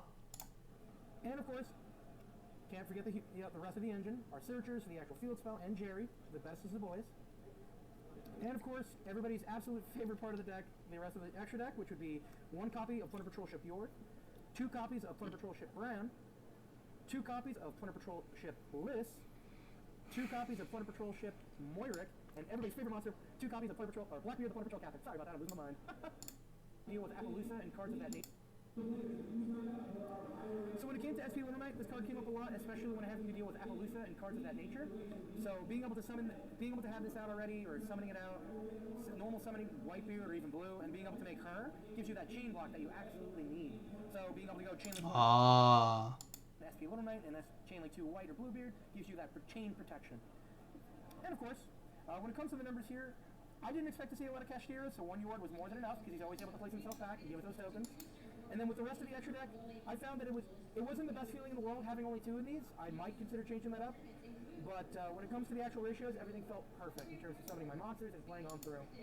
If I have to make any notes about this version, I would definitely say for the side deck, definitely going to change, of course. But I would recommend this for an even more grave responsive format. So if we're going to see Tier Element again come back, or we're going to see some more shenanigans of the grave like Horus, more than a consideration. But for now, change it out. And with that in mind, I guess the only thing I have to do now is say my shoutouts. Thank you. Okay,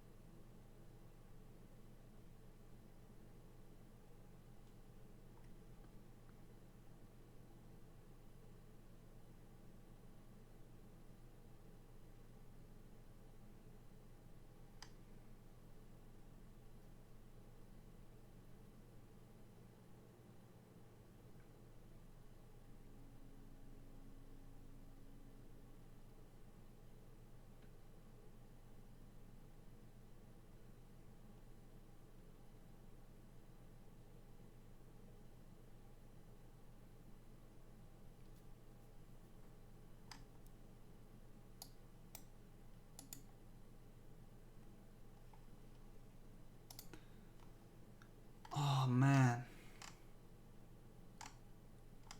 there's just no recent, like, I just want to see a combo guide.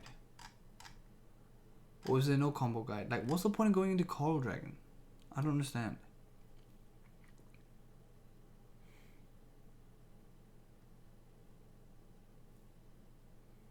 Wait, this is 1 month ago though.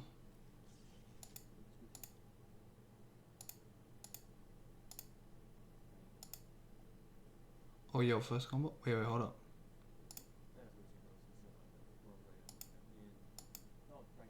A Dragite?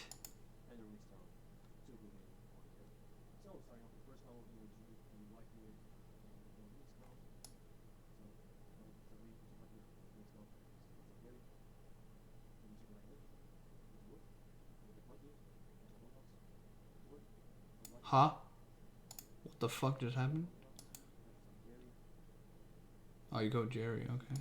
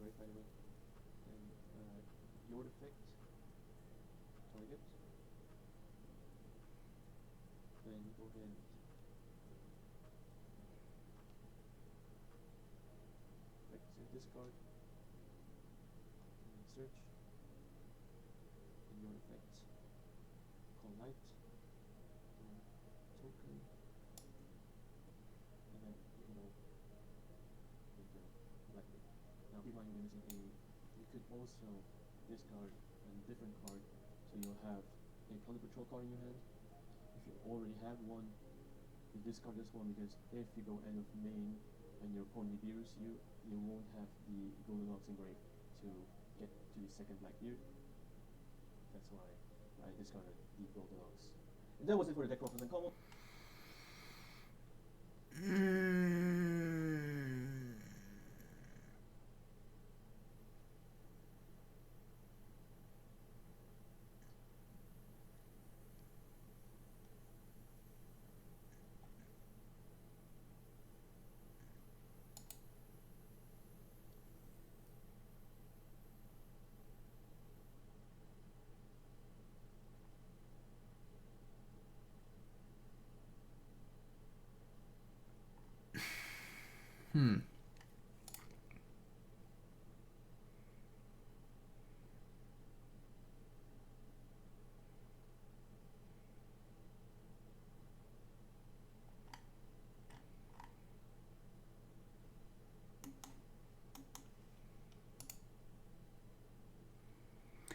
I don't know.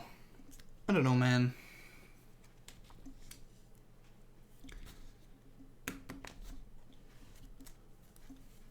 Maybe I just need to... Hold up. Let me just see another test hand. Hold up. Because, you know, maybe I've been playing so many fucking different combo-centric, like, OP fucking crazy board kind of things. And maybe this simplicity is where this kind of lies. You know, on ending with something that isn't too crazy, you know? So let's see. So we got this, boom, boom, boom, boom, boom, boom, boom. Okay, cool. Let's go. Here we go. So cut this, and let's go. So this one goes 3, 4, 5. Okay, cool. Let's have a look. Sorry, you guys can't even see. My bad. Full cam. 1, 2. Oh, this is like just a lucky hand, but it's not even that lucky because we haven't started with our starters, our tuners, because that's the one we want to start with. So we go this one to bait out something. Yo, anything. Let's say he stops it. Okay. Damn it, why'd you stop me, bro? And then I go activate this.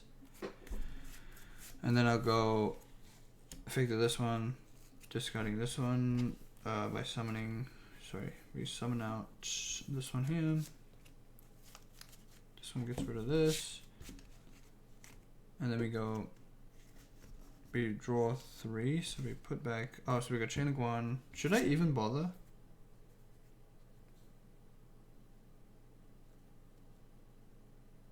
No, actually we get 4 draws. Yeah, I'll bother. I'll do it. Fuck it. I'll be risky. Get rid of this. And we go chain 1, chain link 2. So we search for fountain. Boom. So we get a free shuffle. Let's go. Boom. Boom. Boom. Boom. And then we put these. These at the bottom. Here we go. 1. Okay, that's annoying.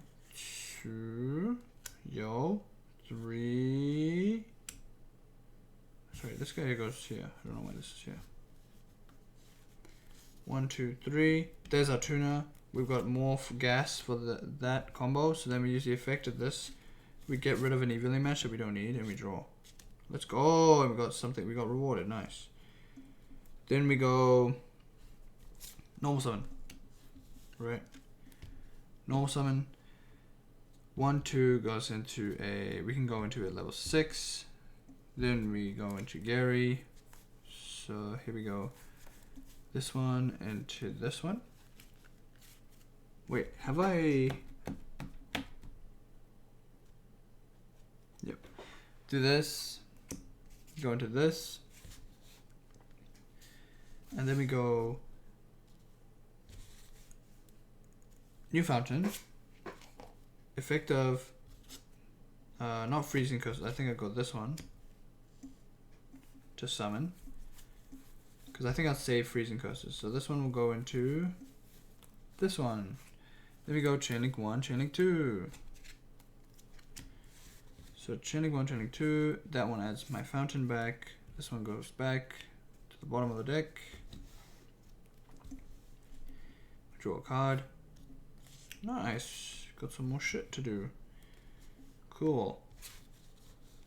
And then here we don't get access to, you know, some crazy shit. But here we can go effect of this. This one will discard one of the maybe lesser used ones. Put that back. This one will come onto the board. But now we're stuck with Fiend cards, right? So we could have gone SP here, but we don't need to. So here we go, these two into a list effects to go into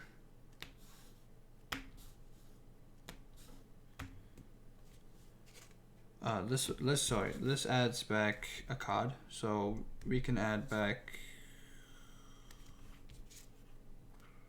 probably this one, doesn't really matter.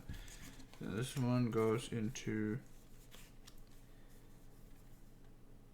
yeah, then we go there. This one goes into token, so we put this face up on extra deck, so token is there. Then we use these two. These two can go into we can go into this one here. This one will let me draw a card, so draw another one. Yo, gas, man. Then we use the effect of this. This one goes back down here, draw another one, go into a list because they control light. Then we use the effect of this one. This one brings back this. Okay, I figured it out. I kind of understand. I understand where the bad things are going, but that's with that particular starter. That's with this starter. This is the best starter, I think, for that combo. So let's say it was the other. Let's say it was the other card. Let's say it was the other card.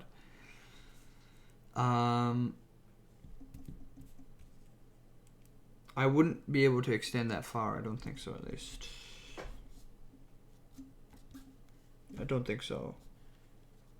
That was only possible due to this card.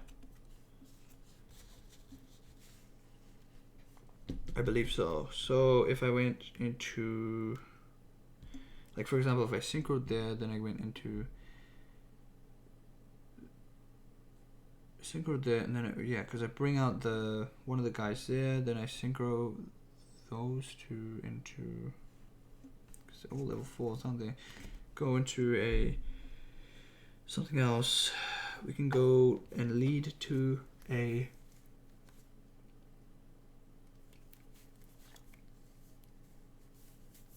I don't know, another card. Doesn't lead us to our. We want to end on. We want to get to Yord as much as possible, because Yord will send us our lists, and lists will give us access to a lot of things. But if I synchro summon using this, so I guess the play would be instead to, yeah, I think the play would be instead to go drop the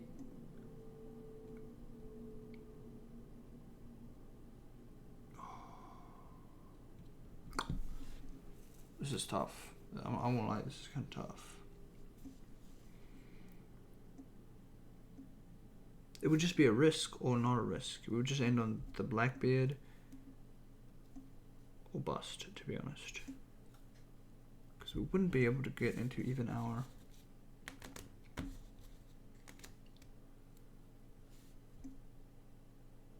Or we could chain, I don't know, something like that.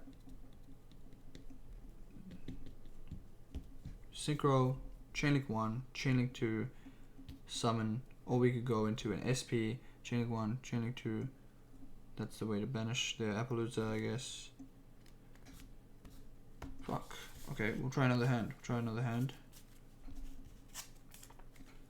Wait, I'm just gonna try with 2 runics.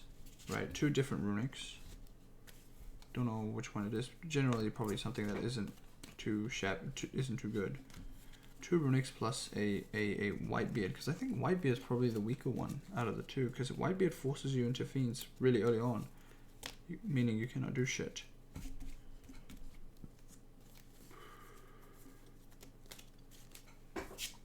Let's say this is my hand, and I got 3 blanks. Let's say I got 3 blanks.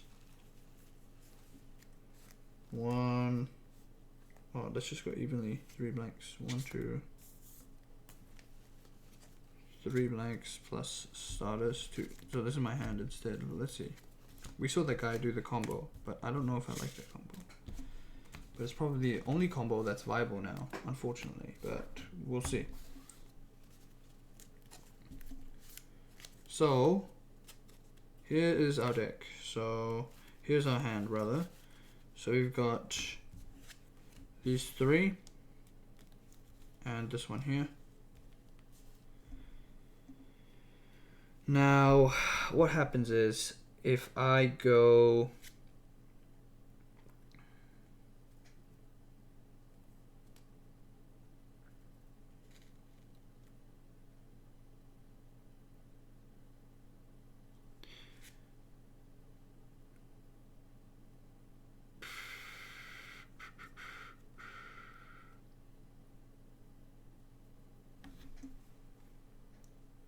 wait a minute.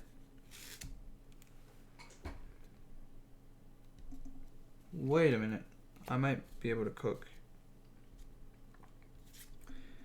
So let me just think. So this one, so let's say this one goes. Fuck. Let's just normal summon. Effect of this. This one goes into Hugin, right? Right. Then we use these 2. Oh yeah, so then we discard, search for Fountain, okay? Let's say Fountain's in our...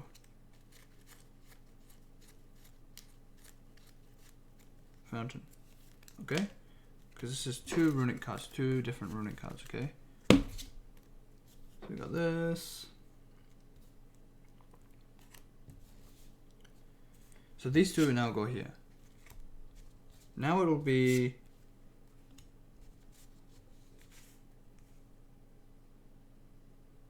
sadly it's going to be chain link 1.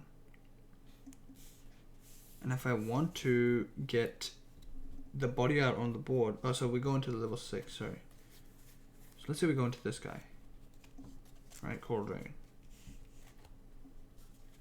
So we got this guy out. It'll be chain link 1, then chain link 2 to special from the thing again. Then we can go, this effect would then summon, but now we're locked into fiends. So this one will then go into a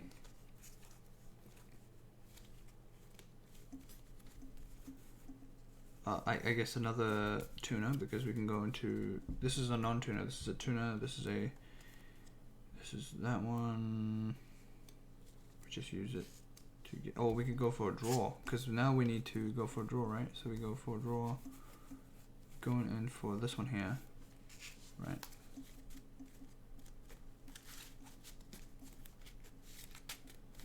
We can go for an extra draw. So, oh, let's say we search for, yeah, so let's say we did that effect to summon, we search for another fountain too.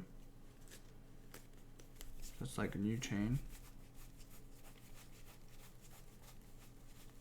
So we've got 2 fountains in our hand, despite not being able to draw yet. I mean, we've got 1 access to a draw there, we've got 2 draws essentially.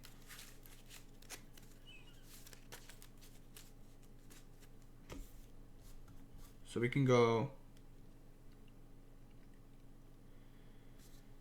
so this is a non-tuner, there's a tuner, we can go into a level 10, but we don't really need to, we can't do that, right? Because then we don't have access to Yord. Yord is accessed like this, because we have, it requires 1 tuner plus 1 non-tuner synchro, non-tuner, sorry, just non-tuner monsters. So this is a tuner, and this is a non-tuner. So we just go 2 and 6, I believe that's 8, 2, 4, 6, 8. So these go into this guy, then effect of that one, and that one will let me draw. So we drew into a tip. Nice. That sounds cool. And then I would go fountain here, and I would go tip to draw, or to search rather, for another card that's relevant. I guess a monster negate would be the most relevant here, right? For any really matchup, if monster negates are good. Then we go into that. Then we use the effect of the first fountain to go 1, 2, 3. Right? And this one would then let us do some damage.